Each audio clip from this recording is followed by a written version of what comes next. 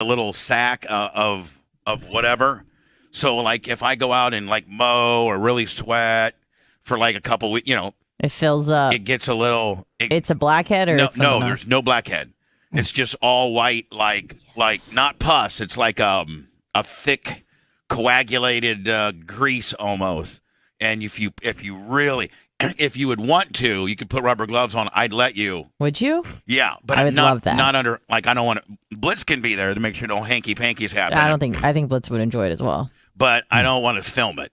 Oh, okay. Like no filming. Mm-hmm.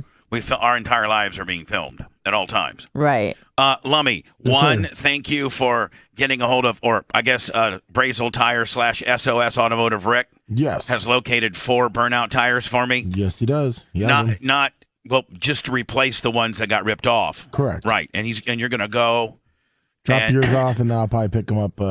Drop mine off. Get one of the 4 put on there. Yeah. And then bring it all back here. Of course. And then we'll keep the burnout. The burnout blanks, so to speak, here. Yeah, and then I'll just bring them back every time. And also, thank you for the needle hookup. Red helped me get it done quicker. Red did or Red? Yeah, Red, the filthy. Oh, the filthy helped. Yeah. Well, thank you, the filthy. Thank you. No problem. Now, your car, did you have it towed to SOS Rick's? Yeah. And you're not a very mechanical guy, are you, buddy? I'd say I've got like surface level knowledge. Well, Rick said that you didn't even have an alternator belt. Yeah, it fell right off.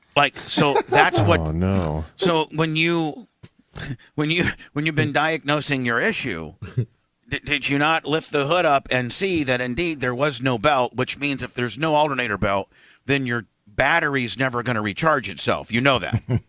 I do now. I mean, do you know the premise of how your car... I'm wondering if is it a serpentine belt or is it just for the alternator? It was just the alternator belt.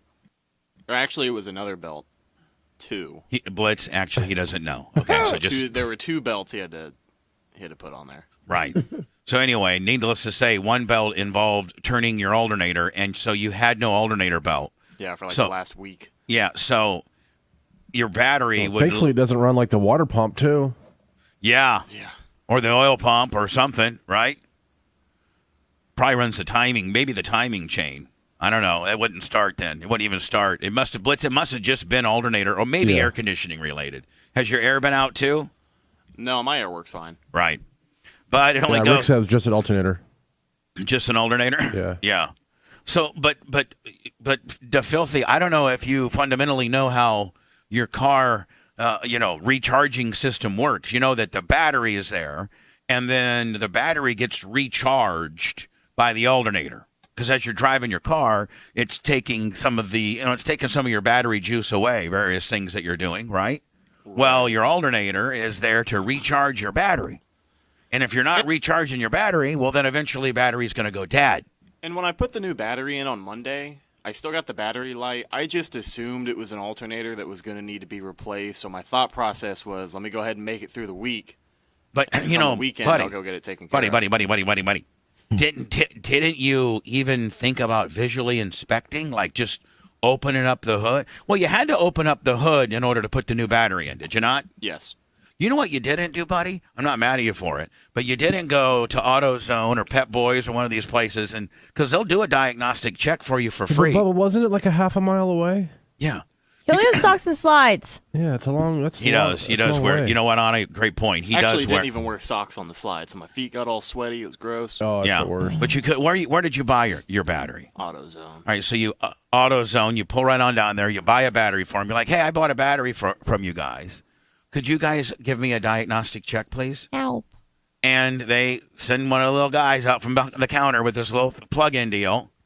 And in literally less than a minute, he could have said, listen, DeFilthy, you don't have an alternator belt, my friend. You need to get this thing fixed. He probably could have sold you a belt right there.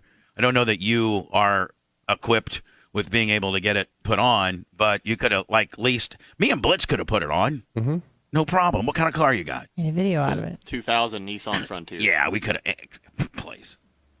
Bubba's an expert at those. I'm not an expert at it, Blitz, but I mean, we have some tools and a lift, and we have things that we could probably between you and I figure it out. I'm thinking. We got I'm tools. hoping we don't need a lift to put a belt on the alternator. No, we don't. But we got stuff. Should just do it for fun. And I mean, the videos that we do on working on cars, we're not mechanics, but they get great. We're in the viewing business. We're in the like, subscribe, comment, and view business, my friend. Unfortunately, Yeah, we could have just used a few zip ties and zip tied it together. Like we could have made a belt out of zip ties. doesn't matter how. Or we could at least said, "Hey, DeFilthy, you don't have a belt. We don't want to put one on, but you're not going to make it much longer." Or, we could have done, Blitz. We could have at least given him a trickle charger to charge his battery while he's here that could at least hobble it home for a few more days, right? Yeah. Yeah. We got some badass battery chargers around here, my friend. You could be like a Tesla, have to plug in everywhere you go. Yeah. Like when I went to the Tampa Tarpons game, I by the way, Blitz, out of all the presents I've gotten probably in the last 2 years, that is my favorite present. Oh, cool. Blitz bought me this little jump box. It's like the size of what would you say, like half of a shoebox maybe? Oh, not even that big. Yeah, like about that big. Yeah, including the cables and everything, it might be that big. Yeah, it might be, like the It size. comes in like a little same size bag that the headphones go in. Right. Teeny tiny. And it is powerful. And Yep. so, like a lot of battery chargers and things like that, or jumper cables. This Remember little the older, and I say old meaning like a couple years ago, the big huge jump packs that, they weighed 50 pounds and they were huge. Yeah. These are teeny tiny now. Yeah, you could carry it in your car and it doesn't take up any space. Anyway, even because I knew I had when we went to the Tampa Tarpon games, I knew the smart car was going to have the lights on for a few hours. I brought Blitz's jump box just in case it ran the battery down, because that thing will get you going. Mm-hmm. So anyway, needless to say, DeFilthy, did you get a new alternator belt? Or is it getting fixed right now? No, I got it fixed yesterday. Rick got me taken care So you're of. good, huh? Yep. Thanks, DeFilthy, and also thank you for picking up needles. Yeah, of course, no problem. Which trees are the pine trees? Yeah. Is that what's caused? Where are those pine where trees? do the pine they're needles come located- from? They're located across the wall. I wonder if I can get a hold of Doug or Bruce or Jim and ask him, can we cut those pine trees down? Because I'm sure he gets as many needles on his side of the fence as we do, right? Sure. I mean, because how many are there? Is there like There's a bunch. Yeah, there's like 5 or 6. Now there's some palm trees, Oh, Yeah. and those are great. But these pine trees, I'm going to ask them. Remember my buddy Ronnie from Beepers and Phones? Remember Ronnie Powless, I think his name was. He owns, I think, the Tree Ninja, a service in Pinellas, or I think it's anywhere. The Tree Ninja, and he did some work from Aaron, the Average Joe Lawn Guy, Lummy. Yeah. And he said that Ronnie was asking about us. So if we need, and we do need some tree trimming, don't we? Yeah, I mean along that Now, isn't the wall. city supposed to do that? That's the city. That's the city easement. To where the wall is. Over there, Blitz, to the side of the building that the Nash Sure. bitch crashed into. Sure. Aren't they supposed to do a certain amount of tree trimming? The city, or is yeah, it Tico? Well, no, Tico will come and just make sure it's off their lines. They don't care about anything else. Right. As long as it's not on their line, they don't care. In the city, I guess maybe they would, but they're not. Some gonna do tree anything. trimming? Yeah, they're not going to do anything. So anyway, Lummy, if we were able to cut those pine trees down, those needles are a pain in the ass. Blitz, did you see your BMW was like? I think it was accessorized with needles, Oh yeah, and pine tree We left needles. it there for 3 months. and eating up cones. The squirrels eat all the cones. They like them. Screw the squirrels. They can find somewhere, something else to eat. Yeah. Screw the squirrels. So anyway, Lummy, thank you for the needles, No problem. and thank you for the tires. Bless you, Anna. Thank you. Anna, how did? By the way, yesterday my Arby's Philly cheesesteak Well, I watched it. review came. You watched? Did you like it? Oh, I loved it. Did Philip PK Hummel? Oh, I got a message. You did. I did, and I was hesitant whether I would read the whole thing because he had like- some suggestions, Well, he's the and he official said sponsor. he would pay for it for real. No, I do not. He was want- like, "I'm going to throw some real money behind." No, this." I still haven't been paid the 4 quarters that I've requested. Oh yeah, no, That's- I can get that. that's- Can I just Venmo it to you? Yes, Venmo me $1, and that will be enough for my boy Philip JP Hummel's sponsorship. I don't want any real money. What did he say? All right, I'll pull it up. Stand by. By the way, I went to the Krispy Kreme place yesterday. DeFilthy, did you see that it's up, my friend? Can you put your love on that? Blitz would like to release that today at noon.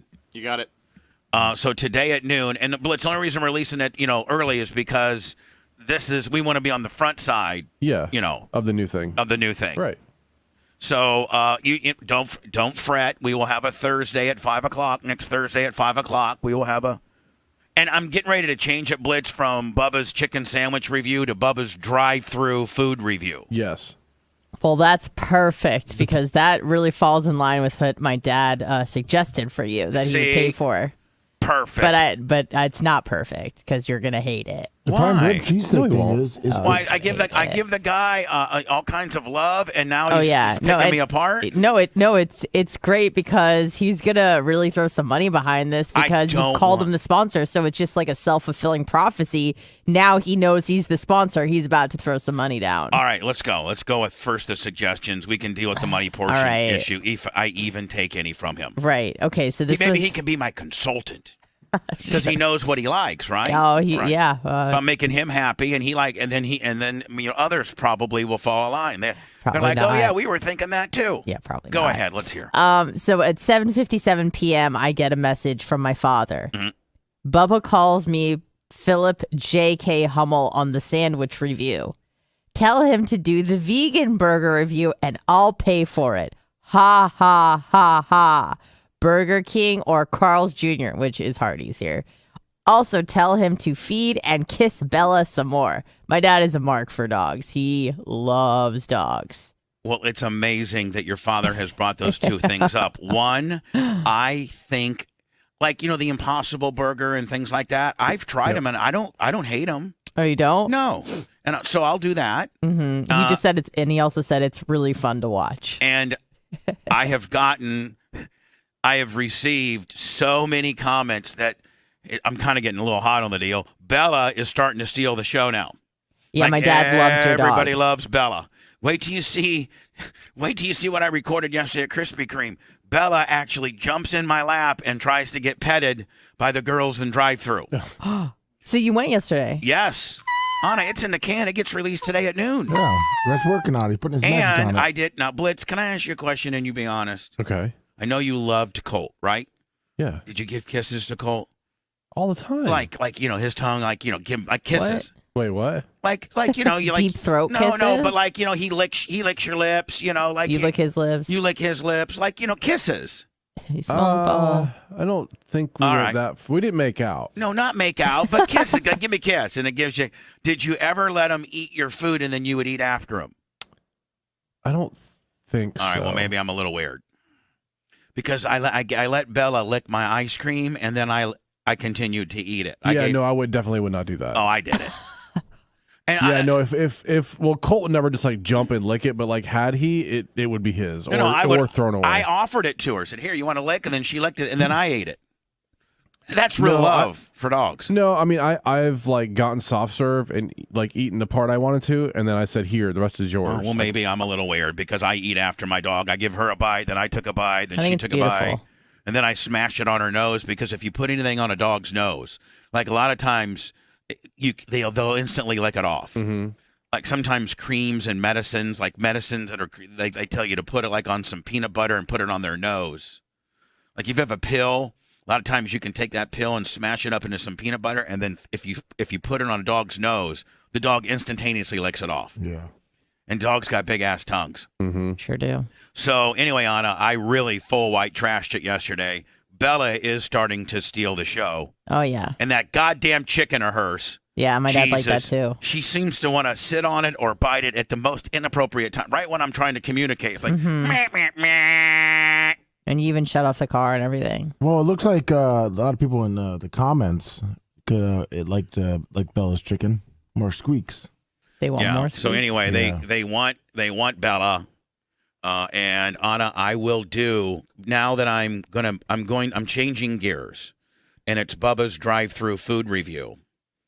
And which could be a vegan sandwich. It could be the Impossible Burger from Burger King. Oh, wow. Going back to Burger King. I think the Impossible Whopper. I think it just opens up the chicken sandwich thing's going to eventually run its course because And then what do you go to a fish sandwich and you got like what 8 or 9 of those at max, Yeah, and then you go to a hamburger. Whereas if you're just doing a food review, you can be like, you know what, hey, I got a lot of people. I'm I'm very much a meat eater. I'm not really into the vegan vegetarian deal, but let's try this Impossible Burger. You know, our sponsor, the great Philip J.P. Morgan Holland Knight Hollander Hummel, has asked a special request for me to do some, Oh my God, he's vegetarian. Now, is that vegetarian or vegan or both? Both. I mean, unless they put cheese on it. Yeah, it's Now, would I be able to Put cheese and ketchup on it. That's fine. you can go to Taco Bell and get their new black bean chalupa. You're gonna be so gassy. Yeah. Yeah, because they don't, no more meat. So anyway, because meat's bad. both suggestions that your dad brought up that you thought I was going to be mad about, I'm going to implement. Fantastic. So how about that? I'm so glad that you're, open to try new things other than chicken sandwiches Right. and chili cheese steak things. Right. What is it called? I just got to bring Bella and the chicken. That's it. That seems to be the Bella, the chicken, and different types of food. But I want to make sure I emphasize everybody that it has to be a drive-through experience because that's part of the whole thing. Right. Now I will tell you, as if I call you the police is on one end of the spectrum of how the bad end of a drive-through experience, what I got yesterday was the other end of that spectrum. 5 stars. It was the best I have ever encountered at Krispy Kreme with a drive-through experience. I have never had more friendlier, nicer women or men. Bella got so excited that she jumped in my lap and went and tried to kiss the drive-through worker. I bet. Oh, yeah, and I had to like, Can we get get a this dog little off tease? get this dog. Yeah, I'll give you a little tease. You want the tip? Yeah. Say it, I want the tip. Just the tip, please. Hello. Bubba, Yeah. it's Josh from California. How you doing? Hi, Josh.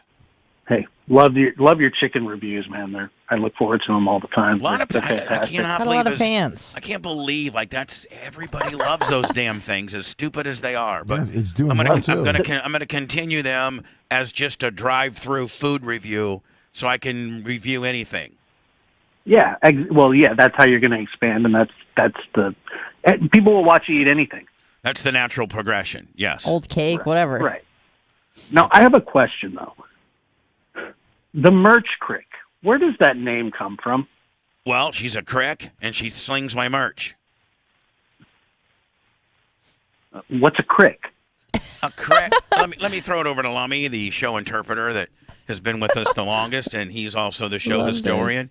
We have various, slang terms and things like that. Well, I'm a long-time listener. Yeah. Well, if you really are a long-time listener, then you know that chicks, for the most part, are cricks. Crickets, getting a cricket caper. You know. Okay. Bubba, is there any way to graduate out of being a crick to maybe something more substantial?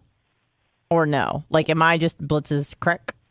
Well, you and Blitz got a different dynamic. I mean, I'm his main crick? I mean, yeah, well, you are the Or only. I'm not I think a crick. You're the only crick. Right. You're a crick. Yeah, you can. I'm still a crick. Your left arm looks great as hell. Oh my God, I did arms yesterday. You're a jacked up crick, is what you are. And she does merch. Cricks before sticks. Crick, a crick is a person that you're having sex with. That's what a cricket is. Okay. So even your wife could be a cricket. Now she's your only cricket, but it's a cricket caper nonetheless. Yeah. Now, where did this term come from? I don't know. It's just I don't know where Was a lot there of my some term. chirping going on, or No. okay? It was undercover talk for the longest time because we wanted Right. hey, you got a caper, yeah, and then it turned into cricket, and it's stuck. and it doesn't derive from just being disrespectful. I'm not trying to be disrespectful. Like Chad from California, whatever the hell your name is, you still there? It's I'm listening. I'm just All right, thanks, Taking Steve. taking it Thanks, all Steve. in, All right, Merch Steve. Crick. Yeah, well, are you mad about it? Does it make you mad? I mean, I'm not gonna just Not at all of a all. sudden change my vernacular for some woke ass snowflake guy from California that's Yeah. mad at me. Well, that's not very fair. I never said I was mad at you, Oh, okay. I just want to make sure you're not mad at me because I just can't all of and a I'm sudden. I'm not a snowflake from California. I know you're not, buddy. I'm just messing with you, and it's not. Chat's Kenny effing Power says not mad, just stupid. Okay, well then it's stupid. I've been saying stupid stuff all my career. I guess I don't cricket. think it's stupid. I was just interested in what it was. I knew the merch part. I didn't know what the crick was. Yeah, she's my crick, and she slings the merch. Yeah, she's dope. Good job. Yeah, she's is great. dope. What does dope mean? Well, it was derived from like a term No one when you cares. used to use drugs. We know what it And is. then- We're not stupid, buddy. We're not from San Francisco. I'm not either. I know. That's what I was saying. This You conversation got a is California problem, don't you? No, I do not. There's a lot. I do. No, It's I do just the not. people. And by the way, Yeah, they airtight suck. Hall of Famer airtight ski pole is from outside of San Francisco. So right. I have no problem with San Francisco. It just seems to be they're the wokest of all. I mean, you live in you live in California. Is San Francisco the wokest of all? Just a question. San Francisco is probably one of the worst cities in the United States. So I Hell mean, yeah. back to my original question of within the California confines, is San Fran the upper end of the woke scale? Yeah, sure. Yeah. Whereas San Diego and probably Portland. like Bakersville and Sacramento might be maybe on the other end of Orange the County, Orange County. Yeah, Bakersville. Bakersfield is where a lot of the methamphetamine comes from, Yeah, and they it's run Oh. it. The they- butthole of California. Yeah, it is the butthole of California. Well, actually, no. Fresno is. I take that back. No, we call it the armpit, but it's a disgusting place, no Whereas doubt. San Diego, I've heard, not just because Anna and the great Philip PK Knight Hummel is from San Diego. I've been to San Diego twice, and it's a beautiful city. It's it really is. dope, as you would say. It's dope, and there's a lot of hot crickets running around. Oh, at yeah. Gaslight Central. Woo, wherever else Pacific it's called. Beach. Well, I live up a little farther than San Francisco. I live near the border, kind of by Oregon. Yeah, it probably makes you a little more nice. cooler, a little more granola. You know what By I'm saying? Eureka? Is that a place? That's exactly where I live. Perfect. Hell yeah. Look at Anna and her California trivia. Love her. Nice. We're not By the too woke sequoia here. trees. The sequoias are about as big as my waistline. Mm. All right, buddy. Hey, Thanks a lot. there you go. There's the ins and outs of the crickness, okay? I appreciate it. And I don't want anybody to think I'm not trying to be disrespectful. It's No, just, we it's- like it, actually. It's showbiz. It's just showbiz, okay, girls? We call Yeah, them. Are you still here? Oh, you're still there. I've been listening a long time, Bubba. I appreciate you. I enjoy your show a lot. All right, bud. Well, thank you. We got a big God Bubba bless. Army sleeper cell in California. That's right. All right, buddy. Thanks. Take care. Take care. Do people think I'm being disrespectful when I call her the No. merch I don't crick? think so. I mean, it's just showbiz. I think he just didn't know, and he was wondering what it was. Yeah. I mean, the merch crick sounds so much more showbizy than Erica. I mean, there's a million That's Ericas. her real name? Yeah, it's a real name. I don't even know that I ever really said. I've Merch said You Correct. slipped it, but you've never said this is her name. That's official. Oh, It's her name. it's his name. Today at noon, by the way, the Filthy will be releasing my Krispy Kreme special one-off. Krispy Kreme now has Krispy Kreme original glazed donut flavored ice cream and waffle cones that are made out of the batter as well.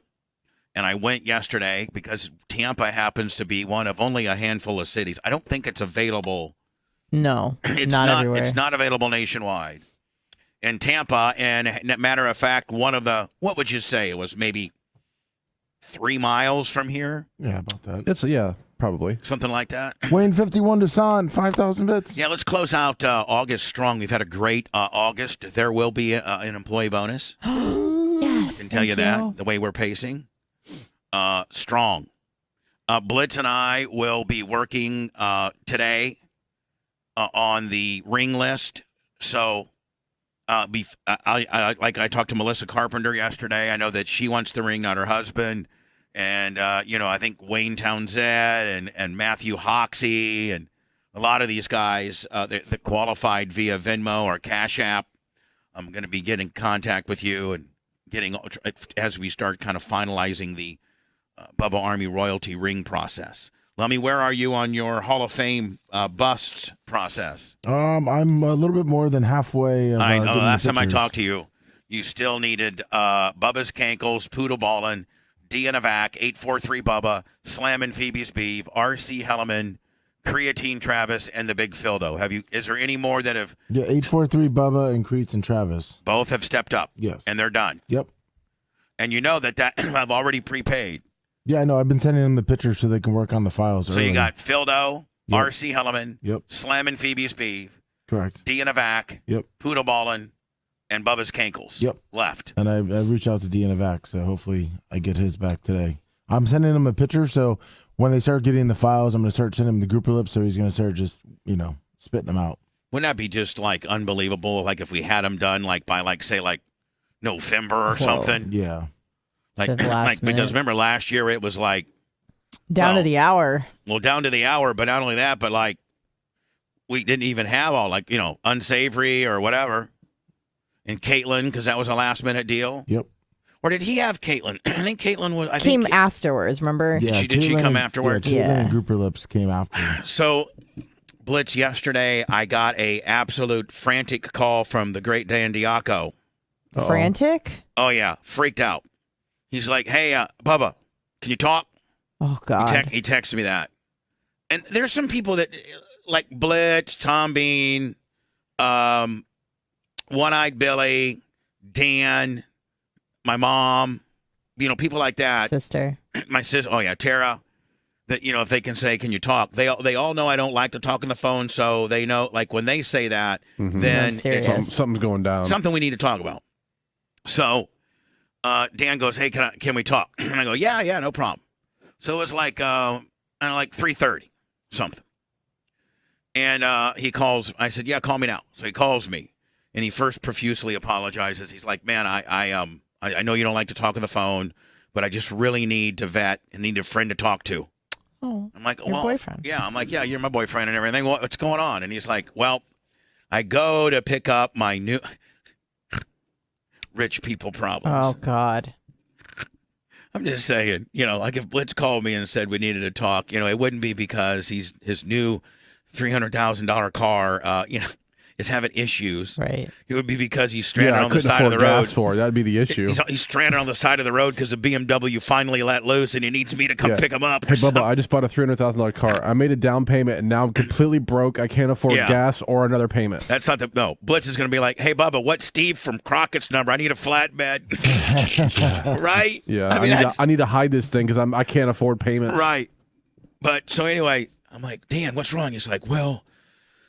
So I went to the Cadillac dealership, and I'm not gonna publicly slam this Cadillac dealership until you do it. Until the final outcome, because they're supposed to get back to Dan today.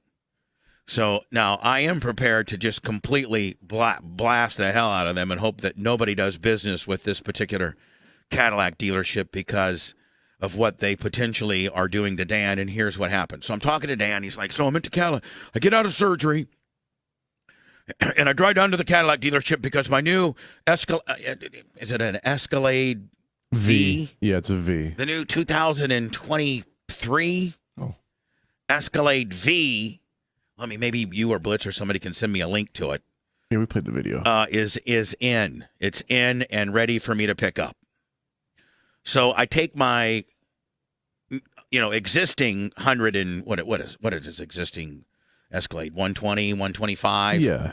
I take my existing $125,000 Escalade, which is clean, by the way. It's nice. Brand new. It's brand new. It's a year old. Yep.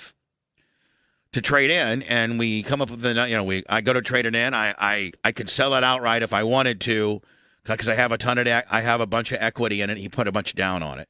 And I'm not going to mention which Buccaneer player wanted it, but there is a Buccaneer player, and a pretty famous one, that wanted to buy it. But he wanted, Dan was going to get about another $20,000 on the trade-in than what this guy wanted to pay for it. So, this is a thank you. Let me for the link. So Dan says he goes and he's got the number. Hold on. Is this it right here, Lummy? Yeah. Cadillac is going big with the V Series, literally. Say hello to the 2023 Cadillac Escalade V. So Dan goes to pick this up yesterday. It's in. and the dealership supposedly, from what Dan says, is only getting 2 or 3 of them. Yeah, they're only going to get one for now. Right. And then another one probably in a couple months or something. Now Dan responsibly ordered this thing, put a major down down payment on it, a deposit on it, ordered it the way he wanted it. Long time ago.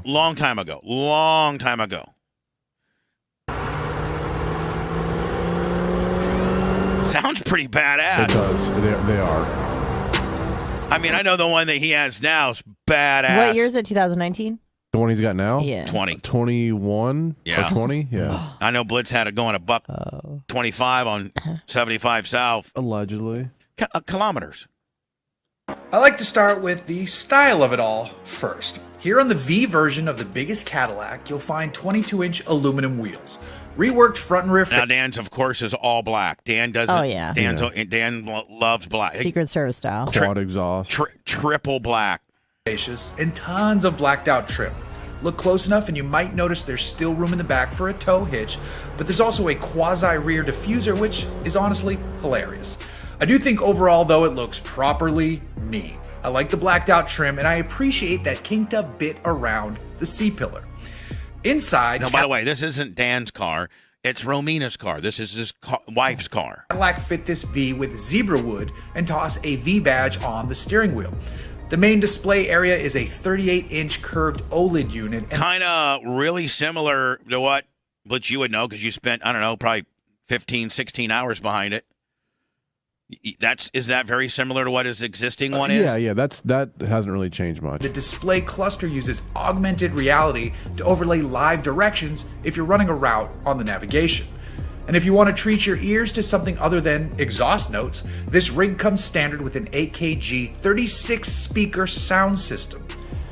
But if you prefer the engine noise, there's plenty of it. Wow! Oh. And that's an SUV. Yep. Sounds like a Mustang, like GT 350. Blitz, how much would you want to be doing that right now? Under the hood sits a 6.2-liter love it. V8 with a massive supercharger. It's built on similar architecture to the engine found in the CT5V Blackwing. That's what Here, I really though, want. this supercharger is 2. What's the GT5 wing Blackwing? CT5V Blackwing. What's that? Sedan. It's their top of the line sedan. I want Chevy's? Top of the line? No, Cadillac. Cadillac.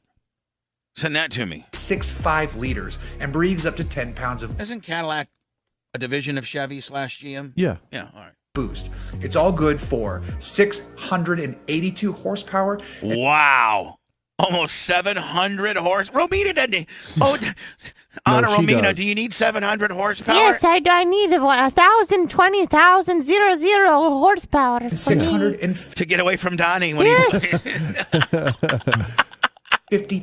pound-feet of torque. Yes, bananas. Did the guy just say bananas? Bananas. Think it'll burn out?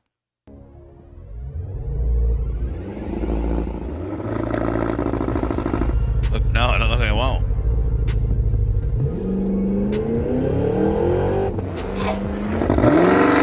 Dan, Blitz, if you took traction control off, it'd probably squeal them, wouldn't it? Oh, yeah. Cadillac says the Escalade V will run from 0 to 60 miles per hour in less than 4.4 seconds. The quarter mile is over in 12.74 seconds with a trap speed of 110 miles per hour. Pretty quick. For an SUV, That all adds for up a to- giant SUV? Yeah, for a 9,000 pound, whatever, how much this thing weighs. Yeah. That is hauling the mail. Make this the fastest full-size SUV you've ever seen. The power is metered out to all four wheels through a 10-speed automatic, and the all-wheel drive system can distribute torque as needed. I didn't get the full breakdown on that torque split, but some of the torque is always heading to the front. There are a few different drive modes, though, if you enter. All right, so enough of all that nonsense. This was what Dan goes to pick up yesterday, right? So he goes to pick it up. He's got it, right? Well, no, he doesn't. Oh. So he goes to pick it up, and he talks to the the salesperson, and the salesperson and him agree on a price for his trade-in.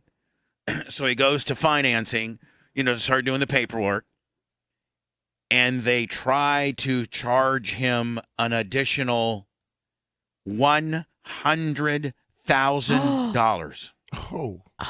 Yeah, and they can get it. And Dan's like, what? And like, yeah, these things are we're getting 100,000 over sticker. Yeah. And Dan's For anyone that walks into a dealership and thinks they're going to get a deal on a car, they're mistaken because cars are selling for sticker or more. So Dan says, listen, I understand that, you guys can make some money here and these are, I get it. But I have ordered, and he's been an unbelievable customer. Like, he's bought, I don't know how many vehicles he's bought from, but every Escalade, he's bought a lot. Mm-hmm. And he just he completely loses it. And they're like, well, we're getting it, and we're only getting 3. This is the first one. And if you don't want it, then let us know. You'll get your deposit back. And Dan flips out and he's like, I responsibly ordered this thing. You never in any way, shape, or form indicated that it would be you're gonna gouge me like this. And then Dan said, I'll pay 15 or 20,000 more. I know you need to make some, I know that these things are whatever. I appreciate that. So Dan offered him 15 or 20,000 over sticker, and they're thinking about it. And so he finds out today as to whether they'll take that. But damn, he was flipped out. Now I don't know what do they sticker for, Blitz? Like fully loaded. Yeah, and he's got his fully loaded. I think they're like in the 170, 180 range. So they're trying to charge him like 280, 300 for this thing. And he's full. It says 150. Wow. 150? 154. So they're trying to charge him like 254,000 for this. There's let me try to find. There's a website that shows like the different dealers and how much they've marked up cars, and some of them are like 100,000 over sticker for like not regular cars, but not like Ferraris either, Chevys and stuff, and they're getting it. So anyway, he was flipped out. So I'm like, well, Dan, here's my suggestion to him. I said, car dealerships are owned by, people or conglomerates or groups, and all of those people know each other. And Rob Elder, a very established, and just sold his Ford dealership and a couple others, but still has, I think Rob still has 5 or 6 dealerships. And I said, why don't you call Rob? Let me know if you think this is the only advice I could think that could potentially work. Well, Blitz, that Rob probably knows, having sold, having major franchises in Tampa for 20 plus years, Rob probably knows who's the owner of this dealership. And I said, why don't you call Rob and ask Rob to blow in a call for you to the owner. And, that is probably your best bet. So anyway, that's rich people problems. I had to talk Dan off the ledge. He was like, man, I wanted to drive it. I wanted to drive it this weekend. But I guess Romina was like, I don't care.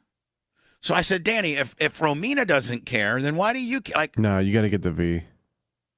Yeah, but Donnie, I do not care. My car is good enough. She's just lucky that she's not on a rickshaw taking the kids to school. Yeah. She's, she would drive the Crown Vic. She didn't care. She's not high maintenance at all. She just got new jugs. That's right. Yeah, Next right. deal. Roll up with that Crown Vic and tell her this is your new car, Ramin, and see what happens. I did tell Danny this. I said, hey, Danny, the next time you mess up on the show, that I should make you drive the smart car around for a week. A week? Yeah. Like, he has to drive the smart car around for a week. That'd be funny, wouldn't it? Yeah, it would be. That'd be good for business. Somebody showed me something I wanted to talk about on the show today, and I completely forgot about it. Oh. I thought you were going to show us a tease of your Krispy Kreme deal. Oh. Well, you know what? I will. I'll do that next, okay? Mm-hmm. Sweet. All right, perfect. Oh.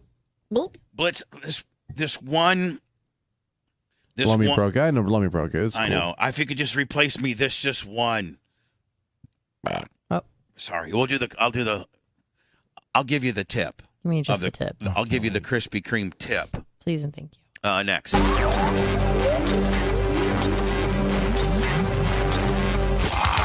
Bubba Radio Network will return after this. So they can listen to. All right. I'll watch the Chizat. Oh God, she's watching You're Chiz. Oh in. no. She's watching The Chiz. bruises are getting uglier and worse and darker. Oh no. Looks like a birthmark. Good morning, Gary Cantrell. Good morning, Big Buck from Charleston. Oh, Dan's in chat. Mm-hmm.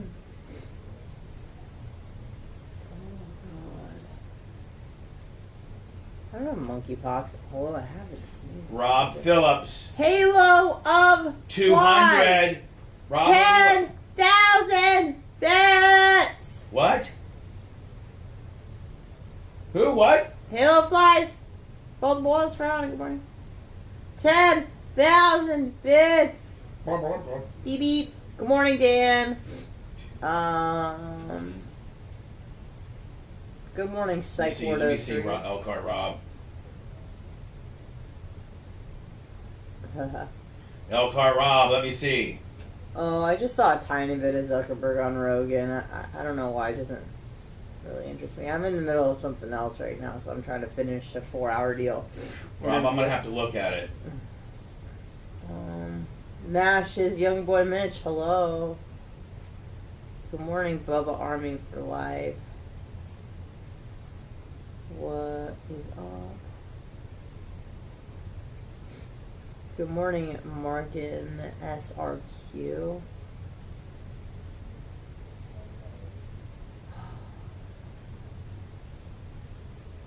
Hurry up, Lummy, I gotta make urine. Oh, thanks, Golden Egg Lair. That's a dumb holiday. Honest Truffle Butter Kitty. Ew. 1,000 bits. No, Elkhart Rob, Elkhart Rob, are you saying just with your Cash App? I don't think. I'll give you a total here when I do it. Do you care about that? Because it's like all over. Yeah. I trade is close. Just in the future, I would take that off. Yeah, exactly. So I agree. He's all right. He's trying though. Tell him not to worry about it. He has on all the past ones. Yeah, but you're right. I need to fucking take care of that. Yeah, yeah. It's just gonna be a Awesome. pain in Hive the train ass. is close, Lummy. Thank God you're here. We got 10,000 bits from Halo Flies. All right.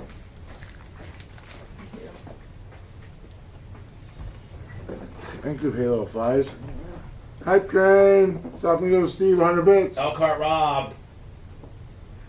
Elkhart Rob, has Elkhart Rob donated any on Twitch? Yeah.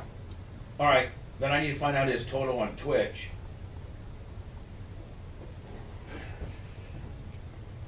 You guys have a better understanding if you're close or not. We're gonna rough it in this weekend, but. Level 5. Oh, are you hyped right now? Hype train. No, right now. Right now.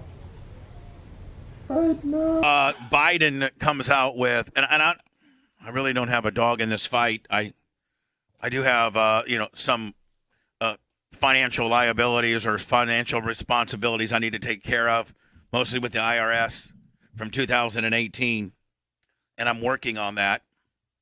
But I never had a student loan. I wasn't in school long enough. They would never have loaned me money. Dr. Dan Diaco Esquire, 1,000 bits. Oh my God, the real one? The real one. Thank you, Dan. Didn't Dan say that he didn't have any student loan? I think he or his parents or whatever, or grants or scholarships paid for. I think so. I don't think he had. Yeah. I got looking at the bill that Joe Biden signed into law, and my Lord, it takes care of people that have been out of school for up to 10 years. Whoa. And if you're you wouldn't believe how big of a net that it has cast as to who the I think it covers up to $10,000 if you make less than $125,000 a year. I think it's a household of 250. That is correct, too. So Ann and I are both right. Yeah. A singular, 125, and then if you're married, 250 if your household, and it covers people that are pharmacy techs, and like it just really, I don't know where we're coming up with this money. Dr. Dan Diaco Esquire, 1,000 bits. Like, I mean, and I can see what Biden's doing, and it's a smart play. Because he's buying votes is what he's doing. Because it just came out today. Anna had a story. I wasn't going to talk about it, but I'll just, off the top of my head, I read it, and that is that Biden's approval rating is 44% right now, which is the highest it's been in I don't know how long. Dr. Dan Diaco Esquire, 3,600 bits. Man, Dan, you better save that money on that for your 100K. car. I'm not the Cadillac dealership you need to be writing a check to, Dan. Dan's balling. I'm wearing Dan's hero shirt today too. And I'm wearing Dan Diaco, Save the Diaco shirt today. You are? Yeah. Let's there you go. See? Why you got the old my lady? raisins. Why the old lady? Cover up when you got shoulders and arms, Jack. It's because it's a little cold. Oh, my bad. But like, let me tell you. So Biden is doing all this stuff, getting ready for the midterms, and it's working. It's working. Of course. The Merch Crick son is in his final year at USF. And he went and applied for a student loan. He'd never gotten a student loan prior. He'd gotten some Pell Grants and things like that. And he went and applied, was approved in 24 hours. Oh, yeah. And I guess if you complete, I don't know what the basis of when the loan starts and when you got to pay it back or when you don't got to pay it back or when, I'm assuming defer it for like as long as possible. Right, but I think that like if you show you're not making sufficient income. Right, like there's all kinds of things. Trust me, I know. I have a lot of student debt. Do you have any now? Oh yeah. Can you get it forgiven? Well, not all of it. Why not? But here's the thing, like some of this is a weird situation for me because it does benefit me, but I don't think it's the right thing to do for the country. So I quietly celebrate for me, but I go, this is not the move. Yeah. Who cares? Selfishly, man, get on it, girl. Oh, absolutely. Even Blitz would tell you, man, if you don't take advantage of this and you qualify, you're an idiot. No, absolutely. Sure. I'll definitely take advantage of whatever is given to me. All the stimulus checks and stuff, like they're take the dumb. money and I don't agree with them, but if you're handing out money, right. I'll take it. Yeah, you're dumb not to take it. Yeah, because everybody else is getting it forgiven. So but please, because nobody cares whether you take it or not. No, they don't put a big L on your forehead that you got a loan. You're not. They don't single you out as a person that took out your loan. This bitch got her loan forgiven. People don't know. Yeah, it's like in today's world of food stamps. It used to be food stamps were literally stamps that your mom or the woman or the man had to get out of their wallet and give to the person, and it was a big production. Now it looks like a regular debit EBT card. Yep. Like you just swipe, like it looks like anything you could get at Bank of America or Truist or Fifth Third or any, wherever you bank. It looks like any Visa card, any MasterCard, anything, and you just swipe it. It's food stamps, Willie. You're getting free food, but it's not a big, you don't get kind of singled out, so to speak. I want some steak on the state. I got to tell you, man, if I qualified for food stamps, I'd do it. Hell yeah. Absolutely. Bosch, ATF, and FA. Food stamp food review. I got to tell you, man, when I was at my lowest point living in my trailer, I did apply for them, and I didn't because of my business. Didn't qualify, but I did apply for them. I'm like, if I could get $300 or $400 of free food, go to Walmart or Publix and Blitz, you know how nice it would be just to. Well, remember right? Then you shamefully take out that EBT card. We had those hurricanes and stuff. A few 5, 6, 7, 10 years ago, whatever it was, and they came through and they were giving out. Remember, because we lost power for like 10 days, and if you lost food, they gave you money, and I got like. I don't know, $1,200 or something because of that. Right. And I went, it was great. I didn't realize you had generators, and then you lose no power. There was no stakes that would spoil your place. No, it was for that one that hit Punta Gorda. Hurricane Charlie. Yeah, Charlie was the big one. But we had like 3 or 4 of them in like a 2-month period. Didn't we, Blitz, have like 3 or 4 of them like in a 2-month period that were all fairly close to here? Yep. When was Hurricane Charlie? 2007 or 8? 7. I think it might have been. And then wasn't Andrew like a big one? Andrew was a long time. 92. Andrew was in 92. Oh, okay. Hurricane Andrew, Blitz, was when I was interviewing for the Power Pig. It came through the weekend that I was interviewing. Hello. Hello. What's going on, guys? Love the show. Tyler from Fort Myers. I heard you guys talking about that loan forgiveness crap. Yeah, no, I looked into it. It's only for Pell Grants, and it covers like 8 million people in the United States, so it's not that much. But yeah, it's still. Are you sure It about? said it covered 45 million Yeah, people. I don't know if you. I don't know. Yeah, I Yeah. think you They might could be wrong update on it that, from buddy. When I looked at it yesterday, because I saw 8 million people, and it's only for Pell Grants. I think that's for the 20 grand Yeah, forgiveness. that's the Pell Grant. That's the 20,000 Yeah. for the Pell Grant. That's But for that particular subsect But of 10 grant. grand for everybody else, Right. which is 45 Okay. million people. I actually got a Holy story crap, from wow, Laura. yeah. I got a Yeah. CBS story from Nora O'Donnell that might break it down for us, buddy. So thank you out of Fort Mont. Love you, buddy. Okay. Thanks. Tonight, Biden. President Biden offers relief for millions of Americans burdened with federal student. And you know, Blitz, he's just warming everybody up for the midterms. He's buying votes is what he's doing. Can I tell you what he could do? Listen, I don't like the guy. That would get your vote. No, not my Free vote. chicken sandwiches. No, not my vote. But that could be a game changer. I'm not saying my vote, and I'm not saying it. I'm just saying that would be a game changer. Right now, he's trying to, get kind of the younger generation motivated to go out to the polls, right? Or, federally decriminalized marijuana. Oh, he doesn't like marijuana. Yeah, no, he's marijuana Mike. Oh, he is? Oh yeah, you can't work on his staff if you smoke. All right, but Blitz, if he did that though, would that not make a lot of people happy? But it's already the people that would be voting for him anyways. I don't know. Yeah. I think there's a lot of red guys who would be like, no, they wouldn't turn over that. bull crap. There's no way I would vote for him. Student loans. It wouldn't hurt. No, it should be done anyway. Right. Yeah. Hold on. It isn't like it's something that's like a big reach. Yeah. It isn't like it's something that, is, so what's out of character that it just wouldn't be done. What's his plan, though? To do it and hope he gets votes, or to say, oh, if you vote me in, I'll do this? No. Just do it by the grace of his heart because it's the right thing. Because it's the right thing to do. You can't ever say because I'm trying to get votes. You just say, hey, listen, you know what? Our country's gone on too long. And listen, it goes right along the lines of the Grimer deal, does it not? Doesn't it play right into the Grimer deal? Oh, Brittany Griner? Yeah. Yeah. It plays right into that. Okay, if I'm gonna make a deal to get her over, then I'm gonna decriminalize this, and I'm going to literally let people out of prison that have been charged with, marijuana crimes. Possession.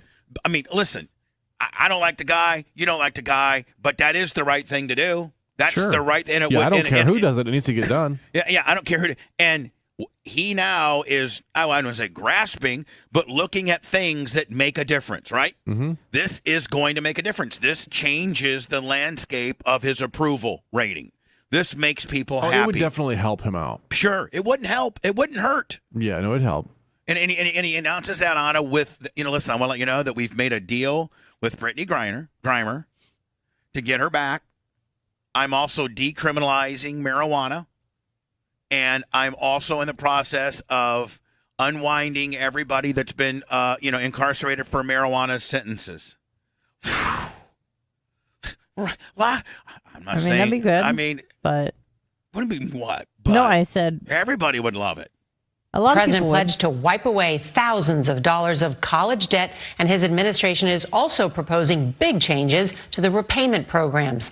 The highly anticipated plan forgives up to $20,000 for individual borrowers. This is about what? 47 days away from the big midterms? Yeah. I mean, right? Yeah. Right? You roll this out. His approval rating's at 44, up 20 points. He's up 20 points right now just by lowering gas 50 cents and forgiving and doing this. He's up 20 points. He was 24. Now he's 44. Following through on a campaign. Remember yesterday when I said, man, things are going to flip blue? A lot of people don't want to hear that. That's just my opinion. I'm an idiot. I don't know nothing. You don't want to listen to me on anything. Just my opinion. I'm just a regular dude. Promise he made in 2020. The average U.S. household with student debt owes nearly $59,000. That's more than $45 million. But you think they can come up with an IRS debt forgiveness? That guy's got my vote for that, buddy. Million borrowers owe more than I'll put a Biden flag up outside if I get, IRS forgiveness.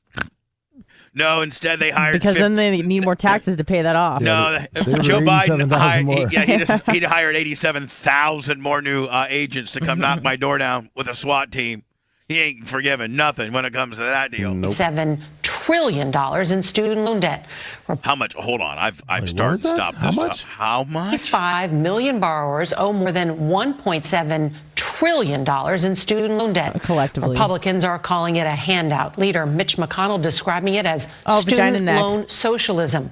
Well, we've got a lot of news to get to tonight. Student loan socialism, old Mitch. And CBS's Adriana Diaz will start us off from Chicago. Good evening, Adriana. Anna, for the rest of your life, as long as I know you, Yeah, don't ever wear a top like that, please. I will never do that. Thank you. I got a few. Though. Good evening, Nora. When the president made the announcement today, Like some old lady top, doesn't it? Yeah, it's a blouse. so many borrowers rushed to find out their loan information that loan providers were overwhelmed. The president says his plan will help quote. Anna, did you start the process of, figuring out if you qualify and, how the forgiveness... Oh, I certainly do, but no, I haven't done anything. You go, don't... I mean, I don't think it's going away, but I'll get on it. All right. Fix a badly broken system. Oh, hold on. Yeah, don't go to college, kids. It's stupid. It's fun, but Fix it's a badly broken... Where do we begin with what's dumb. broken around here? My campaign for president, I made a commitment. I made a commitment that would provide student debt relief. And I'm honoring that commitment today. I'll give him Those points were for the that. words. I'll give him points for that. I won't. Yeah, I mean, he's delivering on 45 promises. million He Americans said he was with going to do it, federal. and he did it. Like, that's good for him. Yeah. I mean, he said he was going to shut the pipeline down. Well, he did I it. did it. First day in office, did it. Yeah. Done. Said he was going to do student loan forgiveness. You're done. Did, That's what people wanted. They You're voted done. for him. Up top, Girl Scout. Woo, wind it up. Federal student loan debt we're waiting for. With today's announcement, the government is forgiving $10,000 in federal loans for anyone earning less than $125,000 a year, $20,000 for those with Pell Grants for low-income students. Anyone with federal undergraduate loans will have repayments capped at 5% of their monthly income, and the pandemic pause for loan repayment will extend to the end of the year. That temporary suspension allows... Oh, nice backdrop. What do you think? You're an OnlyFans model? Those are pretty popular. Dara Zucker from Florida to pay for her father's funeral. She owes about $39,000. What, they're paying for funeral costs now, too? No, because they forgave the loan, so she was able to pay for her father's funeral. If I did not have that money set up, cremations don't cost that much. Well, proper burial, we would not have been able to bury him in the proper way. She says she's grateful for the $10,000 Who's the shorty on the left? in relief, but says it does not address the high interest holding some borrowers back. Purchasing a house is not realistic, and we can't even begin to plan our wedding. While some progressives wanted full loan forgiveness, Republicans slammed the president's move. No one's paying off Arkansas farmers' tractor loans. No one's paying off their small business loans. No one. Great point. How about these farmers have to go out and get loans for their heavy equipment and various things like that to keep food on the table and or just like any that. business. It's paying off their mortgage, but Arkansans are now going to be paying off the loans of students who borrow this. How about that blonde in this third row that writes? Yeah, I see her. Yeah. I think I'm a predator, Lummy, always looking for a crick. Money freely and willingly, and now don't want to repay it. So the outrage over helping working people with student loans, I think is just simply wrong. But some economists say it does very little to solve the problem of skyrocketing college tuitions. Predatory for-profit colleges might tell students that they shouldn't worry about paying high tuition fees because they can just take out loans and those loans will get forgiven in the future, as happened in the past. I'll tell you what, how about putting a cap on what universities can charge to go there? How about It's getting insane. How about waiving out-of-state tuition fees? How about regulating the college tuition industry, right? I mean, that's the other half of this. Why does it cost, Because they need new football facilities so that the football players... that was for the boost from the boosters. Football pays for itself, and actually football builds. All right. Well, all the other facilities for all the other students. Actually, Anna, you know what? Lazy Rivers I've seen. Anna, actually, the football department makes enough money to fund the entire athletic Yeah. system, including Okay, my mistake. hold on, including girls volleyball and girls softball. They wouldn't have the facilities they have if it wasn't for their football team. Okay, my mistake. To be honest But with you. there are other facilities that they don't need. That's for everybody else. And they have like lazy rivers. They have like these brand new dormitories, things like that. Students don't need that sort of stuff Hello. to thrive. Hey, Bubba, this is Steve from Iowa. Hi, Steve, Iowa Hawkeye. That's right. So you guys are talking about the legalization of marijuana. There is the MORE Act that's been going through Congress. It's passed the House. It's just I don't think it's gone to the Senate yet for vote. But the whole thing is going on right now. It's been in the works for a while. Well, perfect. I mean, is it going to go through eventually? They're not sure if it's going to go past the Senate or not, but it's a whole thing about reinvestment and the expungement of people that are already in jail for. And if you're Joe Biden and you want the Brittany Grimer, by the way, Elkhart Rob, another 200 on the Cash App. Lummy, Elkhart Rob, validating that he's going to be at BARP. Listen, if you're gonna do the Brittany Grimer deal, which will be a huge PR move. Listen, I don't agree with exchanging a prisoner we have of Russia for her, especially the type of prisoners they want in exchange for her. They want like a guy that's, killed a whole bunch of people in lieu as an exchange. But if you're going to do that, then you roll that out in conjunction with the MORE Act. To really make it to really validate and make it less of a thing. And again, start rolling out some of these people that have been incarcerated for marijuana. They need to get out too. You can't bring Brittany Grimer back if you don't unwind the people that are already in prison for what she did. If you're going to let her come over here scot-free, and you've been willing to negotiate, terroristic prisoners that we have of Russian descent, then you have to you don't have to decriminalize marijuana, but you at least have to let people out of jail that have been convicted of it. And I think logistically that is an absolute nightmare. He could take it off of Schedule 1 right now if he wanted to by executive order. Right. As he should. Hey, Bubba, big fan. I've been listening to you since Sirius. Actually, when you guys came on. Tuition has been growing fast. Cavino and Rich, when you were first coming on there. Yeah, like when they were introducing the fact that we were coming. Yeah. Cavino and Rich, they got kind of screwed over by Sirius XM. Sirius XM is throwing they got rid of Jason Ellis. They got rid of Rich and Cavino.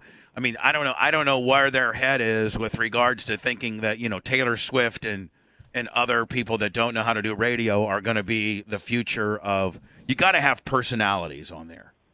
It's all going podcast anyway. So. All right, bud, man. Thank you, Iowa Hawkeye. All right, thanks. Thank you. At America's public universities.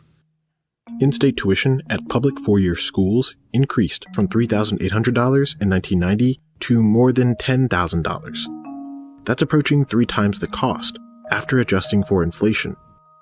And as students logged into class from home in the pandemic, few schools offered discounts. President Biden wants to make it more affordable to get a degree. Public colleges and universities will be tuition-free for families earning less I got a degree. Blitz went online and printed me up one. $125,000. Well, Blitz, I think Blitz got me from, I think Harvard, maybe, Yale. I forget which one I graduated All those, from. yeah. The president and his allies argue that the federal government should do more to help students. Yeah, I'm going to go back to the Nora O'Donnell deal with the girl with the black. And tuitions keep rising. Nora, in 1980, the average cost of a private four-year college was roughly $5,500 annually. This last school year, it was more than $37,000. Making it unaffordable for so many. Adrian, I have a question about the football facilities. Yeah. So the money's all raised by like boosters and stuff like that? Well, boosters or TV deals, TV money or merchandise deals or attendance or the big sling and D's that give a lot of the money. They're just people that just graduates from the school. Yeah, alumni, like an alumni guy who went on.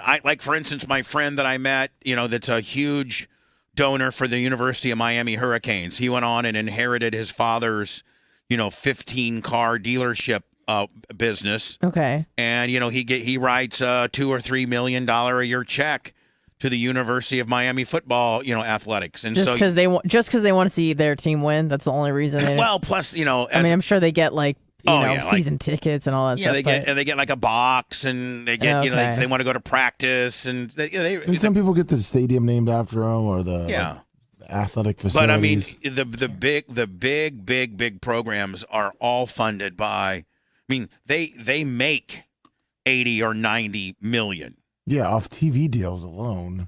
Right. The Big Ten just re-signed a new TV deal with ESPN for like $300-400 million or something like that. Let me send me a report or something of the most profitable, college football programs and like what they make. Profits of can you imagine what Alabama makes, or maybe Texas A&M? I think Georgia is number one. So Anna, that's why they're able to. Florida's able to build a $90 million new facility for football players only, and then they can't. The rest of the kids that aren't football players really can't bitch because it's that football program that bought and paid for this, and also that new dorm that kid's staying in too.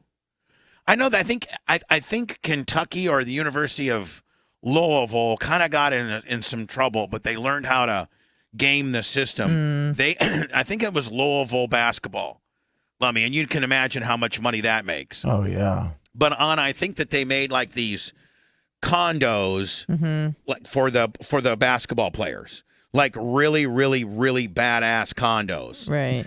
And so if you're a guy that was thinking about maybe going to this college or that college, the final thing would be, you can go to Kentucky, of course, but here at Louisville, you have your own 2-bedroom, all brand new condo. I understand it's a system that feeds itself. But hold on, hear this. Yeah, I think that the NCAA said, well, you can't go that far. You can offer facilities that they train, and you can offer, football fields and basketball facilities and stuff like that involve their sport, but you can't do the housing. And so Louisville found some type of loophole where as long as I think there's a percentage of people that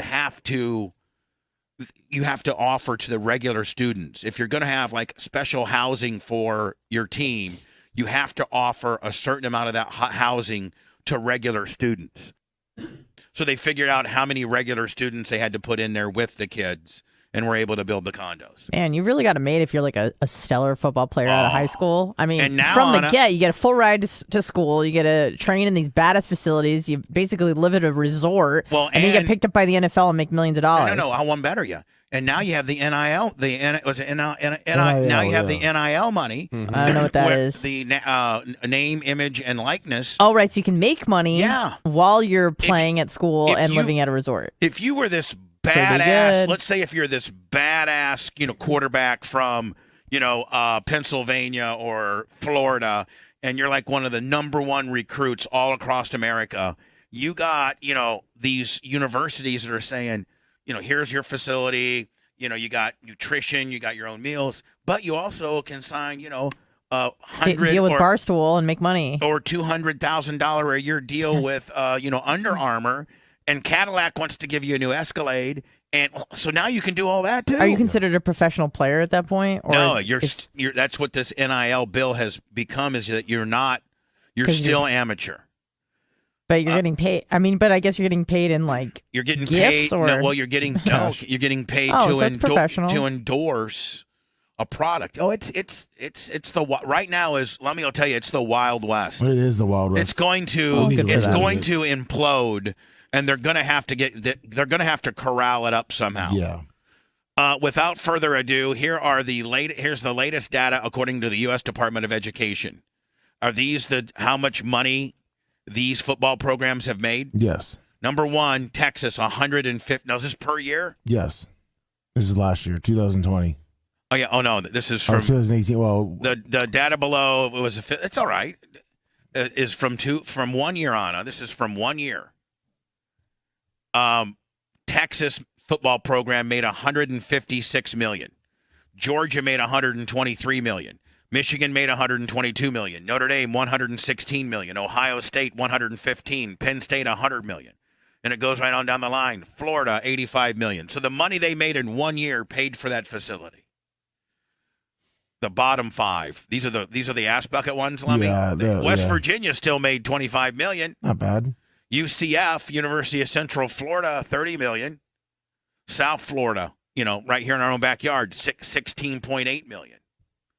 They made that much. Yeah, that's not too bad. Ball State made $7 million. We used to have to play them back in the day. Florida State only made $69 million. That's why that's why their facilities suck. Yeah.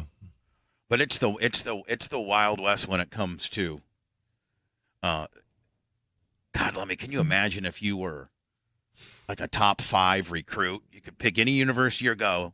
You could cut any deal you wanted. And, you're set. Oh, yeah. Jeez.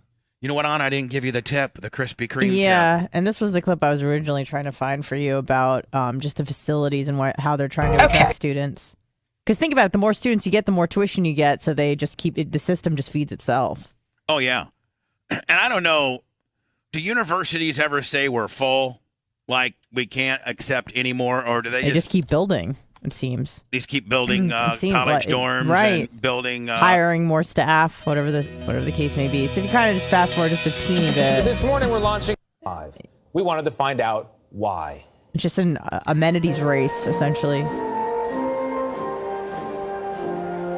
There was a time when college was a pretty bare bones experience. Yeah, when I went to college, man, you didn't have a telephone in your dorm room. You had no air conditioning. I'm talking about no AC. I'm talking about student housing. Yeah, no. I was in Jones Hall, 513 Jones Hall was my first. Might have been 512, 512 or 513 Jones Hall was my freshman year, and we didn't have air conditioning. That's the year, Anna, where the fireman saw my penis. Yes, I remember. But these days, wow, there it is. Lifeguards and everything. Students at Louisiana State University can now enjoy a 500-foot lazy river. Right, that's not for the football players. LSU. No, that's for everybody. I think that's for, Anna and her girlfriends. Exactly. Hey, lifeguard, are you a student here too? Yes, sir. So you're paying for this? You're paying for the lazy river? Yes, I pay for this. It's in my fees. Lavish perks are now common at major colleges, part of a national arms race in amenities, from fancier dorms to gourmet food. Hold on. Jesus Christ. Hold on. That was like a 5-star hotel. Hold on. Hot tub. Look, that's a dorm? That seems insane. Oh, my God. Dorms to gourmet food to rec centers that resemble water parks. Economists tell us it's all evidence of a broken system. As states have cut funding for higher education, few universities have cut their ambition. Instead, they're competing to expand enrollment. And so, Anna, as it is for them to attract more people to want to go there, and they come up with more amenities, throw gas on that fire. Right, which means that they have to charge more for each student. But they make it more attractive. Throw gas on that mentality for the football program. So you got a football program that makes $156 million a year, but it's all based on being good and relevant. So you got to get the best players, and only the best players are going to go to the facilities that have the coolest stuff. Right. So you have to build cool stuff, just like they're building cool stuff to get kids. Right. You got to build. It's the same for everybody else. Right. Yeah, outside of the football. Recruit more. Right, just for a girl that's studying anthropology right, like Communications Jones, yeah. You're $56,000 a year. We need it. We need as many of you as we can have.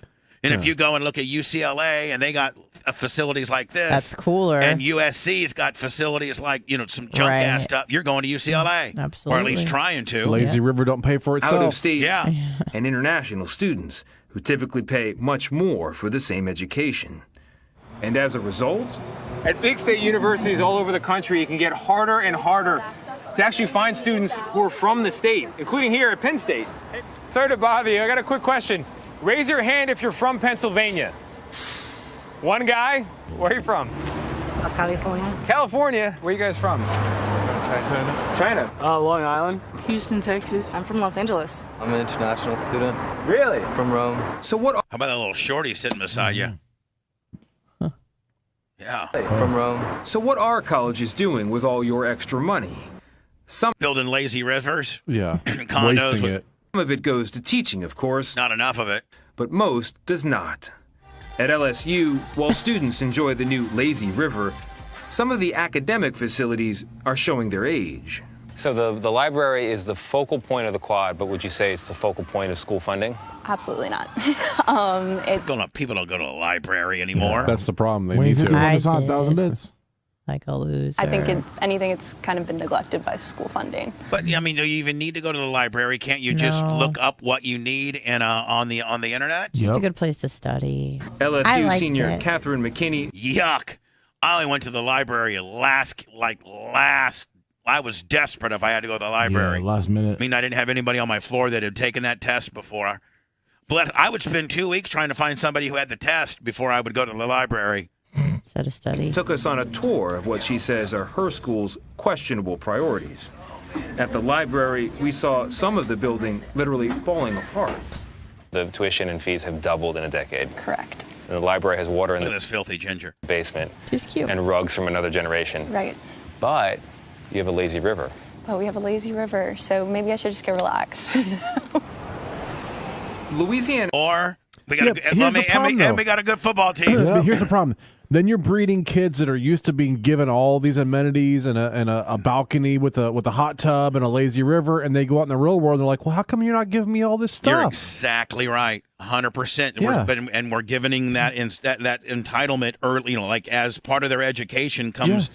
This kind of because this is what you guys deserve all this stuff. You need to have this a false sense of what reality really is. Well, I'm going to get a really high-paying job after college. $150,000 a year with my communications degree, right? Yeah, no. Right. Nobody's ever going to make that here ever. The business won't even make that. State and Penn State declined our request for an interview. Because it empowers you. But the president of another major public university did agree to talk about why college has become so expensive. That's a mall. What makes this topic so difficult?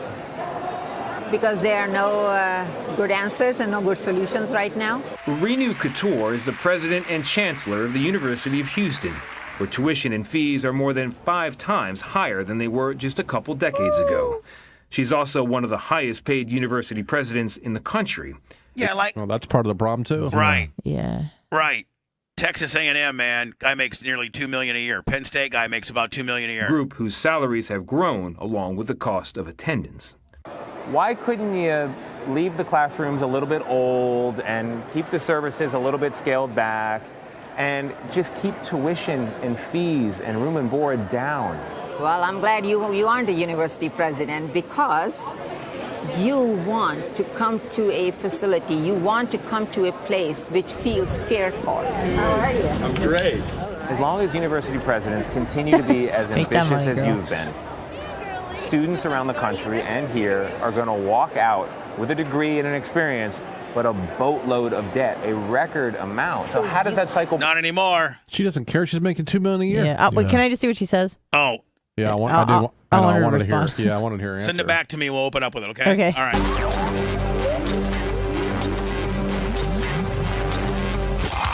The Bubba Radio Network will return after this. Send it back to me, Mom. I am. I'll be right back. I just want to see what bullshit answer she's gonna give. I'll give it to you right now, girlfriend. Houston, And rugs. It agreed to talk a couple decades of attendance. A little bit scaled back and just keep. Glad you aren't a university. All right, there, boom. Thank you. No problem. For 40 years. Good morning, ES Trader.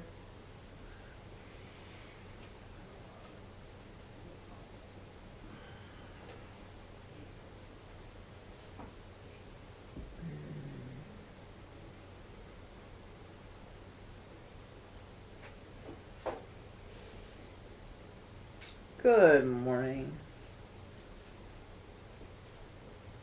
The allegiance some people have to their school, like decades after they graduate, baffles me. But...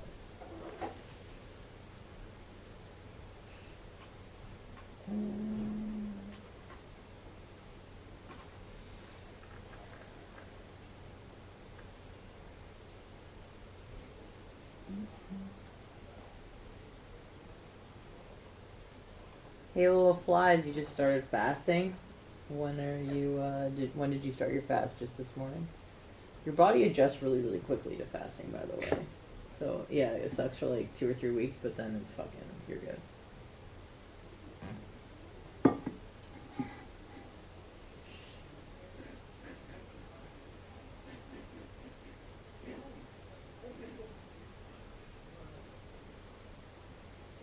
Good morning, squeeze squoze. It's week 2. How long are you fasting each day? Is it intermittent or you like do a whole day or some shit? Which I would not recommend. Is it bad that I don't eat until like 2 every day? Well, when did you have your last meal the day before? Did you have your last meal at like 8 p.m.? Because then, no, you're fucking fine. You don't need food as much as you think you do. I mean, as frequently.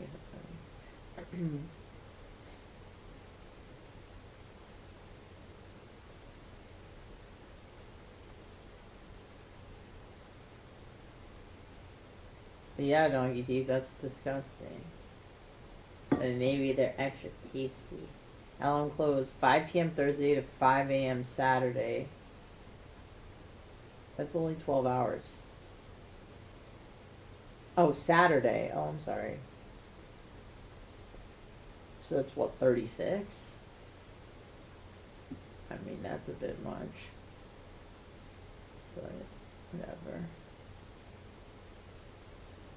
Right around like 16, 17, 16 to like 20 hours is my sweet spot. Once I go past like 21, 22, that really fucks with me.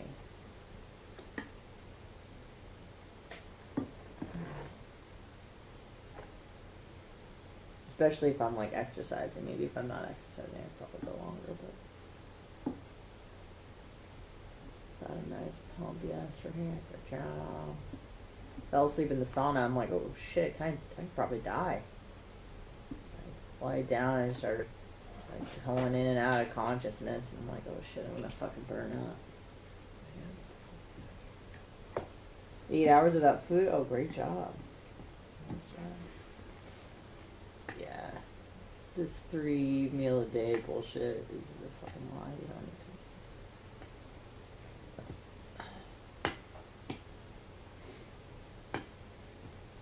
Yeah. I like doing fasted cardio. I used to think it was a horrible idea, but I quite like it. I guess I am going to an Ethiopian restaurant by myself. Eat 2 p.m. to 6 p.m. only. That's great. If you can eat in that window, fast for 20 every day, eat for 4, that's fantastic. Lucky 88. Welcome back.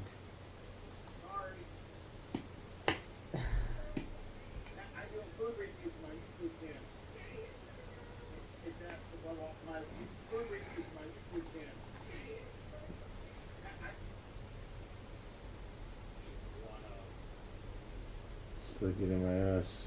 No what? Lube. 52 months. Stick it in my ass. Stuck it in my ass for no lube. 52 months. Good morning, ES Trader. T-shirt Will. Good morning. Good morning, Rudy. Rudy.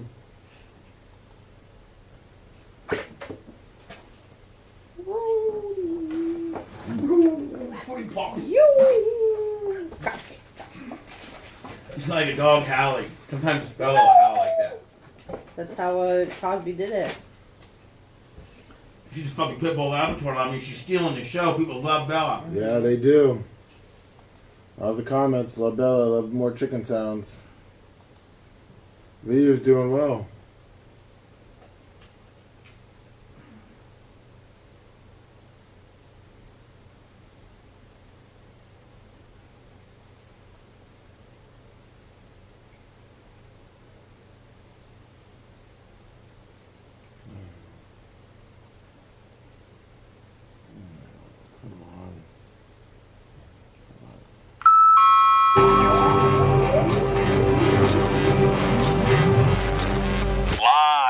Sunbelt Rental Studios. It's the Bubba the Love Show. Get through it. Close your eyes and get through it, buddy. The Senate. Hold on. Take a deep breath. Clear yourself. There's a lot riding on this. When you're listening to your favorite show and you hear a guy that sounds kind of slow. Judiciary. When he speaks, he sounds like a dummy. It's not Joe Biden. His name is Lummy. He's a slow man. I have a speech impediment. He's a slow man. Judiciary. He's a slow man. Judiciary. He's a slow man. I can't say it. Lummy's bad at pronouncing words. What? He gets confused and his brain hurts. He sounds so dumb, there's no way it's rehearsed. Sometimes Bubba does it even worse. Judiciary. He's a slow man. It's contagious. He's a slow man. Judiciary. He's a slow man. Judiciary. He's a slow man. No, that's close enough. I'll give it. I'm going to give it to Yeah, him. we're going to give man. it to you. I mean, you were Yeah. close. You damn near nailed it 2 or 3 times. Yeah, And you then you did. talk yourself out of it. Right. I don't know if anybody. Lummy, do you got a promo code for our OnlyFans? And if not, I need to get one for you. No, I do not. You need to perp that, buddy. Wow. Anna, have you looked at it at all? Blitz? I have. There is some good stuff on our OnlyFans account, buddy.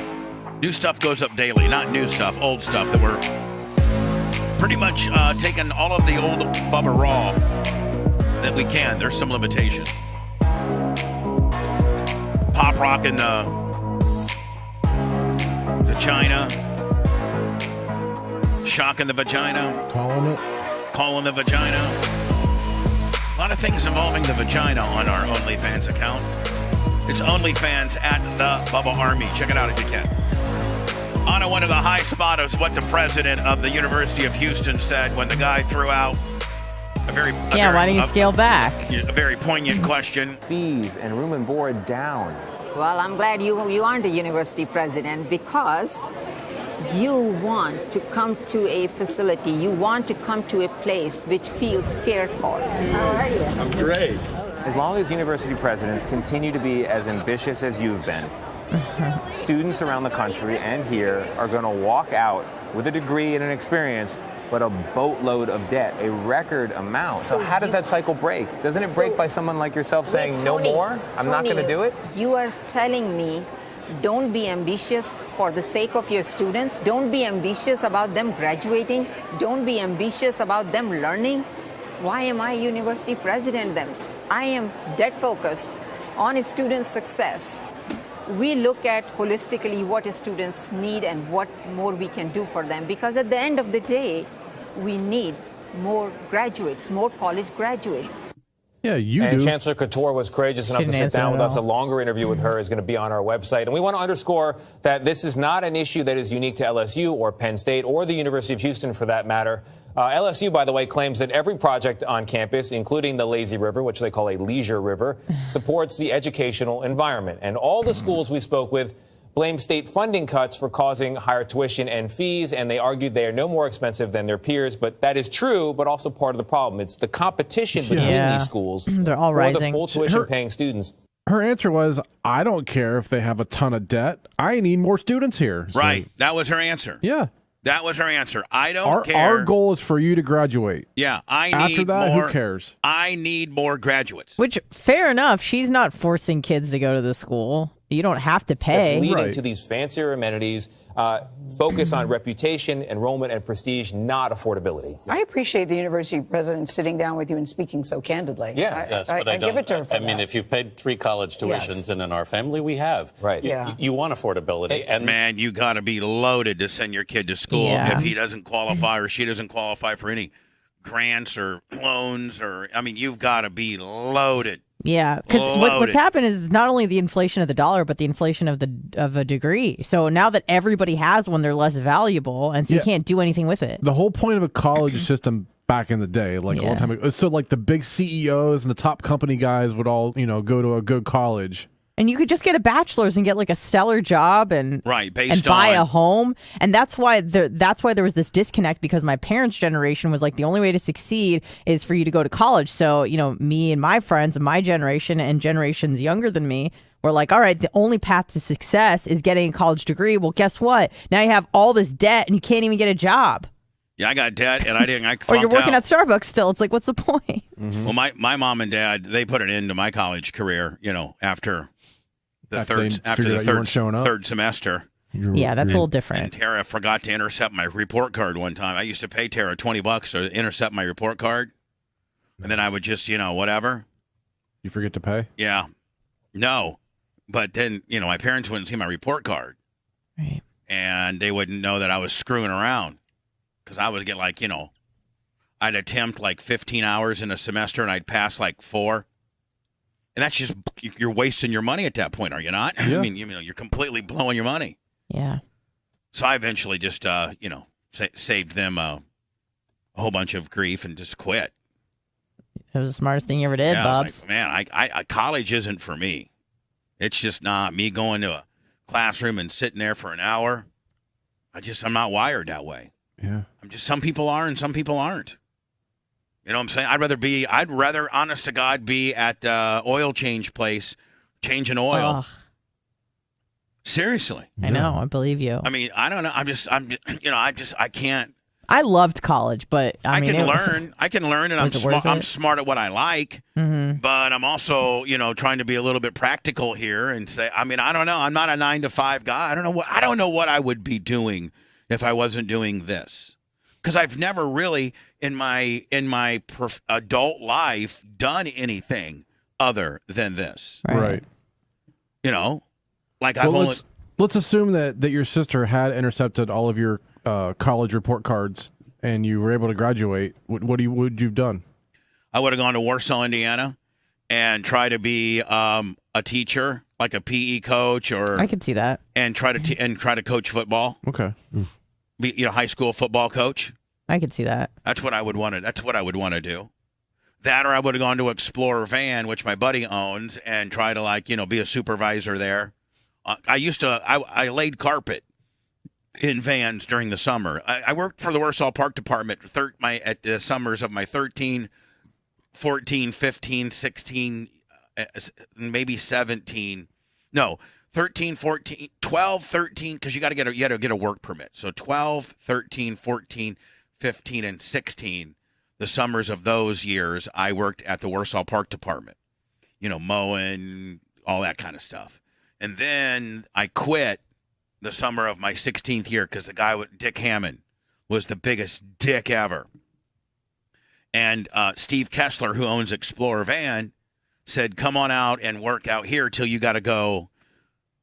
Well, I went to school then. I graduated high school, and then I worked at Explorer Van for the summers, laying insulation and laying carpet in vans.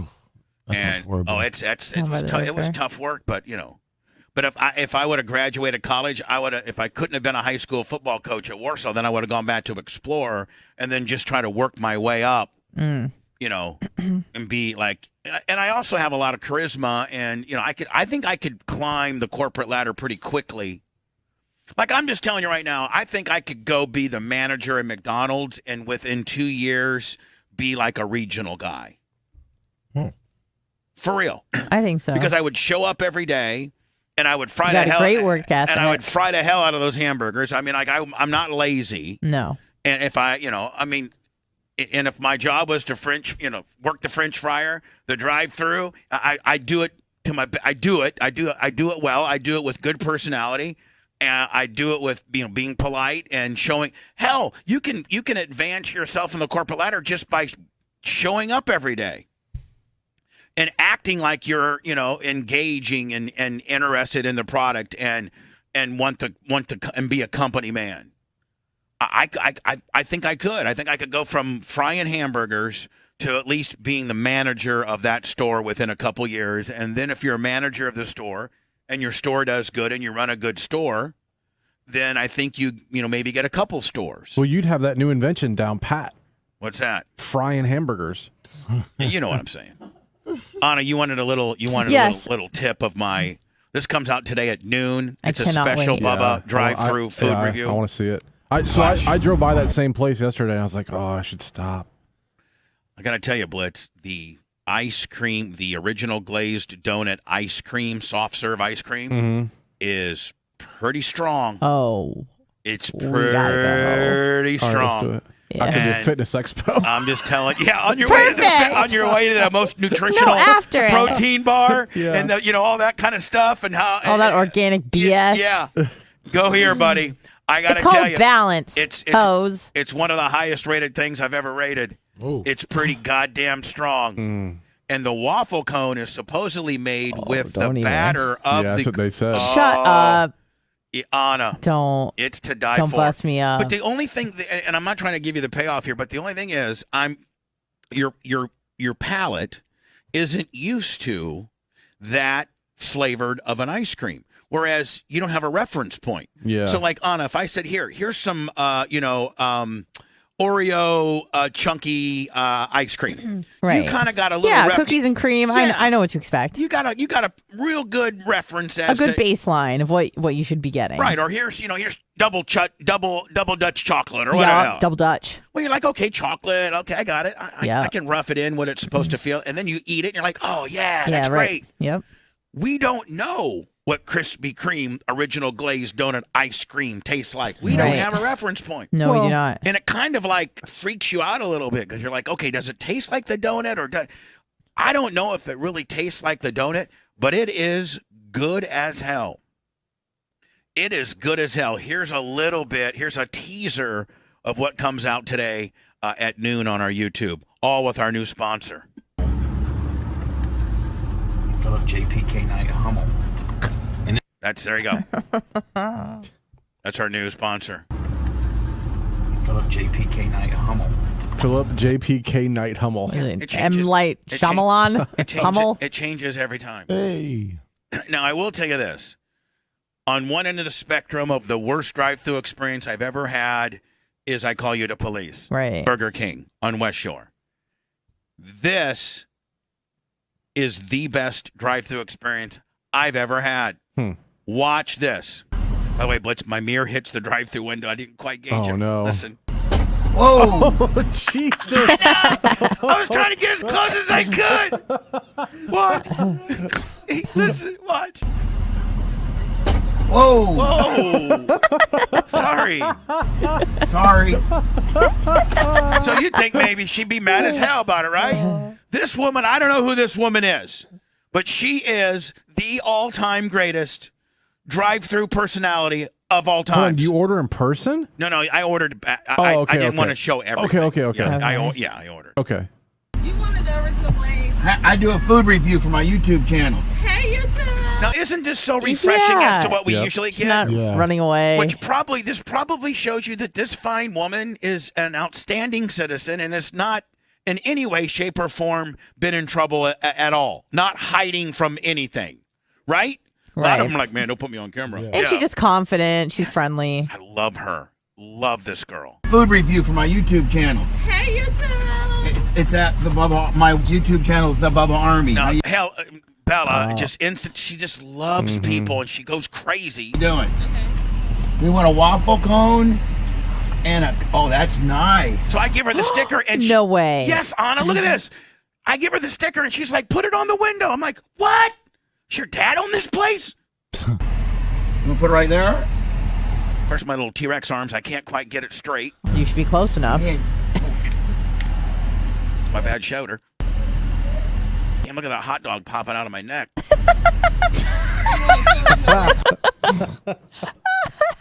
I don't need any hot dogs. I got 3 on the back of my neck. Oh, Jesus.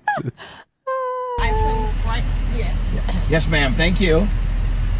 What's your name? Alyssa. Hi, Alyssa. My channel's The Bubba Army. Watch for yourself. I'm going to put it up today. Maybe tomorrow. We got about 50,000 subscribers. Now listen, Blitz. This is like, I guess, 50,000 subscribers, although sounds pretty jobber when you talk about some of the people. Like for instance, we're going to have Alex Stein on today, and he's got like 253,000. 50,000. I'm proud of it. But the average person thinks that's a lot. Hey, we got about 50,000 subscribers.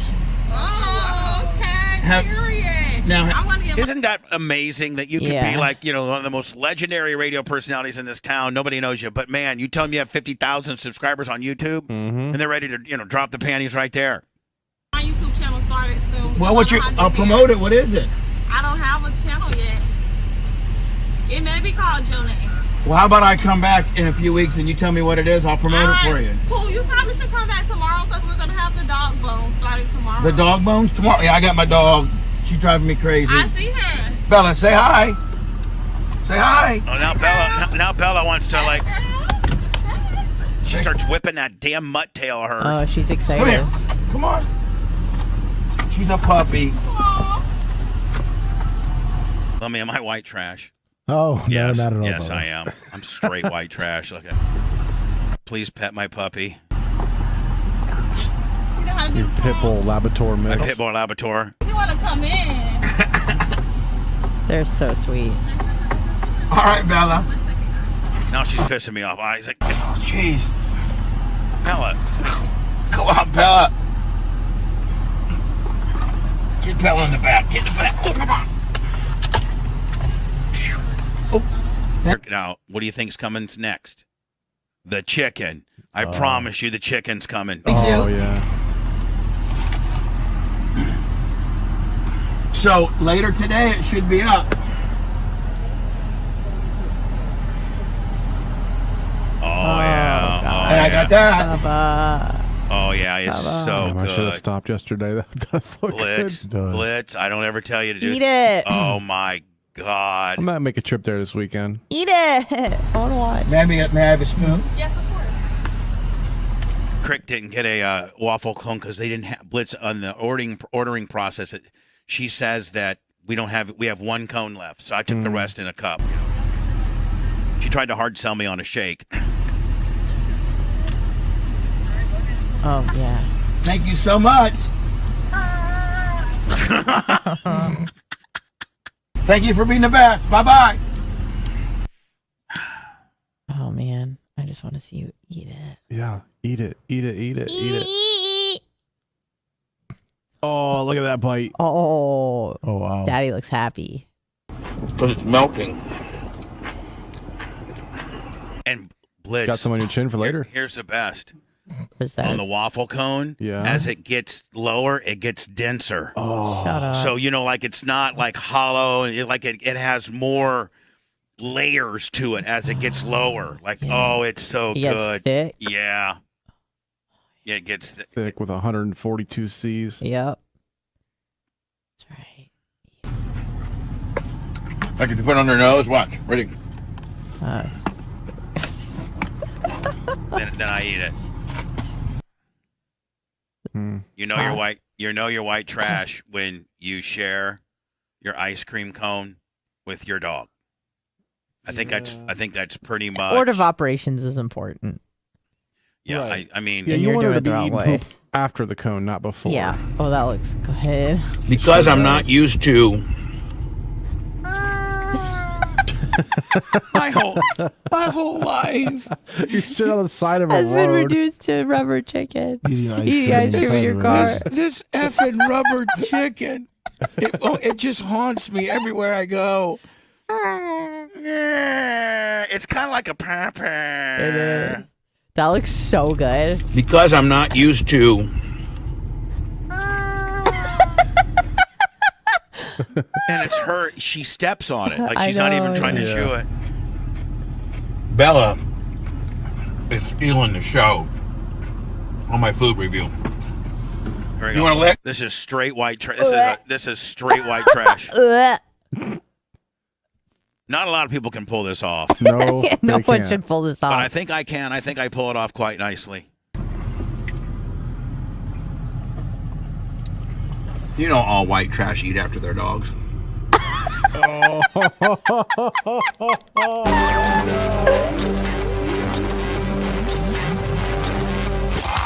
The Bubba Radio Network will return after this. Oh my god.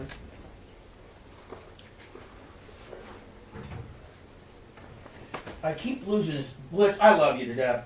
I'll give you a $4 million bonus if you can get me. Maybe not that much, but Morning, this Susie. fucking switch. As soon as I hit it, it pops off, and then it goes down here into this never land. So fuck it, I'm just gonna leave it off. Fuck it. I can't deal with it any longer. Blitz, if you could find it in the beauty of your fucking heart, in lieu of that huge bonus you're gonna get, can you please put me a new off switch on this, please? What's up? Bye-bye. Hanson, nice meeting you last night. You gotta be kidding me. Yeah. She probably did lick her ass. I eat boogers too. Good morning, FCC Gator. Who doesn't eat boogers? Tell me that you don't fucking eat boogers. I eat boogers. Yeah. And any man that says he doesn't eat boogers every once in a while is a fucking liar. Yep. Fucking liars. Which one is it, Sponge? On your mic? No. Next gen one. Okay. The off. 3.298, now they're working out today. It's just, well. Good morning, Dark Knight Steve. But that's Good morning. I can manually take it down like that if it's off. Yeah. But but whatever. All right, I'll get off. I think 51 to South, they're working on it this week, they said. My labels look good as fuck. Yeah? Yeah. So you would never do that with Colt? No. Don't say no like I just touched a kid or something. I just ate after my dog. Not a big deal. Right, but the dog goes and licks up goat pee and stuff, so. Dog's mouth is cleaner than a human's mouth. I mean, it's cleaner than the cake you ate yesterday, but. Yeah, that cake upset my stomach. It was Lummy's fault. It was his cake. I think that was Big Red's cake. Seminole Snowman. It was not Big Red's cake. Huh? No, it was your cake, Lummy. Was it? It was your cake, yeah. Mm-hmm. I didn't know it was supposed your to be cake. frozen. What's up, Red Beard? Purple jersey, 56 months. Or was it? It wasn't your cake, Bubba, was it? It might have been my cake. I was gonna say. It might have just where been. I know that. The more I think about it, I think it was your cake. Hey, do you want these 3 Celiuses? Sure. What kind are they? Cherry white wildberry. I'll tell you what kind they are. Ass. Oh, do you want to try some of this heat? Yeah. All right. You got a cold one? Yeah. Yeah, I'm gonna do that right now if you can. All right. I got 3 flavors. I'm bringing to you. Well, bring me the flavor that you think I would like the most. Oh god, that was a good pizza. Philip PJK Hummel there. PJPK Hummel. I said it. And you need to tell him I'm gonna start doing his fucking suggestions. Oh yeah, I texted him. He's probably gonna wake up soon. Wakes up around 5:30.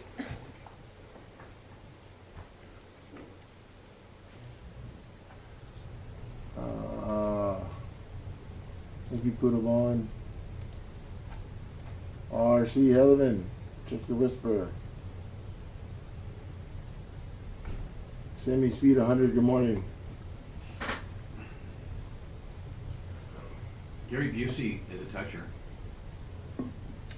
Gary Busey? Anna sent me a story I gotta play. And also, what's his face? Foreman. All right. The flavors are.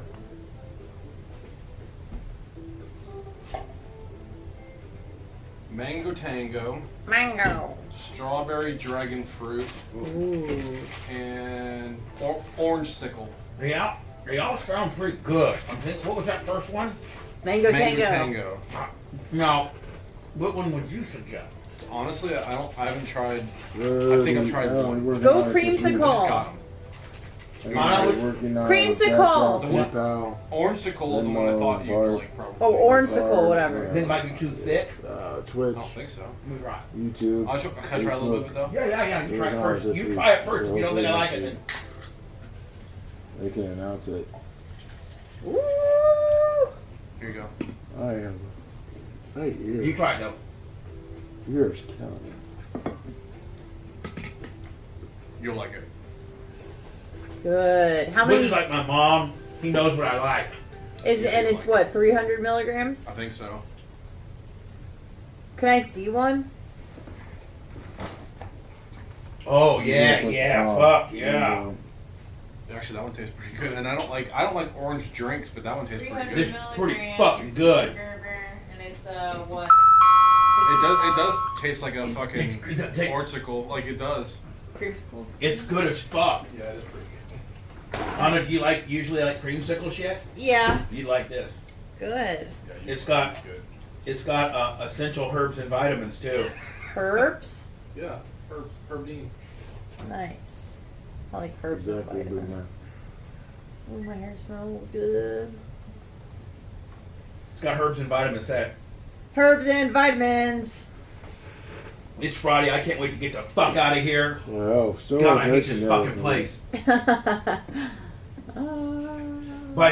Listen, Lemmy, I trained today too, buddy. I could tell. Upper body, I could tell. Fucking striations. Look at the biceps on you. Your shirt's even tight in the arms. Because it's all too nice. Let me see how that looks.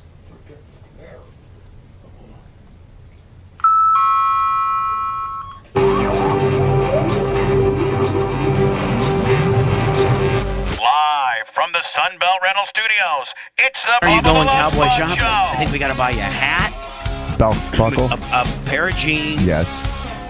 Maybe some chaps. Shirt. Now, Blitz, if we can find some spurs for his boots, I think we should find spurs.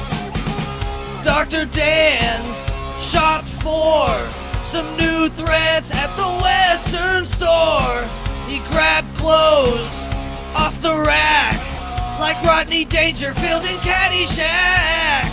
Whipped out his credit card and gave it a scan, 'cause everybody's crazy about sharp-dressed Dan. You like Rip's Guido brother. Yeah, I was Italian. Just telling you, man. His other mom. You look great, my friend. Gold spurs, steamed hat. I hope he got a pair of assless slacks. Cool shirt, snake boots. Dan turned a rib into a shoe. Bubba saw him and said, "You are the man," 'cause everybody's crazy about sharp-dressed Dan. I went to try to clown Dan, and Dan pulled it off. Yeah, instead of this being a rib, it ends up being a shoe. Bull whip, mouth harp. Dan looks like he is trying to LARP. Content we seek. His family won't speak to him for weeks. They'll get over it 'cause they understand that everyone goes crazy for sharp-dressed Dan.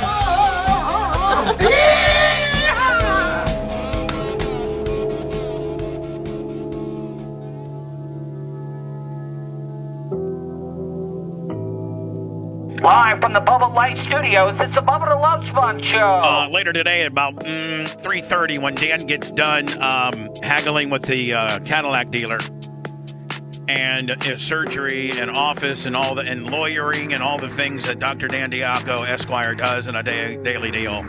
He's going to run by the studios, and we're going to do a show called Making Woke Our Bitch. By the way, Lummy, I got a text from one of the biggest OG thugs of all Tampa Bay. Who would that be? Ty J. Ty J with the number one hands in the league. Say it. Of course, number one hands in the league. He said, I kissed my dog in the mouth, too. Not white trash. Not at all. Real thugs. Yeah, me too. Dr. Dan and I are doing a show that will not be available anywhere except our podcast. Blitz, I think, is going to release it on Monday for the podcast release of the day. Mm-hmm. I'm also talking to Tuttle and Colton about doing a podcast show on Fridays. So, Blitz, I think I'm good for 2 Fridays a month, maybe one with Dan and one with them. Cool. Maybe 1 or 2 Thursdays a month with Brent and Babyface. So I'm working my ass off. Woo. I don't want to hear anybody. I don't want to hear no back talk.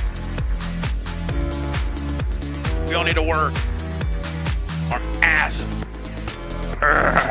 Is that how Jim Rome says it? Yes. Yeah. Working our ass off.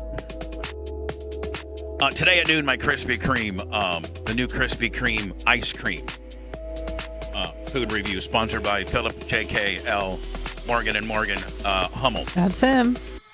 Million drivers in California. State regulators approved Governor Gavin Newsom's plan. How in the hell? This is only 10 years from now. 13. To ban the sale of gas-powered vehicles by 2035. Wow. The governor is seeking to cut carbon emissions from cars in half by the year 2040, but the policy will still need federal approval. Now, is trying to, eliminate gas-powered equipment and cars and things like that, is it really going to make that big of a difference globally on the environment? Yeah, it will. For real? Yeah. And when do you think in our lifetime, I don't know, let's say, how old am I now? 56? Let's say I live, 30 more years till I'm 86? You think in my lifetime there'll be, no more gas, combustible engines? In 30 years, there will be no new cars with gasoline engines in them. Period. What about, sprint cars? Oh, yeah. They'll be like, classic cars and like some certain things like that. But you think eventually even racing will be electric? No question. That's going to be stupid. Yeah, I'm not saying it's good. Well, you'll be dead, so. I'm not saying it's good, but it will be. Is NASCAR going? Are they leaning towards that?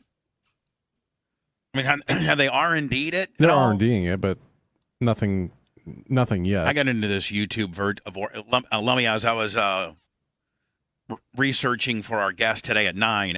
By the way, Alex Stein.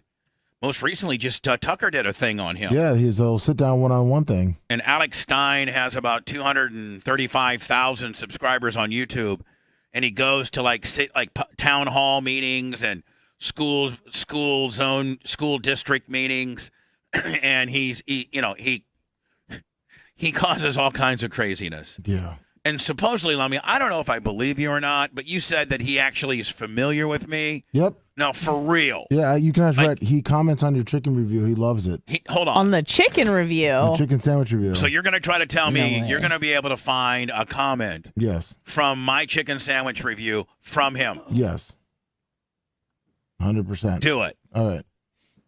So do you think he subscribes to my channel? Yes, he does. He does? Yes, he does. Anna, that's kind of cool. That's super cool. He's marking out to you. This whole chicken sandwich, what started out chicken sandwich and now has blown up. Graduated into drive-through food review with a mutt dog in the merch crick. Yeah, he used to listen back in the day because obviously he's a big Tucker mark. But then he found us again and then started watching your chicken sandwich reviews. Really? Yep. And now we're interviewing him. I guess he commented on the White Castle one and you replied to it. Yeah. So. I did? Yeah. He said, seriously, these are my favorite videos. Please keep them. He said, thank you. That's awesome. If I would have known who it was. You said thank you, Alex. Yeah. Yeah, but I should have said thank you, Alex. My God, is this really Alex Stein? The Alex Stein? Yeah, there it is right there 2 weeks ago. Where it is, Seriously, these are my favorite videos. Please keep them coming. That's saying something, ain't it? Sure is. The weird part is Alex Stein's YouTube channel email is Lummy BTLS Gmail. What do you mean? He's kidding. Just being a dick. Yeah, it's fine. Let me. Where's it at? Keep going down. Right there. The one with the picture. Right below K. Right here? No, keep going down. 2 more. Right here. Yep. Wow.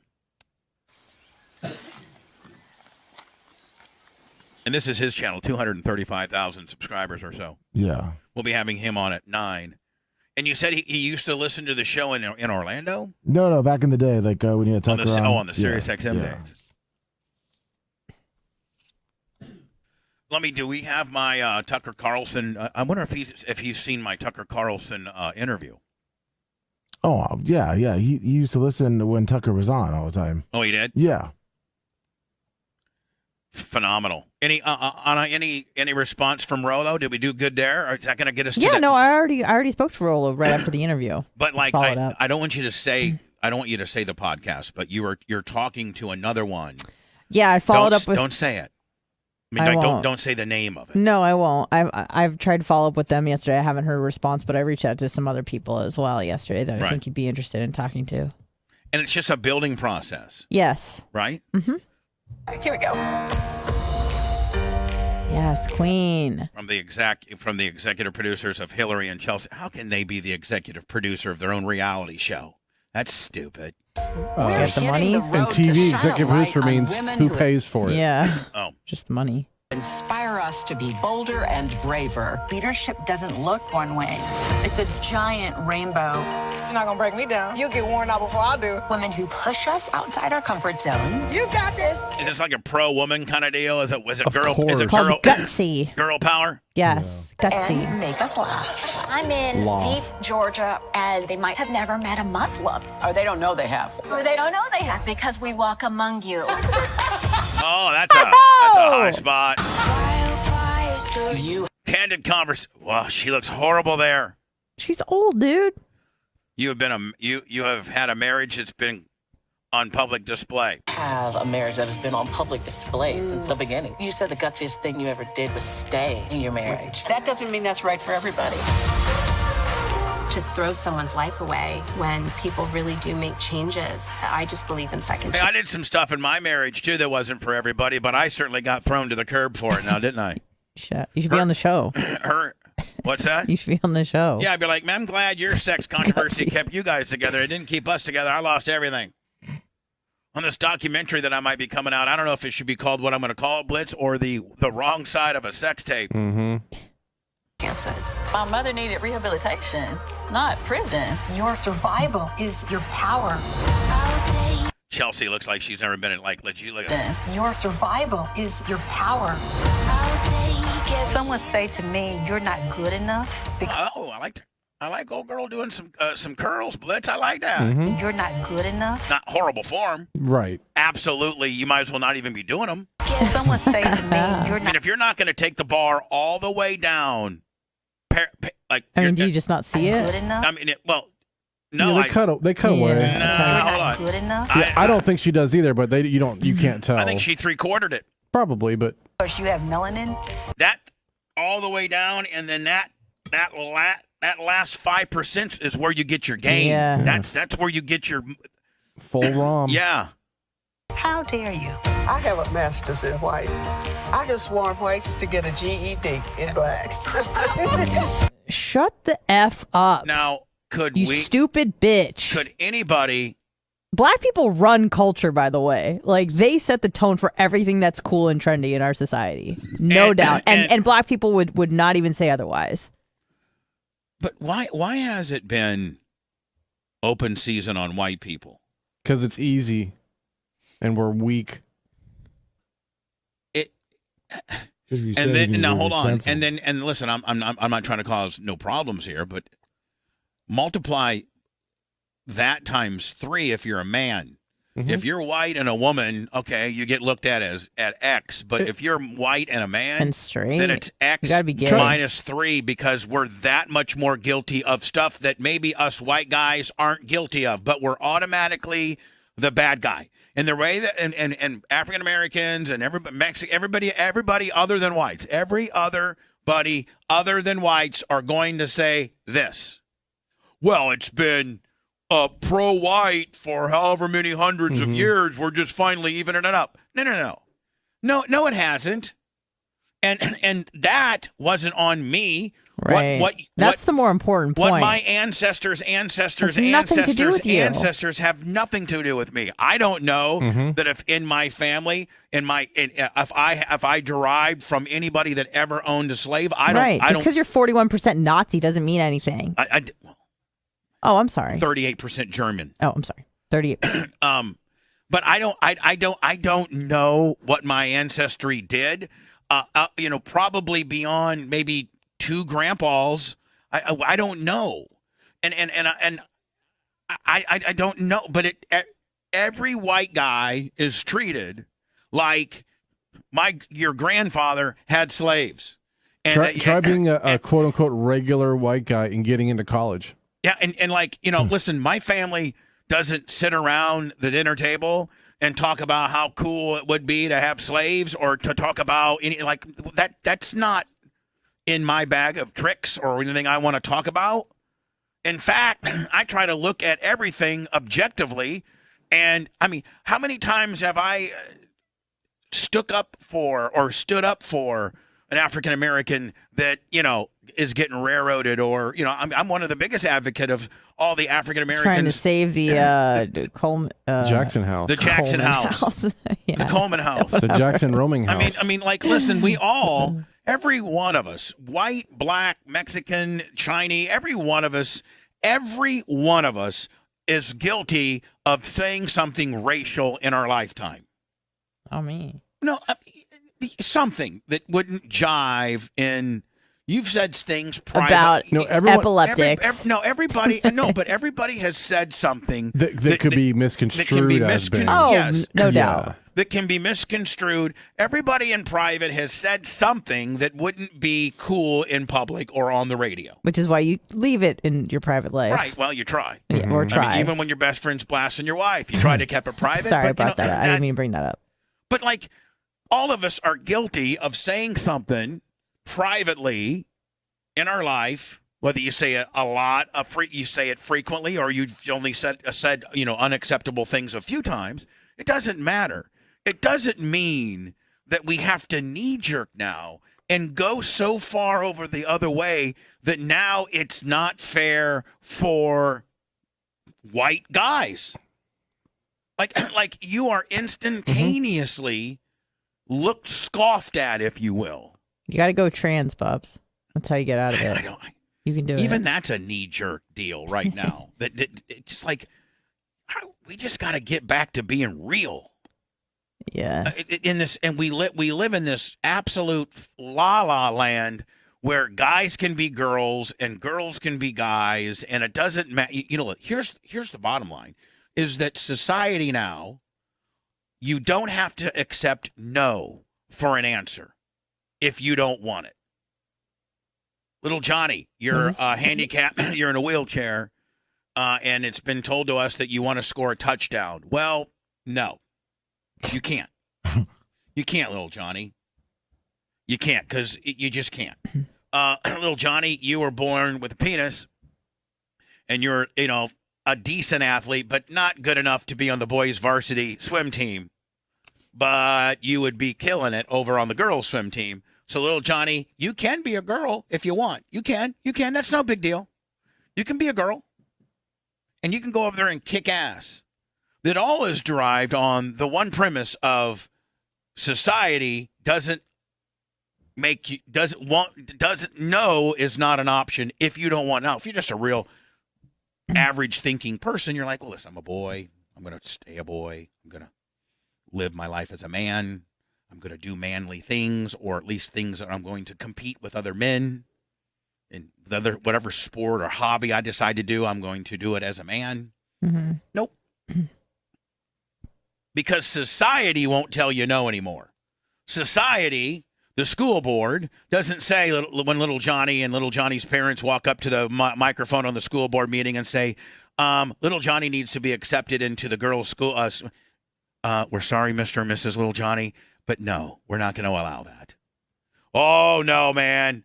The entire school board feels they're going to get sued and all this kind of deal. Mm-hmm. And so you don't have to accept no as an answer anymore.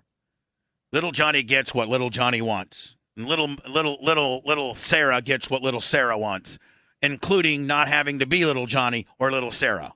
Which is fine, do it on your own time, but right. Stay out of sports with natural born women, number one.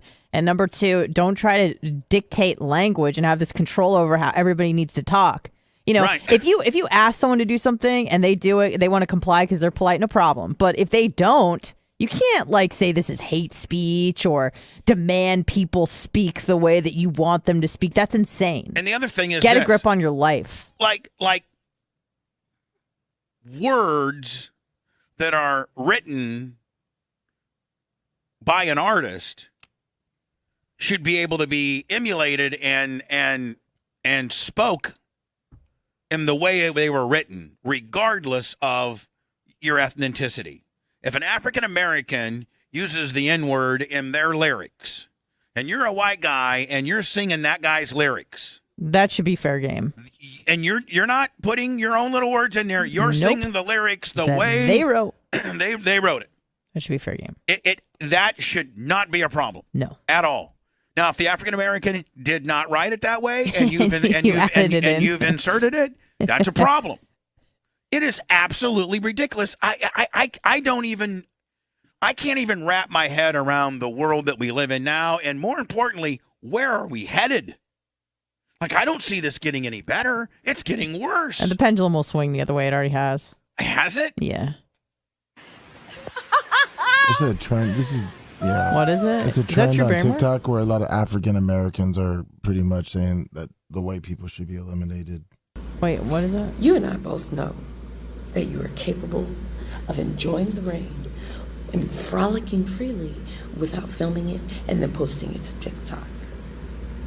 Now, you've just co-signed, okay? You've just co-signed at least 3 million, 8.5 by 11 front and back people who just go out of their way to disrespect and dismiss the boundaries that Black creators have set. Wait, I'm confused. And now, what? So at the beginning, what did it say something? All right. Oh, no.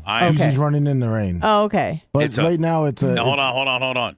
Let me just make sure. Before you correct me, I just want to see if what I'm looking at is correct. I see a white girl that's Drew Barrymore. Drew Barrymore. Drew Barrymore. I see Drew Barrymore that is having fun by herself. Man, when did Drew Barrymore turn 75? I don't know.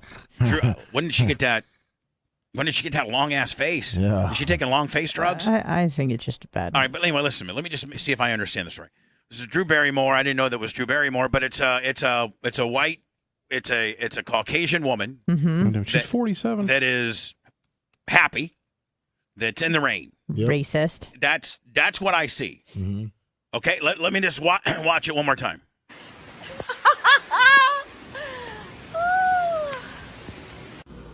Okay.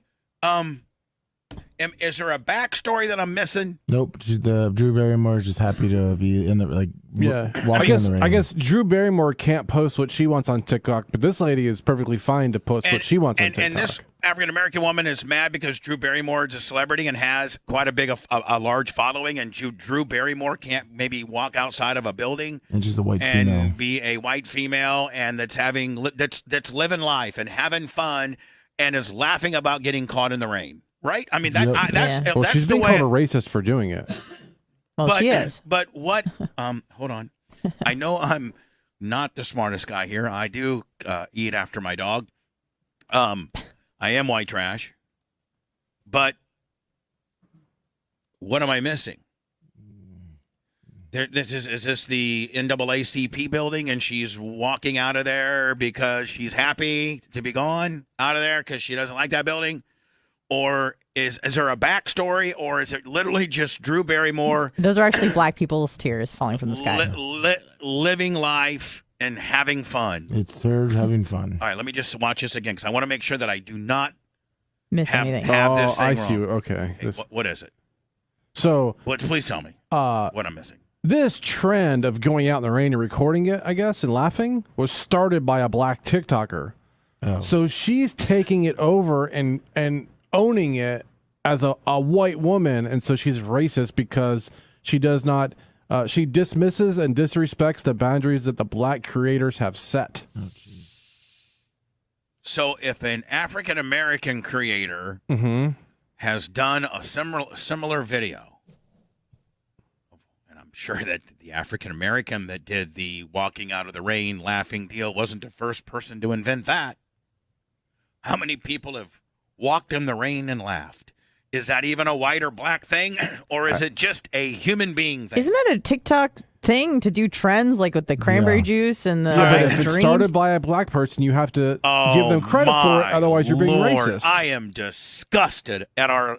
Let's just see this through, okay? Okay. Before we flip out, let's try to see this. Sure, it'll through. turn around at the end.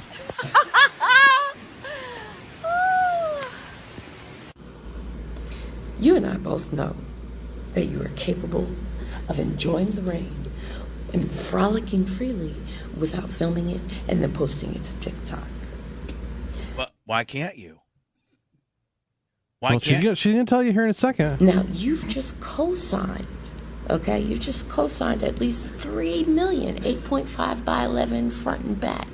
People who just go out of their way to disrespect and dismiss the boundaries that black creators have set.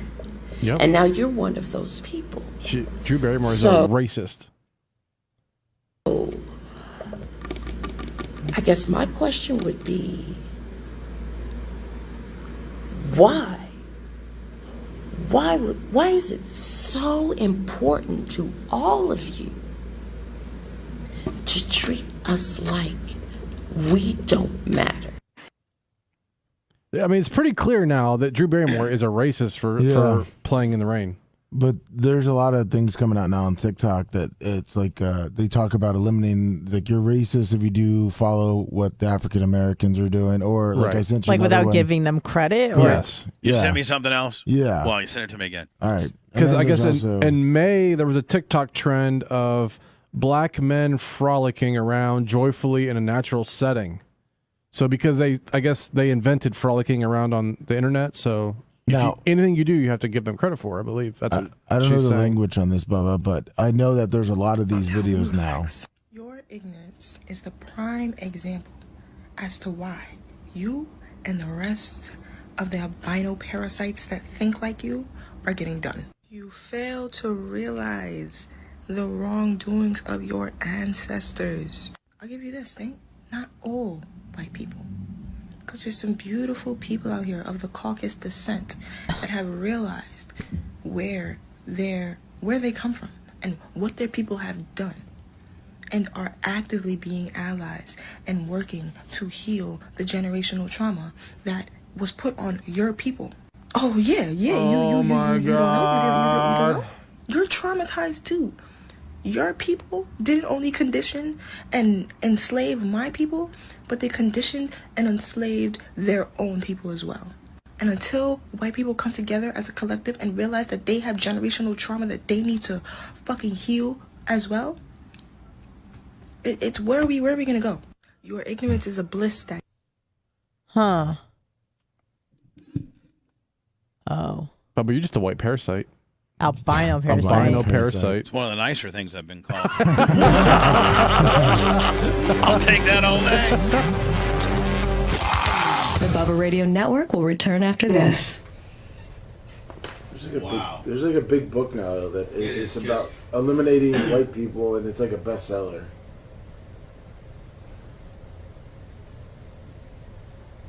It's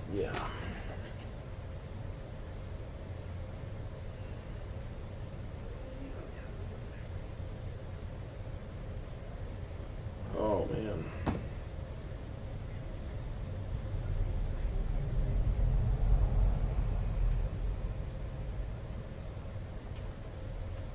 Ridiculous.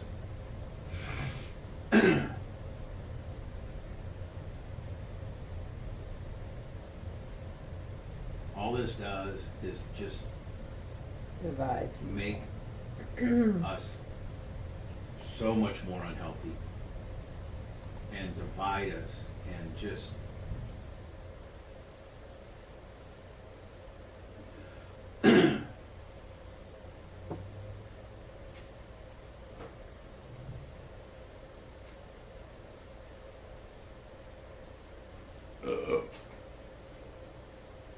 Like there was a lot of retention.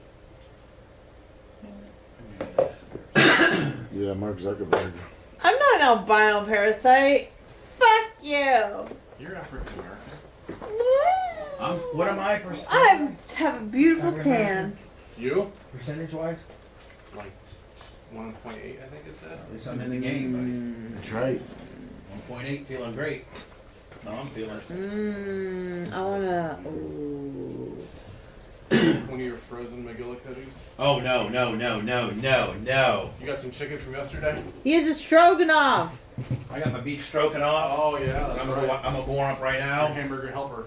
With a slice of American plastic cheese. Look, Kraft singles cheese is some good shit on it. Even Blitz, who hates everything, will tell you Kraft singles may not be the best cheese for you. It's But they got fucking it gross. They put crack in it on it for the white people. Yeah. Stop being such a parasite. Shit's fucking nasty, okay? Beef stroganoff. Can't do it. Oh, interesting. Wow. I didn't know that. That's cool. Wow, thank you for teaching me that. It's like a moose. It's like a moose. I wish you guys could see the other side of this camera. Now I have generational trauma from that. That I'll pass on to somebody.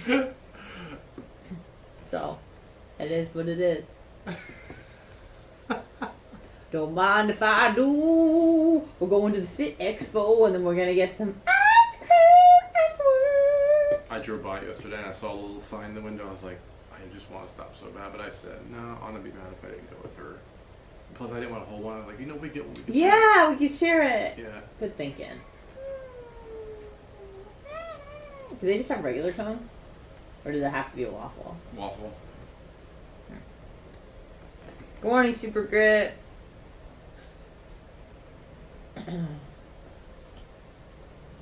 Oh, thanks, guys. You like those like styrofoam type of cones? Yeah. I like just holding it. What the fuck? He's vacuuming up all the parasites he's dropped.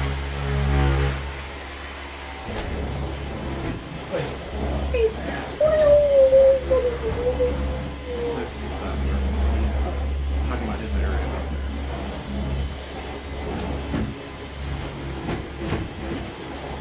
Super fat Bubba like this motherfucking Dyson. What's up, bad Bobby? It sucks. Fucking sucks. But it sucks in a good way. Yeah. Buzzard bomb. So there's good sucking and then there's bad sucking. Yeah. Morning, but a John. sucking is still a sucking. Some suck, but some sucks are better than others. How many of you will be very on too? Man, our shit is clean as fuck nowadays. When the Sirius heat kicks in.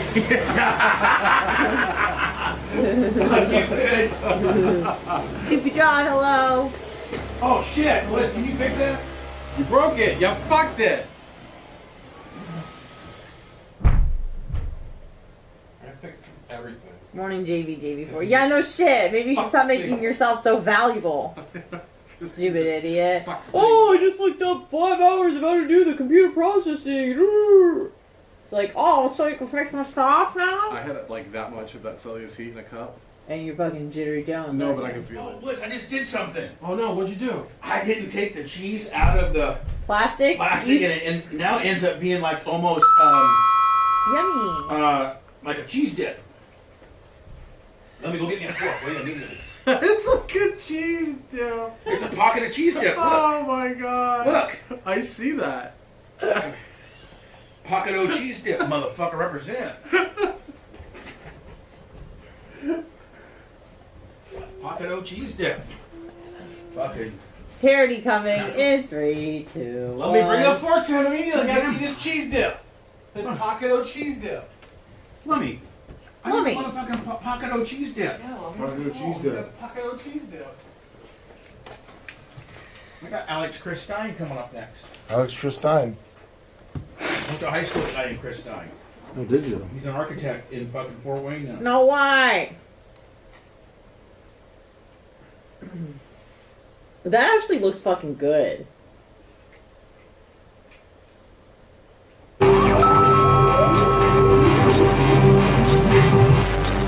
Live from the Sunbelt Rental Studios, it's the Bubba the Love Sponge Show. Blitz got a new friend, and Anna knows she's got a good man this time. But they're both so deranged, it's a train wreck you'll find. Blitz has got himself a girl, and he's gonna lose his mind. But he's always looking at her thighs. In his mind wants to ride that donkey, I just know it. But she's always rolling her eyes, thinking that she's squeaky tight. Now Blitz has got himself a Jewish girl. I wish that I had Blitzy's girl.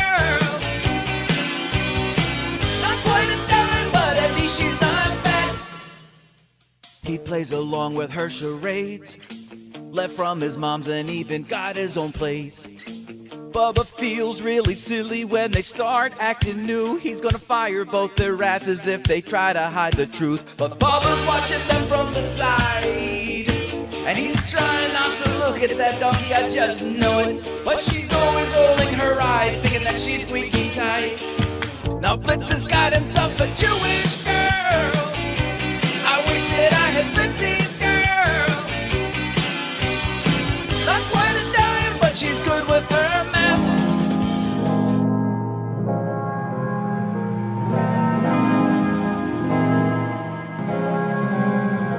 Alex Chris Stein at 9. I'm going to tell him that's his new name, too. Alex Chris Stein? Yeah, Alex Chris Stein. I went to high school with a guy named Chris Stein who was a co-captain on our football team with me and Larry Plummer. So when I hear the last name Stein, I automatically think Chris Stein. Since Alex is Alex Stein, then let me the natural progression would be Alex Chris Stein. Chris Stein. Of course. Sure, Alex won't appreciate that. With interest rates on the rise, probably a great time for you to pay off your credit cards with a consolidation loan from Lightstream. If you've noticed interest rates now, the national average is about 19+%. And a credit card consolidation loan from Lightstream will help you pay off your credit cards and lock into a low interest fixed rate for the life of the loan. Rates start at 5.73% APR with auto pay and excellent credit.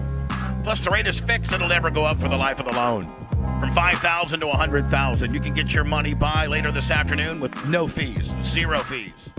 Lightstream believes people with good credit deserve a better loan experience. That's what they give you. Big Red raised his credit rating by 150 points with a credit card consolidation loan from Lightstream. I don't know this is normal, but it happened to a good friend of mine. And for my listeners only now, apply to get a special interest rate discount. The only way to get this discount is to go to lightstream.com. /BTLS. LIGHTSTREAM.com. /BTLS. Subject to credit approval. Rates range from 5.73% APR to 19.99% APR and include a 0.50% auto pay discount. Lowest rates require excellent credit. Terms and conditions apply. Offers are subject to change without notice. Visit lightstream.com /BTLS for more information. May have just come up with a real modern day life hack. Oh, yeah? What's that? Yeah. If you take a craft single and you leave it in its craft single, but it quickly hardens, Blitz. You only got a certain amount of time to consume it. It's as hard as a brick now. So I got some of this beef stroking off. Hamburger helper that the Merch Crick attempted to make. Hold on. Yesterday on the It's air, you horrible. said you made it. She made it. It's horrible. Oh, now that it's bad, she made it. I told her to get the double cheeseburger kind, not this. And everybody knows when you make Hamburger Helper, you can't make it. You gotta soup up Hamburger Helper. Oh, yeah, you definitely. You just can't. The other ones, I like the Italian ones. Well, like the 4-cheese lasagna but I or whatever. promise you, Blitz, that you don't make stock Hamburger Helper. You either put more meat than it calls for or additional ingredients in there. Usually just more meat. Right. Although, I haven't had Hamburger Helper in a long time, but usually just more meat. What does it come stock? It's just meat, right? Or? No meat. It's just No, the it mix. comes. No, hold on. So it comes as a box of seasoning and noodles. Yeah. And then you buy the meat separately, add the meat, and then add the seasoning and the. So there's no meat in Hamburger Helper? No. You add the meat. I understand that. The helper. But yeah, it doesn't come with. It doesn't come with the see, meat. I see. It helps your hamburger. That looks good. Ew. You're eating the plastic cheese? So she threw in a Kraft single in there for me to melt on top of my Hamburger Helper because I told her I wanted to do that. Sure. Yeah. But I forgot in the haste of the 6-minute and 20-second world we live in. I just forgot to check. I forgot to take it out of the bag. I forgot to unwrap the Kraft single. She was actually really smart because what you do is you heat up the thing without the cheese on it, and then like the last 20 seconds you throw the cheese. Otherwise, the cheese burns. Yeah. Otherwise, it gets. Well, this is so. Anyway, I have never put a Kraft single in the microwave unwrapped. And so I did here by I didn't mean to, and then I get it out, and for a little bit, man, it looked like kind of like some nacho dip, but then it quickly hardened and became like tar paper. That was so disgusting. But there is that 20 or 30 seconds that it's still liquidy that you could probably put on some nachos. Oh, I think I came up with a life hack. You want to die? Die? Continue to eat Kraft singles. Start eating plastic. Well, Yeah, you probably just ate a bunch of plastic. man, that beef stroganoff's horrible. Put some ketchup on it, Bubs. What? Yeah, Hold ketchup on. would be Like good. what's so bad about it? She just made it like Crappy. she didn't soup it up. She didn't throw any pepper. She didn't I throw thought any. it has all the seasonings you It's need. got jobber seasoning. Because So why did you buy it? To me, Hamburger Helper a lot of times has too much seasoning. No, not for me. You have to like add extra hamburger, but like so I don't know if she like didn't cook it long enough or Whatever. too much or what. It's whatever. I'm gonna have to do my own hamburger helper. I mean, she can cut my hair and do merch and other things. Okay. Give me relief on some stuff, but she's not. Yeah, here's the other trick. So you get the like the 4 cheese lasagna hamburger helper, make it and eat it with mashed potatoes. Here's what I do: Oh, is I get like the double cheeseburger hamburger helper. Sure. Then I get Kraft macaroni and cheese, Okay. and you mix that in with the hamburger helper. Now I can see and that. Throw in extra hamburger. Ho ho ho! Yeah, I can see- Mylon Johnson. Yeah, that makes sense. I got you there. That is awesome. Or maybe get some Velveeta and throw in there. Ew. Velveeta cheese. Oh, Velveeta's good. Is the best. It really is great. I don't know what makes Velveeta. Plastic. But I think Velveeta, it's like something to do with the amount of pasteurization or something. But Velveeta cheese, so good. Mm-hmm. What makes Velveeta so distinctly different? What? Usually you know everything, Blitz. Yeah, and by the way, Merch Crick, if you're listening, the beef stroganoff is like the ass of hamburger helper. Yeah, it's like not it's that- the worst one. It really is one of the worst ones. Maybe a little brown sugar. Brown sugar. Yeah. Don't start questioning my white trash hamburger helper skills. No, I saw your cheese in a bag deal. I like that. Yeah, it was good. Horrible. The only knock on the Merch Crick is she just cannot cook. She's the worst cook. Now she can make me some toast and some scrambled eggs in the morning. There you go. But Other I mean, I than don't that- eat breakfast 3 meals a day. I don't know why she does so many other great things. She's just great, but she's the worst cook ever. Well, she doesn't eat anything either. Yes, So. Yeah. So it's hard. She doesn't like taste it. She goes. Sumo I tell you, man, Sumo taught her how to cook chicken legs. Nice. Sumo taught her how to cook. See, Sumo has more patience than I do. When we were in Columbus, Sumo's like, "Well, goddamn, Merch Crick, this is how you do it." And he took her out to the pellet grill and showed her how to season the chicken legs, and she made some chicken legs perfect in the pellet grill. Nice. Perfect. Would she eat that? No, she only eats biscuits, French fries, and bacon. That's it. She doesn't eat any chicken. Chicken nuggets? No. No? You ask, and I'll tell you whether she'll eat it or not. Chicken nuggets, French fries, onion rings, biscuits, I still think there's cheese pizza. I'm telling you, I've been saying this for a long time. There's a whole series on YouTube on Merch Crick tries food for the first time. Yep. Good series. Yeah, you should do that. That'd But be she's great. so bullheaded that she won't even try it. If I go, Well, hey, you here, don't give her a choice. Yeah. you mean maybe a steak knife to her throat? Yep. And then you need to try. try it. Maybe she'd listen to Daddy. Daddy threatened I mean, she violence. can at least try it. She'd try it. Here's how it all goes. I don't like the consistency of it. It tastes mushy. I mean, here's the thing, though. It's like she might not like it, but it's not dangerous to her. You know, like she's not going to get injured from it. This is how frustrating it is. She likes French fries, but she doesn't like potatoes. Oh, see, okay. Like, So so that doesn't even make sense. it makes perfect sense. Blitz all day. Bubba, I love everything potato. Absolutely everything. French But not fries. mash. No, I love mashed potatoes. I hate baked potatoes. They're so good. Oh, baked potatoes are so good. You mean there's something that I like that you don't like? Yeah. You don't like? I'll eat it, but I'd rather not. Like, I don't like baked potato, but everything else potato wise, I absolutely So love. sour cream and cheese. I've kind of chives. recently become. I mean, you put enough stuff on it, I'll eat it, but at that point, it's not a baked potato. Even just butter is good. She loves French fries, but she won't eat a baked potato. She loves sweet potato fries, but she won't eat a sweet potato. She won't eat a mashed potato. She won't eat a baked potato. She won't eat nothing. She likes onion rings, but she doesn't like onions. You know what she likes? She eats cereal? I think she just likes breading. I heard she likes Bright Farm John's Island. I think Bright Farms John's Island 5G large. Lummy missed it. My God, Lummy, are you serious? 5Gs and you missed it, kid? Yeah. Will she eat cereal? Yeah. There you go. What? The Merch Cricks cereal review? No, I'm just saying that she eats something. It's something.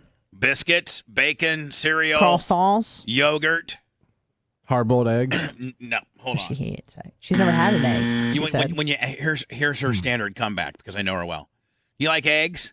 Only in cakes. I was gonna say the same thing. Yeah, she's like, I like eggs if they're in a cake. Yeah, well, that's because it's smothered with 4 grams of sugar. Well, yeah. Joe Rogan had Zuckerberg on, and I loved it.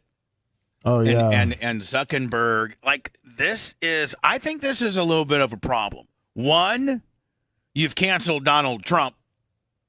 And I don't want to make this political. I don't. I just want to make this factual. You canceled Donald Trump for various reasons, but whatever. Mm-hmm. And but you set up an algorithm, and you admit on Joe Rogan that you and Facebook set up an algorithm to not get out the Hunter Biden story. Wait, hold on. Was Trump thrown off of Facebook? Yes. Because I know he was banned on Twitter. And a lot of right-wing this is a people have problem. Are been you banned sure? on Facebook. And a lot of groups. Yeah. Are you sure he was banned on? I think. Okay. I don't know. I believe you. Check. Let me ask old girl. Hey Alexa, did Donald Trump get banned from Facebook? According to Reuters, Facebook Incorporated on Friday suspended former U.S. President Donald Trump from its platform until at least January 2023, over concerns of further violent unrest following... There you go, Anna. I mean, he's till 2023, Yeah. right? So as of now, he's suspended. Mm-hmm. But you, as the, CEO, founder, largest stockholder, chairman of the board. I don't know if he's the chairman of the board, but arguably Mark Zuckerberg is to Facebook as to what Bill Gates is to Microsoft, as to what certainly. This is his baby. Yep. This is his baby. I mean, he's the highest entity of Facebook. Yes. Like he is to what Facebook is to what Elon Musk is to, Tesla Yeah, and SpaceX. perhaps the CEO. Right. And when this sort of stuff comes out, how do you guys handle things when they're a big news item that's controversial? Like there was a lot of attention on Twitter during the election because of the Hunter Biden laptop story. The New York Post. We have that too. Yeah, so you guys censored that as well? So we took a different path than Twitter. Basically the background here is the FBI, I think, basically came to us, some folks on our team, and was like, hey, just so you know, like you should be on high alert. We thought that there was a lot of Russian propaganda in the 2016 election.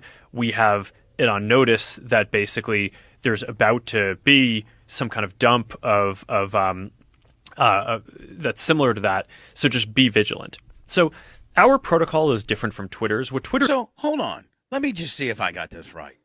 So FBI gives a heads up to Facebook, arguably one of the more powerful social media platforms, that there is some Hunter Biden laptop information that's, getting ready to be, exposed. Is that now? That's not what he said though. Yeah, he did. He said, I think he did.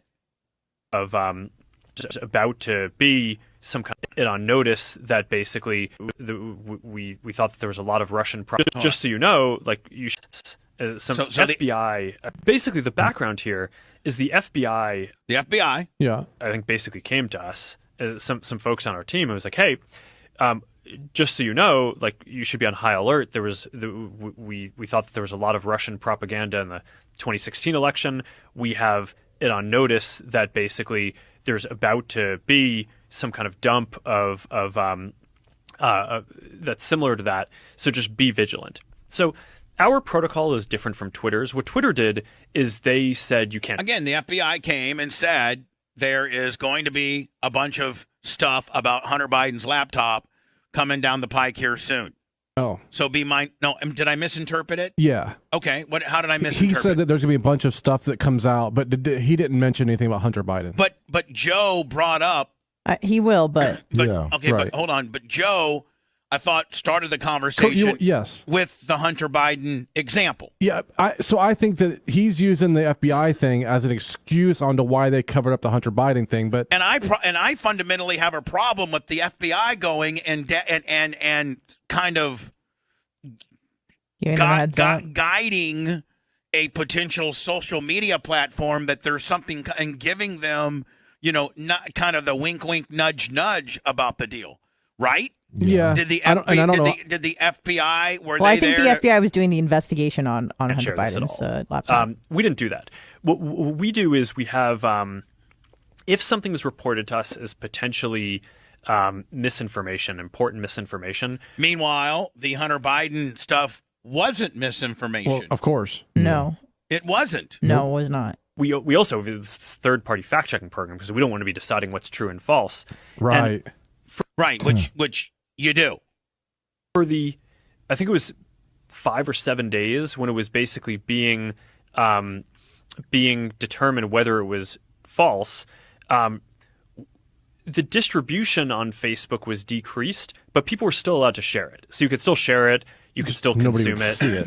It was shadow banned effectively. Yeah, right. That's Yeah. exactly what you're right. They basically quelled it on down. Yes. So that unless you knew where to find it or knew the actual link or got shared it you couldn't just. It wasn't going to be part of the standard Facebook protocol.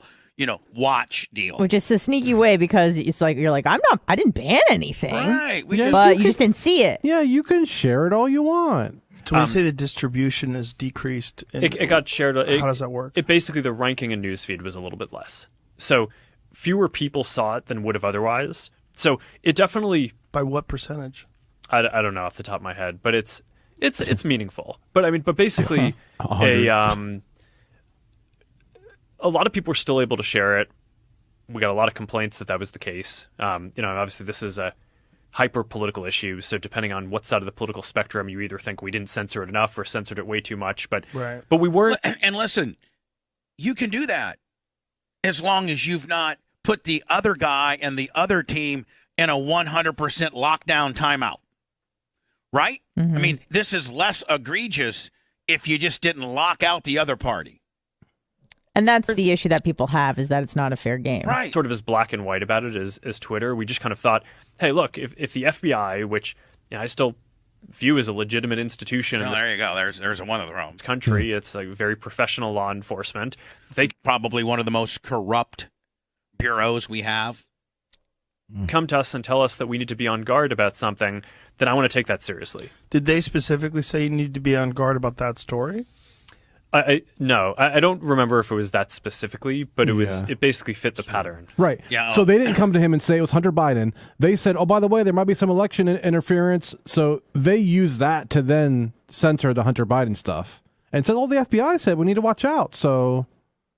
Yeah, and they're legitimate. Either way, they should. I mean, it's the kind of FBI weird picks and because chooses who it prosecutes quite extensively. Or who they want to be in power next. Right. Yeah. But I mean, it's kind of weird because, as a private company, Facebook should be able to do that. They're just not honest about it. You're right. I mean, they never say that. As a private company, we can do what we want. Right. They always try to flim, flam, skim, scam.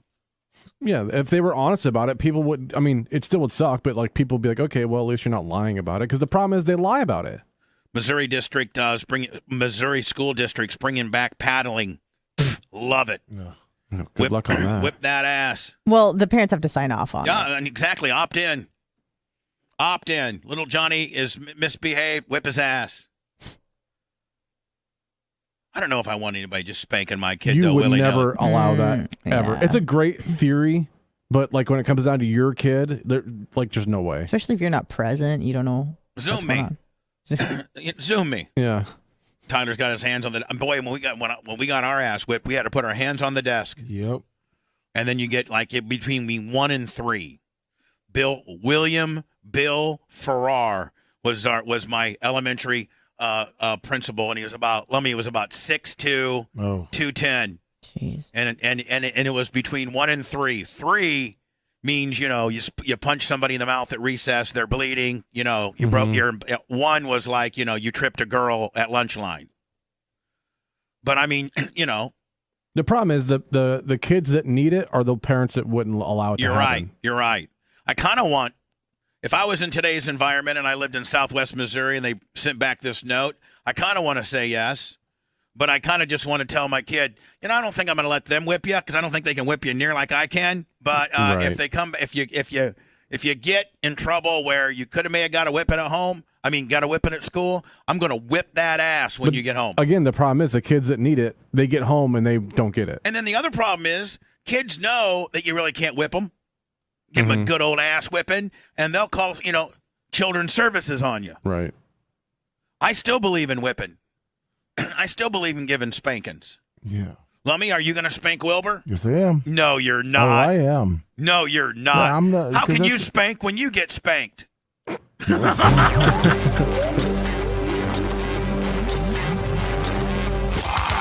Bubba Radio Network will return after this. Lummy, I'm just trying to get. I'm trying to get. Oh yeah, you're pretty young. I Is he calling us? I gave him the Zoom, and I told him too. Oh yeah, he's Zoom. Okay. When we initially sign in, if you're not probably gonna be able to hear us till we go live, so don't. Oh, I can't play any. I can't play any of his stuff. Did you know that? No. That's so. Oh, that's gonna suck. Yeah. That's gonna really suck. You want to go ahead and sign in? Yeah, but I can't play any stuff, can I? Nope. Fuck. Yeah, sign me in if you want, buddy. Oops, sorry, I want to hold your hand too. I know. Want to eat after me? That's not the mouse anyway, but Ty J says, I kiss my dog too.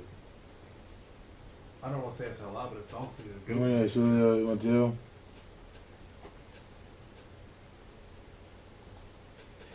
Philip Hummel on the Venmo. $20 bills, y'all. Nice. For a modern day sponsor. He's on it. My boy. That's what's up. Thank you, Philip. Peak J.K. Hummel. Eat that Impossible Whopper. I'm on it, Philip. P.J.K. Hummel. Woo.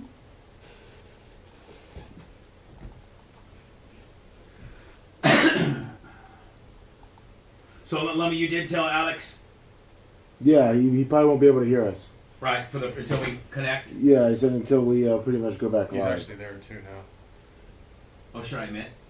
Oh, shit, we're going a long time. Should I wait to admit him so it's not so awkward? You can. I don't know if it times out though. All right, I will here in a minute.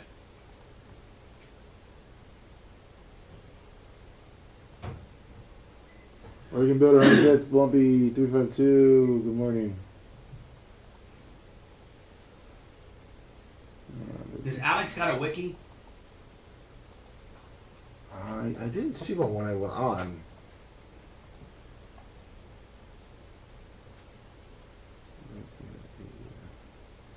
Alex Stein, Prime Time 99.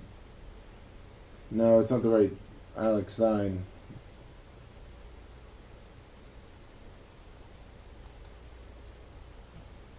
What's this? Spin buzz.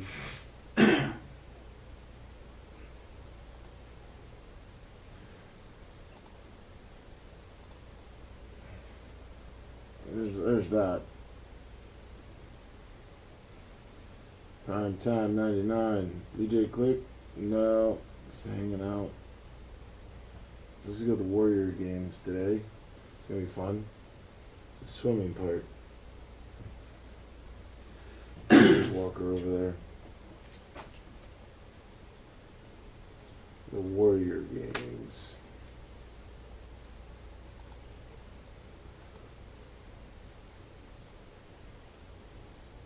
Could be cool. The last resort, 46 months.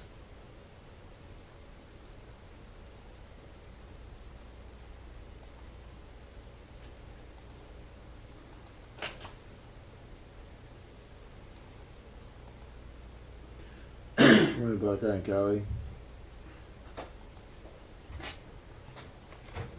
Look at that backdrop. Oh my god. That's baller. No way. Look at him. Motherfucker, he gets all dressed up and Sure shit. does. Look at him. Tucker Jr. He is Tucker Jr. Yep. That's funny.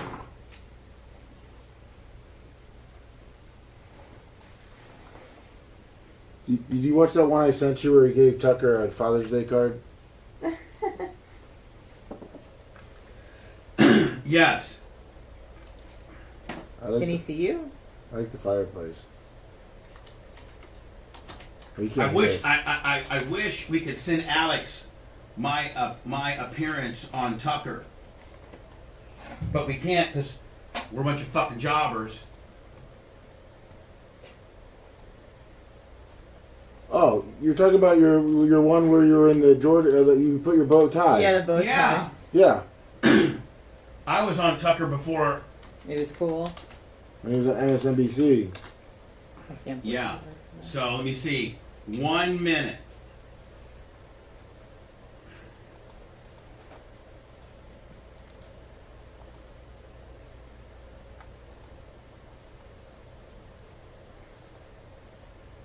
Can this guy, can Alex see me?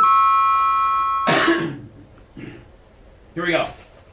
I'm not sure who that.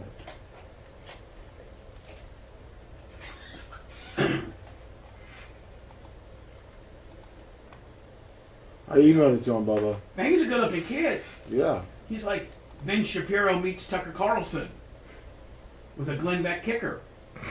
Then we got a hype train close. What's wrong, Luke? Your camera's off on Zoom. Oh. Turn me on. Ha!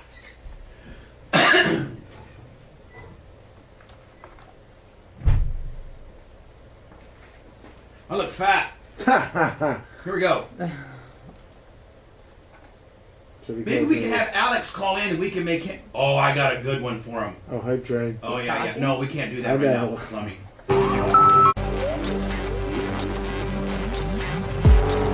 Live from the Sunbelt Rental Studios, it's the Bubba the Love Spot Show.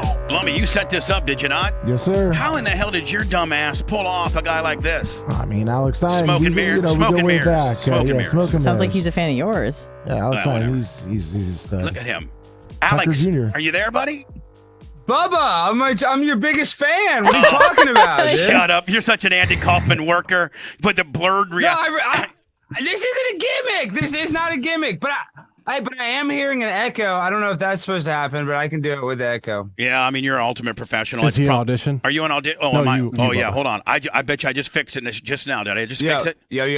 Yeah, it's gone. So Gone, hold we're on good. now. First of all, Alex, man, you really have exploded in the last couple of years. I love your real cheesy background with the fire gimmick there. I just, you're kind of like a hybrid Ben Shapiro, Tucker Carlson with a Glenn Beck kicker kind of deal, you know? Well, I work at the Blaze for Glenn. But okay, first of all, let me just say this, Bubba, and I want to say it on the air. Your food reviews are next level, and we need to get more people watching this. I mean, I know it's the shtick, but the dually, is it dually friendly drive-through lane? The hangover gimmick. No, I love that. It's something weird about the internet and food reviews. I love that content. Not everybody loves that, but I don't know why. I love food reviews. It's epic. I'm telling you, you keep doing that, that will blow up eventually. Now you because I can't get to any. Like I think I'm a fairly talented guy. I'm a pretty well established radio guy, but I can't get nothing to stick on the internet. Unlike you, that can get everything to stick. So can you help me out a little bit? I'm asking for some help, buddy. I'm coming to Tampa. We need to go to a meeting, Bubba. You realize how viral that would go? No, if you hold went on. to one of those meetings. And when are you coming to Tampa? Let me attend. Well, I'll be your camera guy. I go there all the time. I'm telling you. And you know, my mom, R.I.P. She recently passed away, not to get sad, but she's from Indiana, so I'm kind of Indiana white trash too a little bit. So I'm from the finest strain of Indiana white trash. What part of Indiana was Mama from? Evansville, Indiana. Yeah, so that's where I used to go visit Indiana. as a kid. Right. Yeah. Now, did your mom? Did she stay in Evansville? Well, I mean, she moved out when she was in like college, and she was over 19, and then never came back. Never went back. But she went and visited my dad. I mean, we went back to Indiana, but Indiana's a one-way state. A lot of times, if you can get out, it's like a penitentiary. You don't want to go back. You know. Yeah. Let me tell you something. I watched your Tucker thing, and man. Now, you know that I was a guest of Tucker. You know, Tucker used to be on my show every Tuesday. Of course. I know you used to call in. And listen, I just sent his producer, Lexi. I said, you got to get Bubba on Tucker's podcast. I swear, I'll even show you. I'll send Lummox the screenshot. They got to have you on because it'd just be great to catch up on you. I'm blackballed. From Tucker? Why? Yeah. Now, Tucker's my friend now. And I think I had a little bit to do with Tucker. You know, when Tucker was in between MSNBC and we actually had him on the air when he was going to the investor meeting for the Daily Caller. You know, when he was going to that lunch, and we had him on, and we had him on the air. And he's still my friend. But because of Lummy, what was that what were those trolls? It starts with an M. Is it Media Matters? Media Matters. They're the worst. And the young Turks. And the young dumbass Turks. They went into my BubbaArmyRadio.com deal, like for $4.99. You can go back and download shows from whatever, and they went and downloaded every time Tucker was on my show. And Tucker said outlandish things like, you know, Afghani women. He slept with his teenage assistant, all that stuff. It's just jokes. Yeah, Tucker's the best. And he would get on the air and be like, yeah, you know, we sent the kids to boarding school. They're probably getting whipped about right now. Just being Tucker, right? Well, the young Turks or the young jerks or whatever, Media Matters, they went and took all of these things out of context for the 6 years that he called me and then created a huge problem within Fox, like, you know, got a few advertisers to cancel, and it was a big crap storm, and it was all based on appearing on my show. So corporate Fox has, like, Tucker can't come on, I can't go on, nothing. And I didn't even do anything wrong. I mean, Michael Vick can electrocute dogs and do all kinds of things. And I've been blacklisted from Tucker. Even worse, O.J. Simpson murdered his wife, Ron Goldman, and he's allowed on Twitter. But if you say, I don't like to wear a mask, they kick you off. I mean, it's insane. I would love to do some stuff with you, or be your cameraman, or have lunch with you. Because I'm coming. I'm coming, Bubba. I'm a diehard Stern fan. I mean, I know you don't want to ever say anything bad about Stern, but he became what he used to rail against. You know, he used to be anti-Hollywood. Now he's as Hollywood as it gets. So I can't hardly listen to him, but I still go back and listen to the old days when you guys, I mean, dude, you had Howard Stern at your wedding, Bubba. There's nothing more legendary. That guy doesn't leave his house. Now he really doesn't leave his house, but I'm saying back then he wouldn't go anywhere, and he went to your wedding, brought the whole crew. That's pretty epic. That not a lot of people can say that. And his only rider was when we were talking about coming to my wedding, is like, I need hand sanitizer at every table. And when I go to, which was not a problem. And this is back then. Yeah. This is before coronavirus. Yeah, pre-COVID. This is 07. He's like, okay, I need hand sanitizer on all the tables, and I need my own little table. And then when I go to the bathroom, I need to kind of clear out the bathroom, and and I'm like, hey, no, none of that's an issue. So we made it happen. And just think about, you're right. How many times does Howard Stern go to some stupid ass Indiana white trash guy like me? Wedding at the end of the day. Not only that, Bubba, but John Hine, all these guys that work for him, they all would ask him to go to their kid's bat mitzvah or bar mitzvah. There's episodes of that. They would beg him, please make an appearance. He never went. I mean, he never went to anybody's thing ever. All these people would say, oh yeah, Gary Delabate couldn't get him to go to his kids, whatever. I mean, they couldn't get him to show up to anywhere.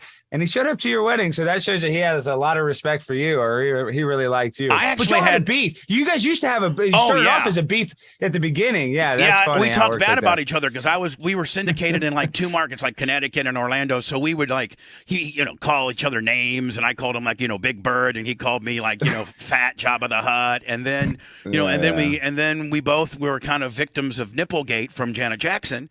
and we were the only two radio personalities that were actually fired for a television. They turned a TV problem into a radio problem. It's a radio. And Fred Upton from Michigan, with the congressman or whatever the hell, was the one that was the biggest leader behind that. And then, obviously we were on, Howard 100, Howard 101. That was some epic radio that I don't know will ever be replicated, to be honest with you. No, that was literally, I would listen to your show as much as his. I would listen to both. That's back when I'd listen to literally Howard every day. To think about, and we're not going to sit here and we're not going to bash Howard, but this is off the record. I don't know if this is live.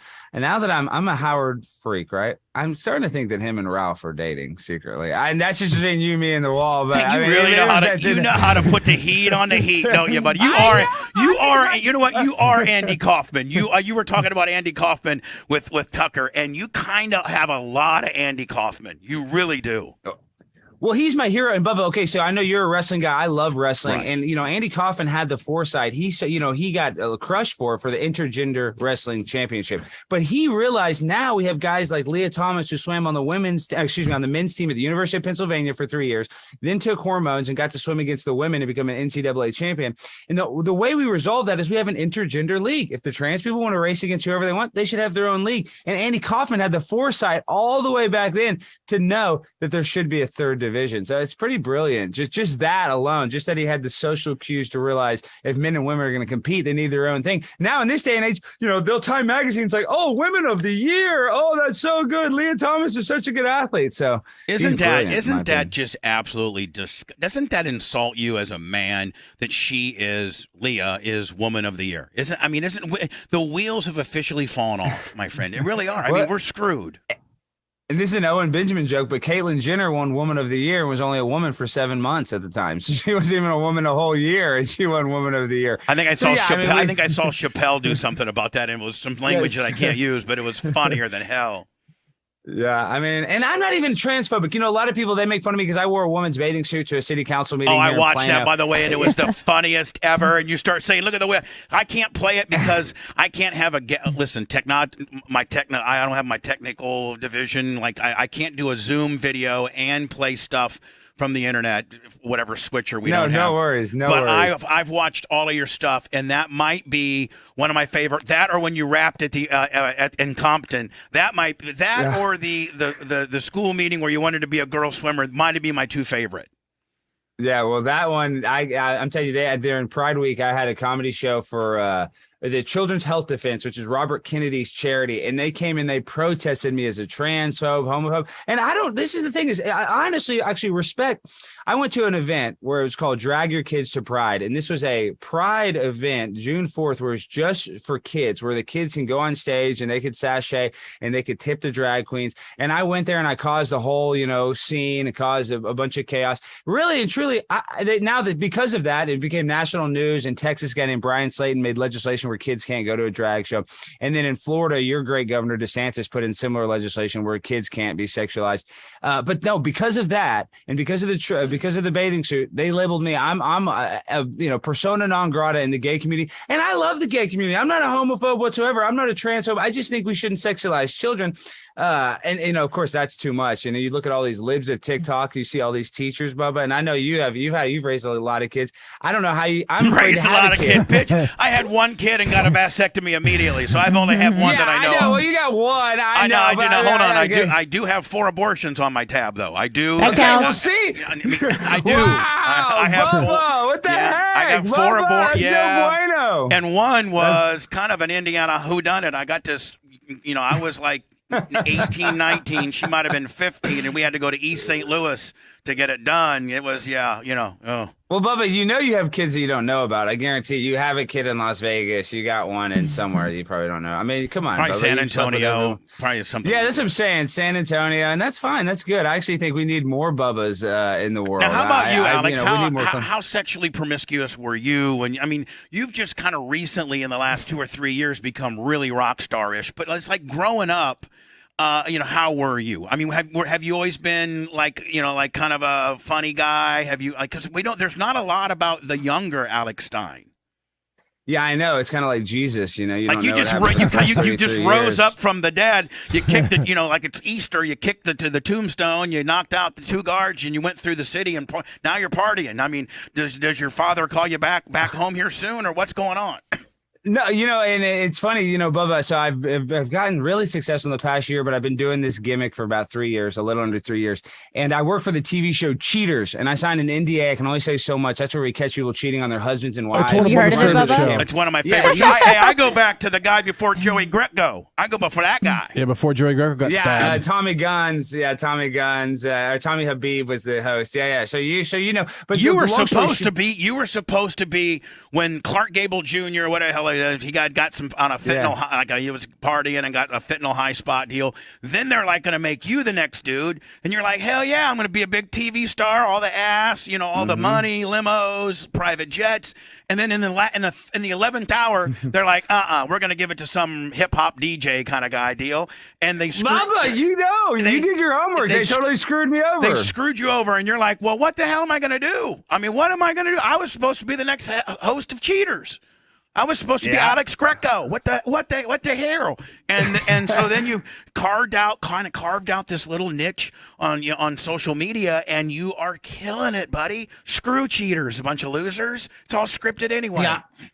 No, I know. Well, yeah, between you, me, and the wall, that's what they say. I don't believe that. Everything I saw was 1,000% real. Right. It was 100%. No gimmicks. Is professional wrestling. You know, we don't mess with the kayfabe. But this don't is the thing. mess with the kayfabe. I love it. but this is what's going on now, and now I'm just so lucky. So I went super viral, and I started Blaze TV. That's a media company started by Glenn Beck. Hold on, if you want to, hey, I got a little inside Iggy for you on Glenn Beck, and it's good. It's not bad. I worked with Glenn in Tampa when he worked at 970 FLA, and what kind of propelled Glenn Beck to the next level is when 9/11 happened. Glenn went crazy. He was just a local guy in Tampa, and 9/11 he really kind of dissected, got into some of the conspiracy kind of deals. And Randy Michaels, the great CEO of Clear Channel at the time, was like, man, this guy is good. He's got the it factor. Well, Glenn used to have a little bit of a drinking issue, and he would go to this place. He admits that.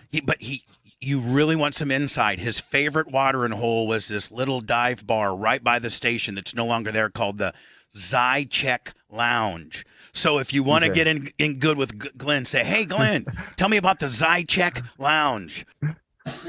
Oh, and Bubba, I'm telling you, so I start my show at the end of September, and it's the primetime Alex Stein show. And I know you're a busy man, but I got to fly you out to Dallas if I could get you on the show, or somehow, even if we have to have you. You don't got to fly me. I'll pay my own way, Southwest, buddy. No, we got a guest budget. We got it. But I'm telling you, Bubba, I've loved you, and I'm not here. I don't have my knee pads. I'm not here just to kiss your, derriere. I'm telling you, I've been a Bubba fan forever, because I'm just saying that it's just, you were shocking the PUSS. I mean, you were doing all the cool stuff back in the day. Shocking the vagina and calling the vagina. We were calling the vagina. Brent, I loved even Brent. I loved Brent. And then, I know Hogan kind of did you dirty, but Hulk kind of Hogan did me dirty. Oh, no. Of course. No, I don't want to bring up a sore spot, but I'm just we saying, can bring that up all day. But oh my God, never talk about it. I'm the only guy that is on the wrong. Every other person that had a sex tape, man, that propelled them right to the front. Man, it buried my ass. I mean, I am on the. Oh my God, I wish I actually have a documentary that I'd like to send you a little sizzle reel for you to look at. Please, oh my gosh! Later today. And what's kind of bad about the Hulk Hogan deal is that set the groundwork. And I'm friends with Alex Jones. So say what you will about Alex, I like him. He's actually been very great to me. But he lost that whole deal for the defamation, talking about the Sandy Hook, this and that. But Hogan is the one that laid that groundwork, because he got $100 million from Gawker. So 141 exactly. million. And so now they got 50 from Alex. They're going to get 50 more in the next case. They'll probably get another 50. So it's like, that kind of, for independent journalists, and not that I'm some great journalist, I loved Hogan as a kid, but that kind of did set it set this precedent that independent media companies are very liable for a lot of stuff. And that's the problem with spreading truth on the internet. They shut you down in 2 seconds. But if you're a CNN, if you're one of these legacy medias, if it was one of those legacy medias that leaked the sex tape, there would have been no problem. But because it was Gawker, a website, they get demonized. And I'm not even pro Gawker. I'm just trying to be, Switzerland in the middle. The biggest mistake I ever made in my entire life, Alex, is when Hogan came out to sue me. my company, Cox, that I worked for at the time was like, you've got to get out of this lawsuit. Like, this is a bad look that you did your friend dirty and the whole 9 yards. And what people don't realize is that, yes, I did let Hogan blast my wife, and my video surveillance system captivated it. That's what I did. But I did not steal it from myself and release it and to get me fired. So my company's like, you got to make this go away. So I signed over all the rights to the tape. I'm like, hey, Terry, I don't want anything to do with this. I just don't want to get fired from my morning show, which I end up doing. And so if I had not given him the rights to that, that'd be all my money. All of it. Bubba, it makes me sick, but you're still a young man. I think the Bubba 2.0 story. Yes, what are you talking about, Bubba? What are you like 50 years old? 56. I'm fat as hell. That's what I'm saying. 56 is nothing. Oh my gosh, you got a long time left. But this is the thing: is in this day and age of political correctness, it's hard for people to break through anymore unless you're politically correct. But my point being is that leaves a huge void, because now Saturday Night Live not that long ago was a great show. Now it sucks, and now all this political correctness, all these legacy media companies are going to die within the next 5 years, I believe, like the newspaper company, and independent creators like you. I mean, it's going to rise up. So let me ask you a question. By the way, Alex Stein, you can go to his YouTube channel. He's everywhere. Alex Stein, was it Alex Stein 99? Alex Stein 99. That's the Twitter. Yeah, if you can't find me, you're not looking. I'm all over the internet. I got banned from Twitter. I know. It's ridiculous. I got banned from Twitter. Everyone. But let me ask you a question. I'm just asking you a question. Now, are you going to start a platform under your umbrella and then have others? Because I'd like to be like the way Howard took me under his wing. I mean, can I be your bitch? Bubba, oh my God, that would be honored. I'm telling you, once we get this Blaze show, I'm saying I'd make you the co-host on my show. I mean, you're the real deal. I mean, you're the broadcaster. You've been doing it for a lot longer than me, so you know the gimmick in the game. You know the kayfabe better than anybody. I do. You're like, I want you to be my wrestling manager. That's what I need you to be. You're going to be my manager. I just need to work under your umbrella, my friend. I'll teach all the old school tricks, but I just need your rub. Back in the day, Bubba, I just need your rub. We're teaming up, and I'm coming to Tampa. We're going to make some viral stuff, and we'll go insane for the Ukraine. We're going to do it all. Now we are lifelong friends, and it's an honor, and it's also crazy that I get to call Anthony Cumia a friend of mine. I don't know if you know Anthony that much. I've had Anthony. I've had Anthony on the air.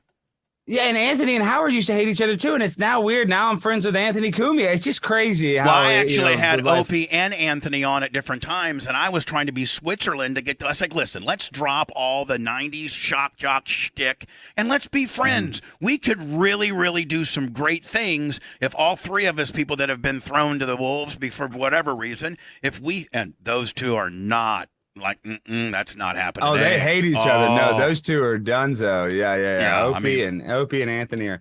Anthony's one of the most. What's that? Anthony seems to be doing great now with Gavin. Oh, and Gavin got arrested last night. I don't know if you guys saw that. Supposedly, well, he didn't get arrested. He didn't get booked, but supposedly during his live stream, you can look it up. The FBI or some cops came in while he was live.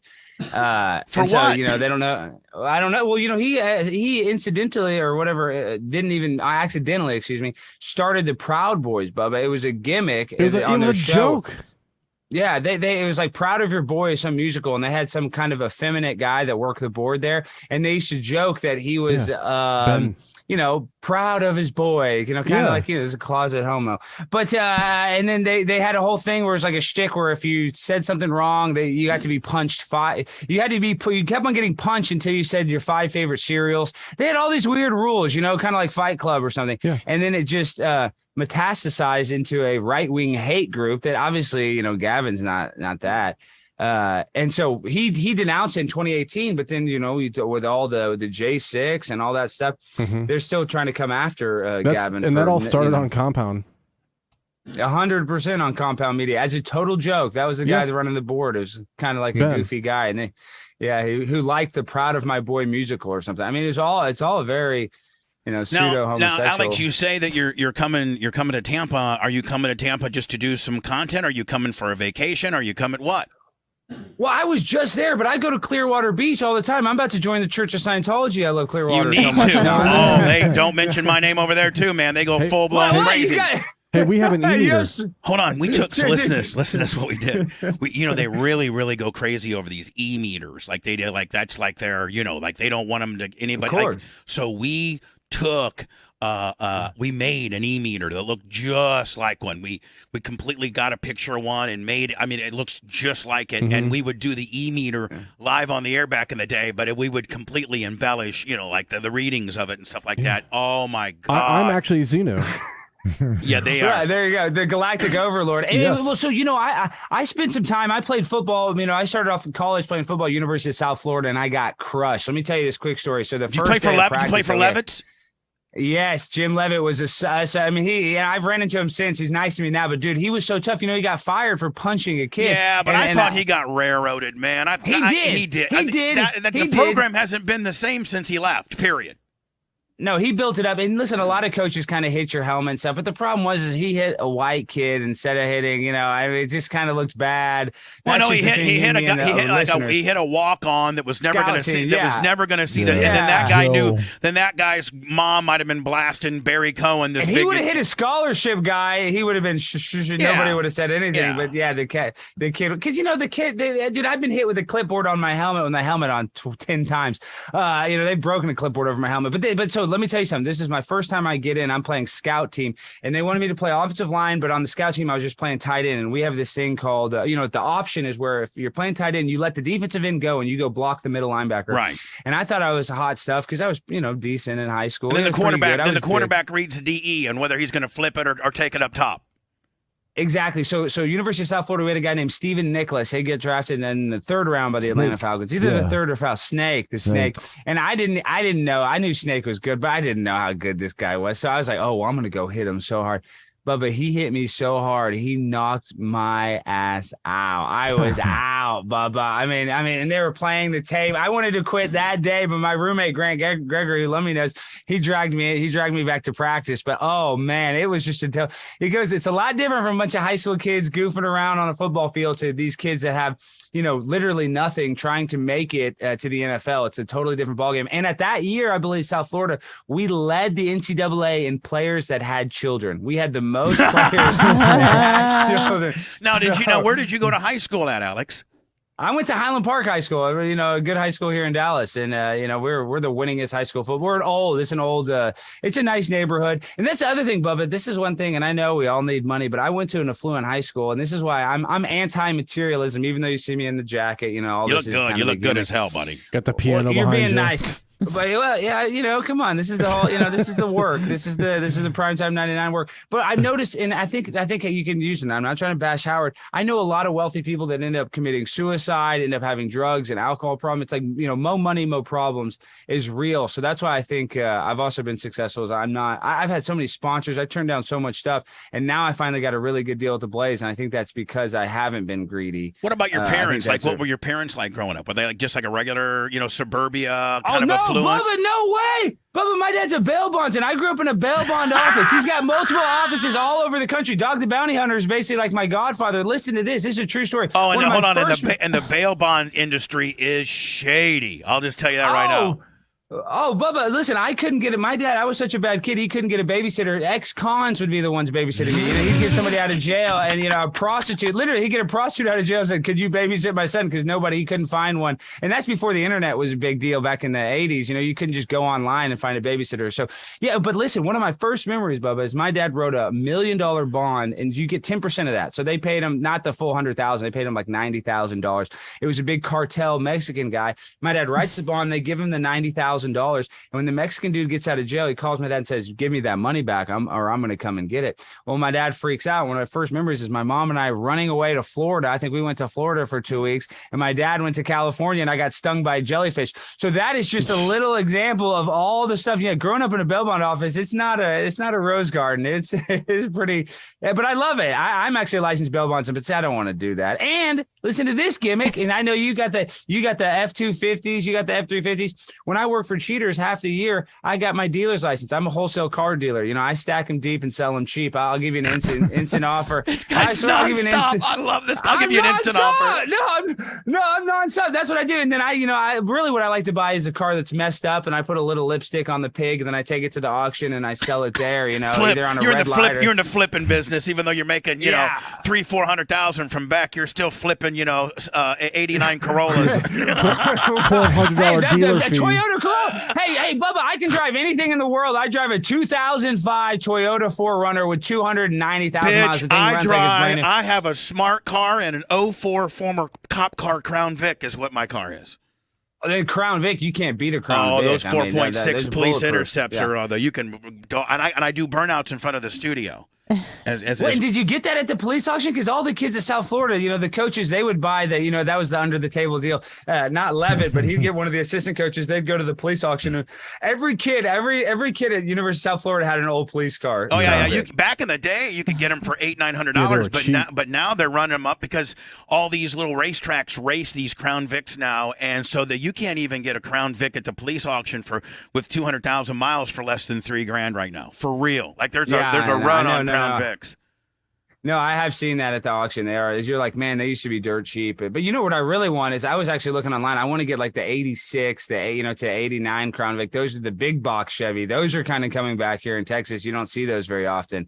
What is your wife? What do you put your wife in? The woman that you love.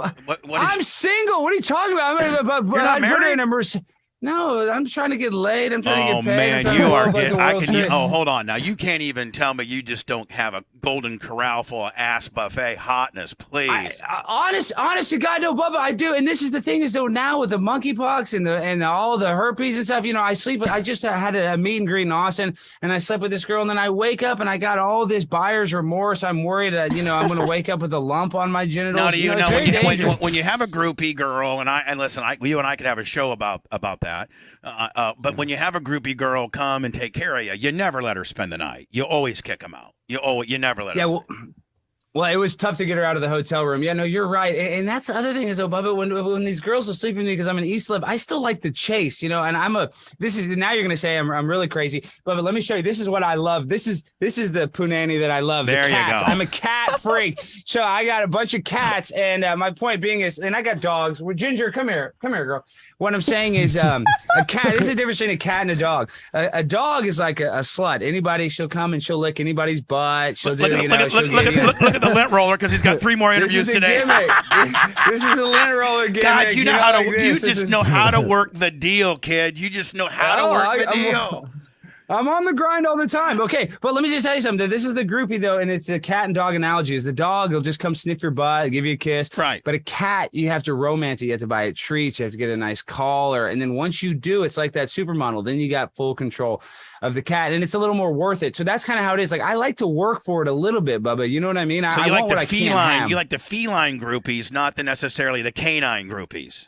Yeah, the ones that'll just come and hump my leg and just, we're just humping each other. I mean, that's great, but we're just bumping uglies with a girl I just met. I'm like, how many other guys? But I mean, I can only, you're a good looking guy, for real. You really, really are a good looking guy. And I got to tell you, the quality of groupie ass that you get is probably unbelievable. I mean, you should see the quality ass I used to get, a fat Heather was a hottie. I mean, what are you talking? And then you brought that other girl on the show, Nicole or whatever. She was hot too. That brunette that you had on after it. Janessa. Yeah, she was fine too. Yeah. No. So Bubba, you had a lot of. I would say for I might have more swagger than any other 5'10", 300-pound man in the world as far as quality of ass. Yeah, well, I agree. I think you've had a very good roster. Let's talk about the Austin groupie, and let's just we'll leave it just as that, so that we can't have any identifying names or anything. But height, hair color, eagerness to please. Oh, they're very eager, very thin. Just got out of a relationship, so they're extra, needy. Aggressive. That's the most vulnerable girl. You get a girl that's just out of a relationship, they'll do anything. And that's not really necessarily a good thing, but they want to move on to the next thing. But okay, so we're vibing at the meet and greet. She flew all the way from, I don't even want to say another state. This is going to give it out because she's on social media. She comes. Just say, hold on. Just say, hold on. Either west, east, north, or south of the Mississippi. Let's do a course. She flew from freaking Maine. I'll just say it. Wow. I don't even care. Yeah. Wow. She go to Austin, and I'm in Dallas, but we had the meet and greet in Austin at Barton Springs. So she came all the way down there, and so we kind of knew it was on like Donkey Kong. And she kind of plays the game like, oh well, I just shaved. You want to see what it looks like? Type game. I'm like, wow, this is a little fast. And that's I was way fine with fast, that. but way cool too. A couple different ways to look at it. Cool. Yeah. It was very cool. No, it isn't too cool. Almost. I mean, oral certainly wasn't out of the question when she's wanting to show you the hardwood oral was floor. in the game. Right. Yeah, that was 100% in the game, and I'm okay with that. Throat cancer is not that big a deal. They say the HPV causes throat cancer. That's fine. I'm okay with that. You're probably going to be on the right side of that deal. She's on the wrong side of the deal. Yeah, well, we'll see. Time will tell. But So we get it on, and this is the thing though. She kind of did the work where she was really super nice, and then we went out. We went that night out. We went with a group of people to the bar, and I'm kind of a teetotaler. I don't even drink, but I go out, I party, even though I don't need alcohol. I run on sunlight. Like weed, like some weed, like some good weed, right? Weed's cool. Not really. I used to love the weed. I don't even smoke the weed anymore. Man, you need to get back on the weed. You might calm you down. I know weed. No, and the THC is great, but I'm telling you, Bubba, and I know I don't want to get all low vibrational with this thing. So I recently lost my mom. I would be smoking the weed after and think about my dead mom and just start crying. It was so bad. So I'm actually feel so great without the weed. But neither here nor there. I'm not a teetotaler. I want everybody to party on Wayne, as they say. So she's partying. We're in a group partying. We go back to the hotel room. We have we have our little tryst. Probably lasts like 5 minutes, if that. You wear the condom, so you got to do the old throw the condom in the trash can. Oh man, I'd be going raw dog on that deal. Just taking the chance. I can't raw dog. I can't. You I just can't. Alex, you can. No, but you that's really just can. 4 abortions. I don't want to have any of these abortions. Well, you're still fertile. You're still fertile. See, if you're an old timer like me, you've been snipped. You go raw dog. They scared disease too. Oh, of course. Yeah. If I was snipped, I'd be raw dogging everyone. Oh my gosh. And if you pick something up, you got a doctor on speed dial. He'll get you handled. Of course. Well, monkeypox, I'm not worried about that, but I guess that's only one. You're gonna be fine with monkeypox. Yeah, I'll be fine with that. Okay, so we do this, and then the next morning, I'm trying to get her out of there, and she's like, "Well, I want to move to Austin. I want to get involved. I want to make content." God. They all want to do the content deal. Yeah. They all want to hop on. And that's where you say, you know what, baby, we can do the content. I got a Alex Stein OnlyFans as well. That's going to be a shoot off of the deal, and you go ahead and make this cucumber disappear, and we're going to make quite a bit of money here, honey. I might need to be your manager, Alex. You know what I'm saying? That's what I'm saying. I mean, you threw that bitch back to Maine. We could be making $1,500, $2,000 a week on her on OnlyFans. Give her 20 points in that deal. That's $5,000-$6,000 a month to the bottom line. Alex, work with me. Well, hey, listen, I'm here to work. I'm here to grind. And you saw, my biological father, Tucker, he had Andrew Tate on, and I don't know if you're familiar with him. He's a guy in the manosphere. Oh, yeah. And by the way, I was on the Tucker show years before you, and I offered him a bow tie, and you gave him a Father's Day card. So I think you and I are I think we're both quasi pretty damn good workers, to be honest with you. Yeah. Oh, we can work. We can definitely work. Because I'll take a bump, too. I'm actually, they're doing a deal on January 14th where I'm doing a no-holds-bars match against a wrestler that Chelsea Green. I think she's a pro wrestler. She's considering. Now I was a pro wrestler. Did you know that? So you were actually a pro. Yeah, pro. Well, I thought you were a pro. I was the only person ever to wrestle for the WCW, the WWF, and the AWF all in 1 year. Yes. But it was all gimmick. It was all work. Right? It's pro wrestling. Well, hold on. Hold on. It's pro wrestling, so the whole goddamn thing's a work. But here's what I know. So here's what the WWE and WCW would do and it was brilliant, is because I was friends with Hogan and I was familiar. I'd gone to wrestling school in Milwaukee with this guy named Tom Stone and Mean Mike Moran, the Texas Hangman. So I'd learned a little bit when I was in Milwaukee in 1990. I was this guy figured out, hey, listen, we can take this loudmouth radio guy, teach him a few moves, and they would go do little high school shows, right? Well, I would give the guy free advertising because he'd make me the main event. So it'd be like, Bubba the Loves, come watch WLUM's Bubba the Love Sponge. So I was kind of up to speed a little bit on 4 or 5 different moves. Well, when I moved to Tampa, the WWE found out that I had done a few little, they called dark matches, just some opening kind of deals. And I was syndicated in Jacksonville, Fort Myers, Orlando, Miami. So they would make me, the WWE would make me the opening match of because I was able to give them all that in-market advertising for free, and they'd have this guy named the Texas Hangman, who was an established wrestler, just go out and let me he'd just do a job clean in the middle, and I'd kick his ass. No! Oh, yeah. He would do the job. They would let clean. you. He would do the job for you. Clean. Oh, that's clean. brilliant. Like, yeah. he would do the job. I got one story for you. So we're sitting at the Sundome, where which is now the Yingling Center, USF. And I am the opening match with the Mean Street Posse for the WWE. Remember those guys? The Mean Street. They were Shane McMahon's like childhood friends, and they fast. So yeah, I'm there, and Pat Patterson is in the back, and he's calling the angles. He's like, okay, Mean Street Posse, Bubba's going to get fed in. Briscoe's going to feed Bubba in. You guys double clothesline Bubba. One of the guys goes off the second, and we'll beat Bubba right in the middle. 1, 2, 3, clean, boom. The fans will go crazy. Well, I wasn't in any position to say, I was just happy to be on the card and be in front of my home. you got to do a job. Yeah, I'm going to do a job for 2 established wrestlers. Out of nowhere. Now, if you know anything about wrestling, The Undertaker ran the draft. Like, he was. Oh, yeah. Like, nobody. Only person that The Undertaker didn't answer to. I mean, Vince McMahon was the only person that Undertaker, had to not listen or whatever. So yeah, Mark Calloway, he was the boss. They all talk about it in all the documentaries. From Texas too.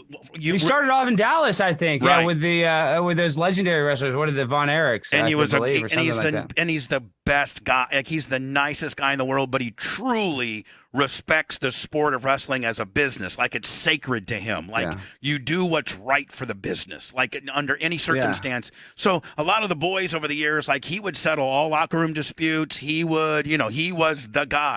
Well, so I'm scheduled to get beat. So Undertaker goes, we're in the locker room. He goes, Pat, you're going to beat the #1 rated DJ in his hometown who helped put 2,000 or 3,000 people in the seats here. You're going to go ahead and bury that guy here on a house show? Because it wasn't on TV. It was just a house show. And Pat goes, well, he's not a real worker. He goes, and Mark Calloway goes, bro, it's pro. We're putting asses in the seats. This guy is the #1 rated guy. He busted his ass for us. He goes over. So Pat Patterson, without missing a beat, goes, okay, Mean Street, listen, you guys are taking the double clothesline. Bubba, you're going off the second for a 1, 2, 3 finish. Boom, clean in the middle. We'll leave him high and hard. But yeah, I've done a lot. I've done a lot of pro wrestling. Of course, I was the backstage guy with TNA. Had real heat with Awesome Kong when she punched me for me saying Haiti, the Haiti stuff. So you and I are very similar in knowing how to work. And tell me this. So, what was ever the beef with Hogan and Jesse the Body Ventura? You ever have Jesse on your show? No, but he's the one that called him out. I had Hogan on, every day until. Oh yeah, he was on your show. Yeah, he lived with you, right? Yeah, Hogan lived with me and was suicidal when he was, lived with me. I had to one time take the gun away from him. But dude, and all the stuff with his son, you helped him through all that. That was a terrible deal. You're really a good friend. Yeah, I know. We don't have to get into it, but that was a terrible deal. Okay, but so the Jesse deal was Jesse was a swinger, and him and his wife used to go to Socrates Lounge or something like that. And so Hogan called him out on my show about being a swinger. Well, that made Jesse go completely crazy and started, But I could actually send you the interview of when Hogan called in and goes, Jesse's just mad because he's a swizzinger. Him and his girl go to the Socrates Liz Lounge in New York City. Oh yeah, it would be, I want to work under your umbrella. I want to be your afternoon, you be mornings, I'll do afternoon drive like me and Howard were. Bubba, we're gonna grind. We're gonna come. I'm telling you, I'm gonna fly to Tampa just to come meet with you. Oh, and then the last thing I know, we're talking about wrestling so much, but what do you think about Flair doing a match at nearly 80 years old? Cutting his face like that, it's kind of a bum. Dude, it's called, by the way, that's called hard. That's called juice. It's called gigging. He got color. Yeah. It's called getting color. But he did it himself. But come on. That's old school as it gets, because I don't think you can do that in the WWF anymore. In fact, they have a no color policy. But I think Rick is such a legend that I think he could have gone out better than that, in my opinion. What do you think? He's one of the biggest legends that ever existed. But he's got this whole second bump with all the rappers talking about him and stuff. And for him to go out like that, cutting himself, and Mark Calloway was right there, Undertaker was right there to give him a hug as he was walking out of there. So and Mankind, have you had Calloway on your show or anything? No, I need to get all those guys. I mean, see, that's the thing. The WWE that was my whole freaking, or was WWF back then. D-Generation X, those X-Pac. years were the best. I mean, X-Pac, those guys were, that was like, the You best were last in wrestling Tampa ever. for the Turning Point Student Action Summit, right? Yeah, I was just there. I'm a Turning Point ambassador, but I'm telling you, Bubba, I'm going to come there just to film some content with you. I'm telling you, I want to link up. I want this to start a friendship, and I want to team up with you because Bubba, I know I brought the knee pads to kiss your butt, but you're not just incredibly talented, but you're one of the funniest guys I've ever heard. And it's just, that's what we need to. We need the resurrection of Bubba. Well, there's a lot of I need some help, buddy. I really am. There's a lot of hot college chicks in town during that. Did you find any? Yeah, I was. I was. Hold on. Now you know as well as I do. You've lived in Tampa, and you know as well as I do that the women are like super loose and super cool. Well, in and during Tampa. that summit, Bubba, there was tons of them. Yeah, and I mean it's called Trampa for a reason. You know that. Yeah, but even worse than that, the Turning Action Summit, about a year and a half ago, I dated a girl, and she was kind of going through some problems. She had just gone through a divorce, so she got the Airbnb in Tampa for a few months, and I'd met her in Dallas, and I went and stayed in Tampa for a little while, and that was a wild relationship. She's kind of one of those eating disorder type girls. Nice girl, really nice, super nice, almost too nice, but it's just very volatile. That's the problem, though. These girls, when they play it loose and fast. The hotter they are, the more volatile they are. Exactly. That's what I'm saying. She had the hotness. She was very hot, very crazy, workout freak. She's like, and then when you're having sex with them, some of the words they come up with just really takes you right over the edge, Yeah, or when they call you, I don't know if I like being called daddy. They call me that, and then that kind of makes me, sometimes it makes me. That is such an insight. Yeah. We know someone who loves being called daddy. No, I don't like being called daddy. I just have my girl trained to call me daddy. Okay. Yeah. Okay. I run a very heavy hand with the girls that I date. Bubba, you know who's in love with Alex? Who? Is your sister. My sister, Tara. Yeah. She texted me. She said he'd be in a wheelchair when I'm done with him. Oh, my God. Yeah. Oh, wow. Wow. Well, Bubba, am I going to be your brother-in-law? I mean, maybe. Is that what's going to happen? Listen, I know how to work, and I know when somebody's hot right now, and you're white hot. I need to jump on you. I gotta get on the Alex Stein train immediately. The heck with Bubba's sister. Bubba wants some. I'll put my knee pads on and armor all your tires, my friend. If I can just get a little your juice. I mean, you are on fire right now. Just need you to put that bathing suit back on. And here's the deal. I didn't even know. Listen, when you commented on my food review, I didn't even really know it was you. I was just like, thank you, Alex. Had I known it was you, I would have been like, my God, this is Alex. Is this the Alex Stein? Like the real one? But Bubba, see, I like to do food reviews too. I see you're gonna now you're gonna call me soy boy. I stopped eating meat about 3 years ago. I'm a plant-based pimp. I'm a vegetarian, which is pretty kind of whatever. I do it because I'm a weirdo. I know. That is probably in the conservative world. They all hate me for being a vegetarian. Yeah, but my next food review I'm gonna do on behalf of you and Philip Hummel, which is Anna's dad. I'm gonna go do the Impossible Burger from McDonald's. That's what I'm saying. I want to do it for you. Wait, save it. Let me do the Impossible with you. I need to come and fly there with you. We'll do the Impossible review. Can we lady in the trampet? Like, you feed me and I feed you. We really take it over the edge. We'll French fry it. We'll French fry it up and we'll go viral. You don't have a hair on your ass if you don't really do that with me, bitch. I'm telling you that right now. Bubba, I swear, listen, on my mother, I will come out there. I will 1,000%. I'll be out there and we'll do the Impossible review. Please wait to do it. And so this is my schedule right now is I go to San Diego. I'm hosting the OAN. That's a conservative network. I'm filling in for their host for a week. Then after that, I go to DC. I'm about to go get Elon Omar for marrying her brother and Eric Swalwell for sleeping with a Chinese spy. I got Marjorie Taylor Greene. MTG she's my girl. She's my bestie. I'm telling you, she's kind of adopted me because she's so worried that they're going to cancel me. What if you could blast her, boy, huh? 1,000%. Oh yeah, 1,000%. Yeah, because what's funny is on the media they always show her face looking weird. They get really in person. She's in incredibly good shape. She's very small, petite, nice, really nice woman. But if that had to happen, I'm doing it for the country. I'm doing raw. that for America. Are you doing it raw? Are you doing it raw? Are you going? Yeah. Oh yeah. If she's rich, you come in the bitch. That's what they say.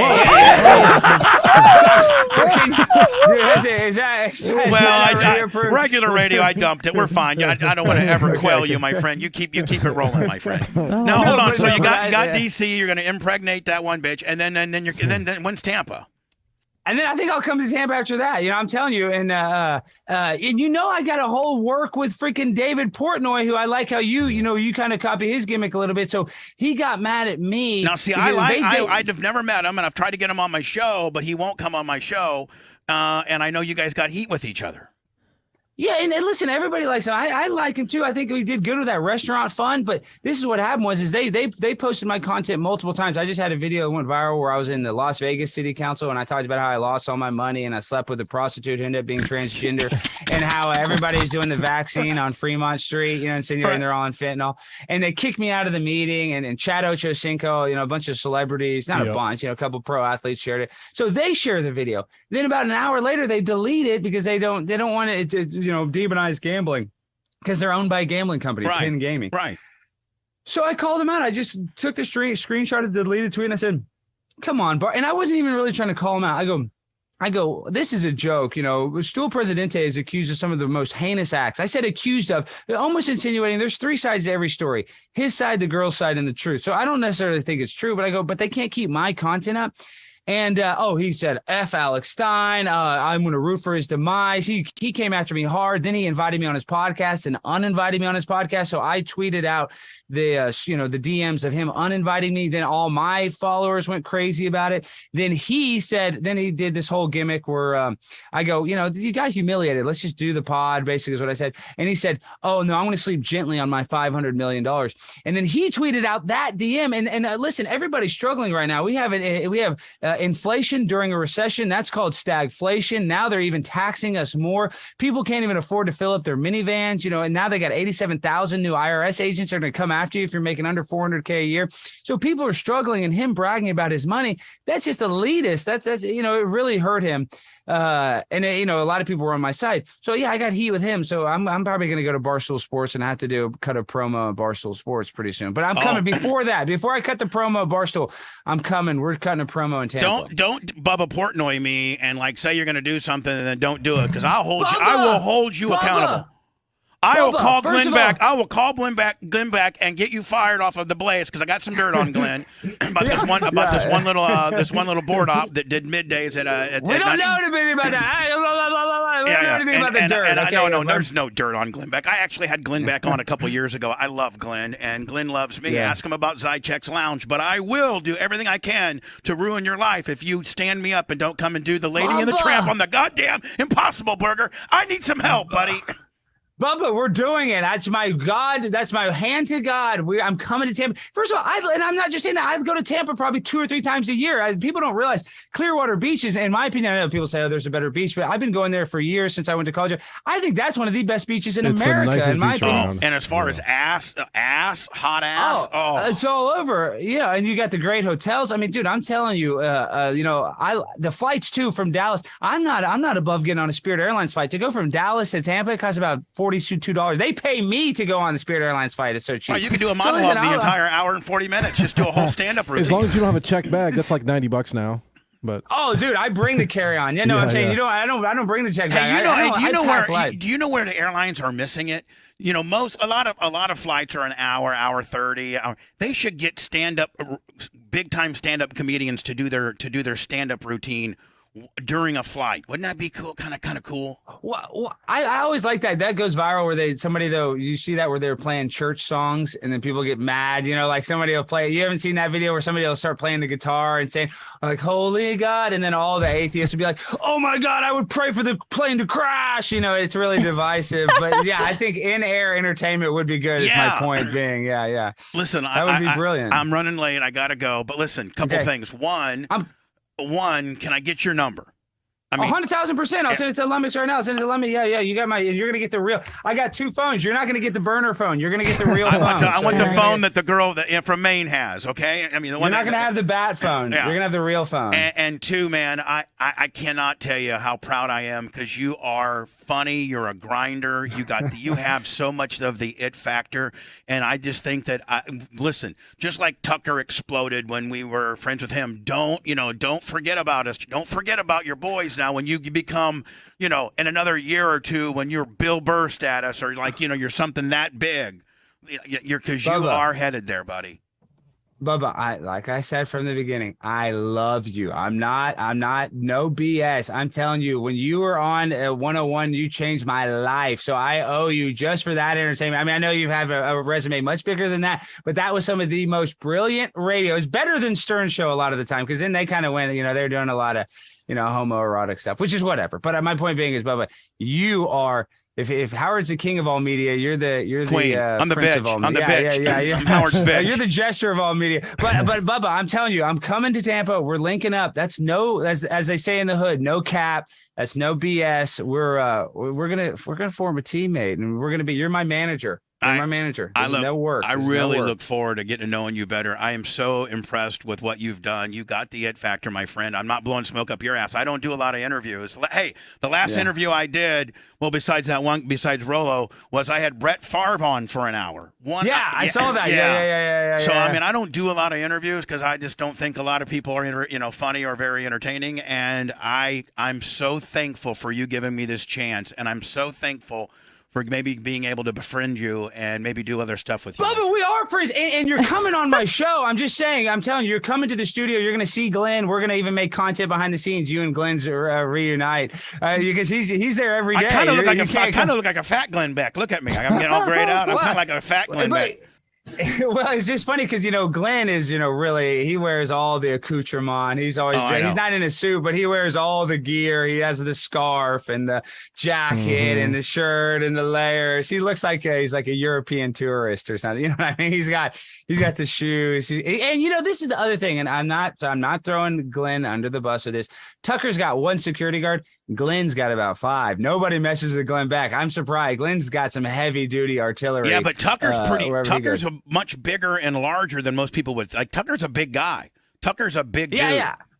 I just think Tucker's just not as scared. He grew up, he told me that he went to a boarding school his whole life. So that's why he acts down to earth. He's been with all these other rich people. That's why you got to have no ego. That's why you got to act. That pretentiousness is just the biggest turnoff in the world. Tucker smokes Marlboros. I'm just telling you that right now. I mean, he's on the Zen. No. Now I think he's doing the dip. He's doing the dip. There you go. I mean, real men dip. I mean, I'm a pussy. I don't dip. I mean, Tucker Carlson dips. Yeah, he's a real man. I love him. Now. He is a real man. He's a real man. He's a real man too. He's been with his wife since high school. So that's what I'm saying. He's an honorable guy. He could go with he could get any floozy he wants, but that's admirable that he didn't run as loose and as reckless as you and I do, my friend. Anna, can you believe this guy's single though? Like, this is a catch for a it's bitch, crazy. isn't it? Yeah. Lucky ladies out there. Hey, Alex, I gotta go. But listen, I'll talk to you soon. No, hold on. Can we have you on? Maybe in a couple weeks or something. Bubba, you can have me. I'll come on every freaking week. Are you talking about? You tell me whenever. You tell me jump. I say how high.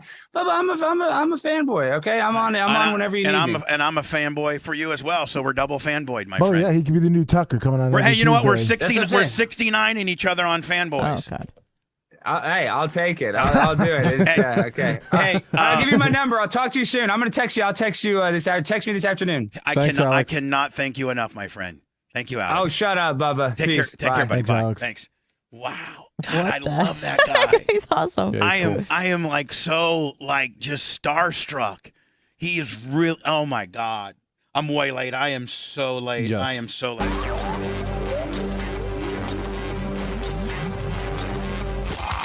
The Bubba Radio Network will return after this. That guy is just so fucking money.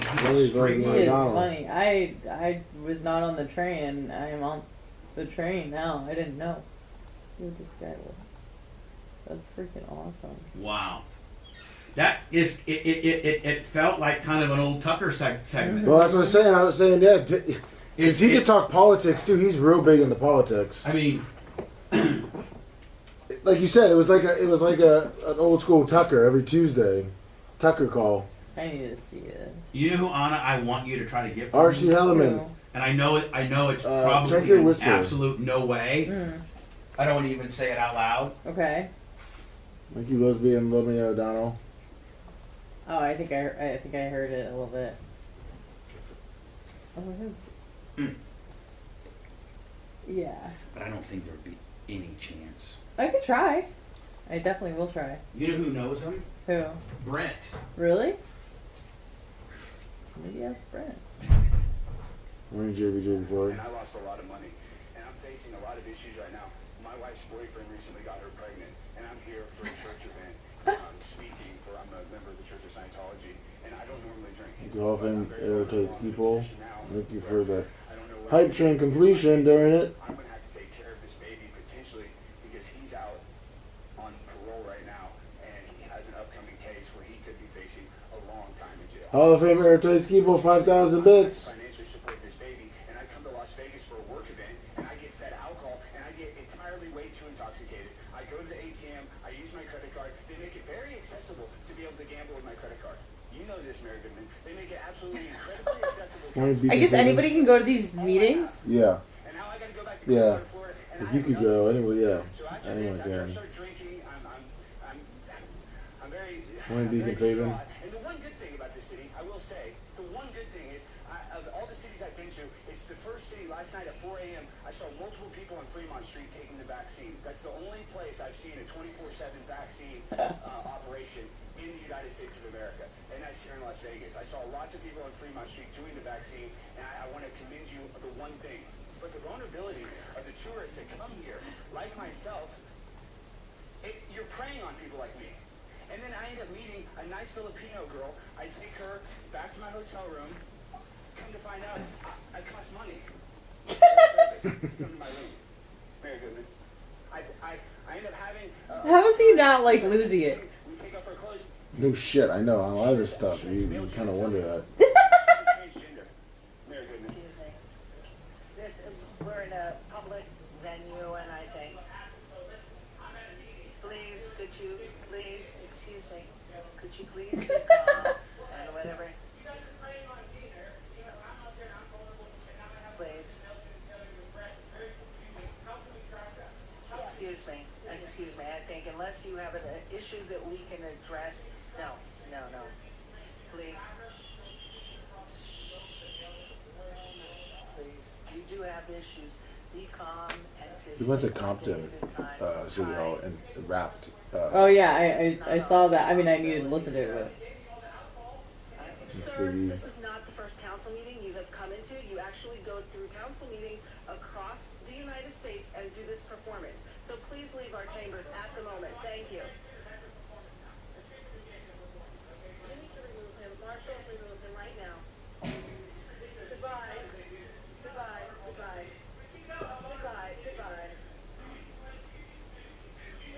Thanks, Hootie. Anna, if him and I did the Impossible Burger Lady and the Tramp deal, that would be... Don't you? I was just talking to Blitzy about it. He's like, that would be fucking just... Lummy, you gonna send me the number? You're gonna K5 me? Oh, I'm K5 and I'm already texting him right now. You're what? I'm texting him right now. Just tell him Bubba is so...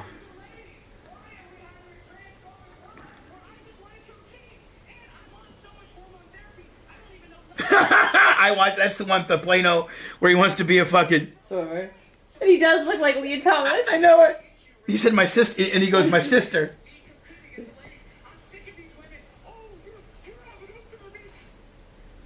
just outrageous stuff. Is there any topic you won't touch? No, Rita, that's the thing is in this day and age, there's a huge comedic void. We have to be politically... Wouldn't it be fucking huge if he did start his own channel and we could be his act like his Oh yeah, his followers, because I mean his guy, the people that like him would like us. Yeah, so because that was a great Lummy. Thank you for that. Oh, no problem. Oh, no problem. Yeah, hand over. You saw me super fat Bubba light now over there. Anna, I think you're gonna like the board and how beautifully it's labeled. The new labels on the board. Yes, I saw. Oh, they look good. They look real sharp. Now be careful. Oh, the next gen pot's fucked up. But Blitz might, he might actually have it fixed before you're... Oh, that's how I get shit fixed around here. Is, I'm going to say Anna needs it fixed for her show. Yeah.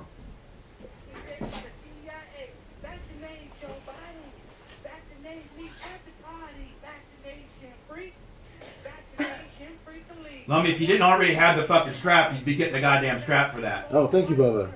Thank you, Bubba. Thank you, Bubba. Anytime.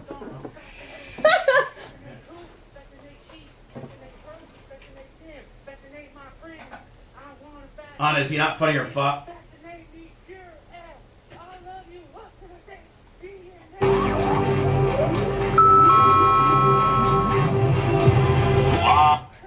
He's insane.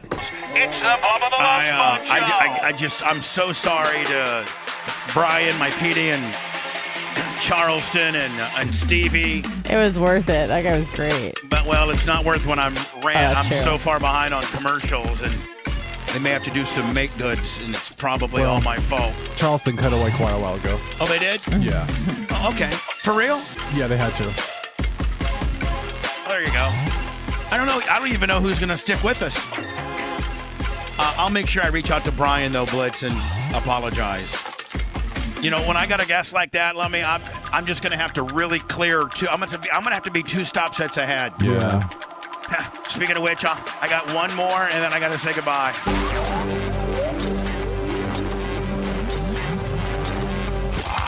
The Bubba Radio Network will return after this. I don't even know who's with us still. Blitz would probably know. This guy is funny as hell.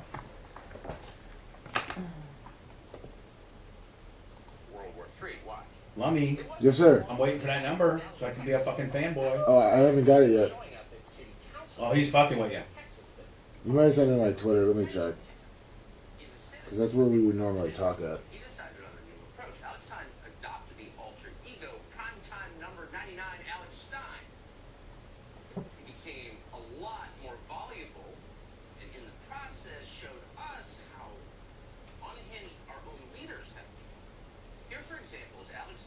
You can put it in the hype train too, Bubba.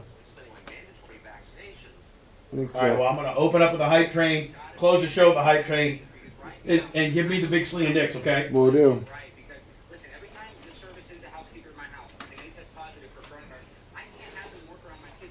Everybody have a good weekend. Anna, have a good weekend. Hey.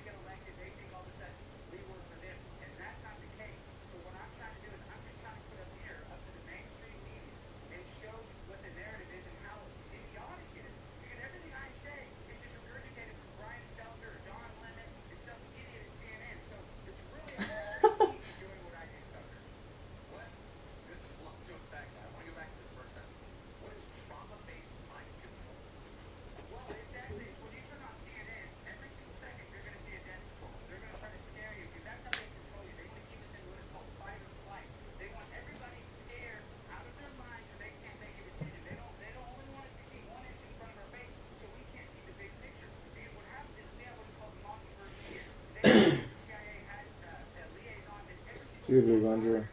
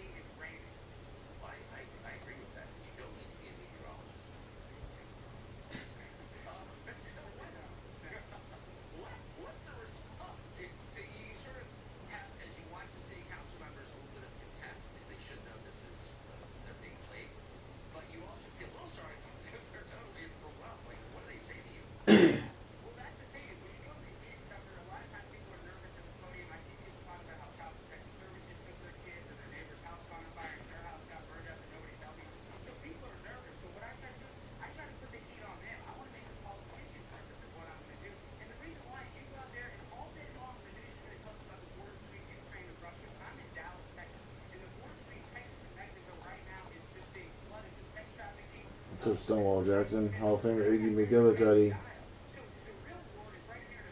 Bill John from Naples.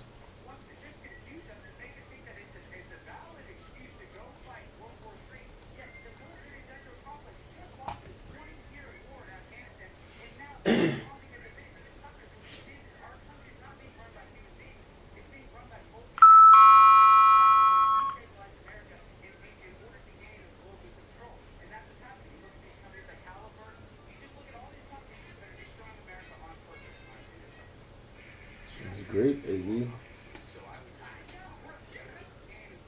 Sure, he's doing curls right now, like Uncle Iggy.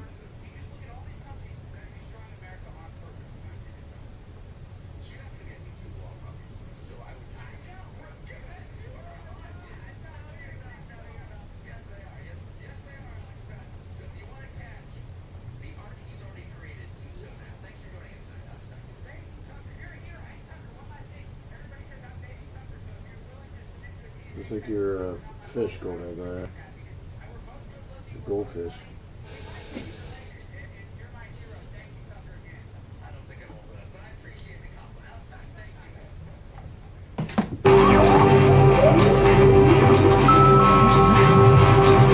Live from the Sunbelt Rental Studios, it's the... You've been listening to the Bubba the Love Sponge Show, starring me, Bubba the Love Sponge. Operations Manager and co-host Blitz K. Co-host and show historian Lummix. Co-host Anna Hummel. Co-host Dr. Dan Diaco, Esquire of Council. Co-host J. Diaco, Esquire, the Spitting Cobra of Council. Brett, the Filthy Ginger video editor. The BRN agent, Thomas Buttoned Up B. And for everything else, go to thebubbaarmy.com. Now, time for the legal disclaimer. Exactly. The Bubba the Love Sponge Show is intended solely for the enjoyment of our listening audience. Any rebroadcast, retransmission, or other use of this show without express written consent of the Bubba Radio Network is prohibited. We must dissuade him of this delusion. Until next time, always remember. I might have crossed the no, I don't. I could consider crossing the line. You and I could have as much beef as we want. We never.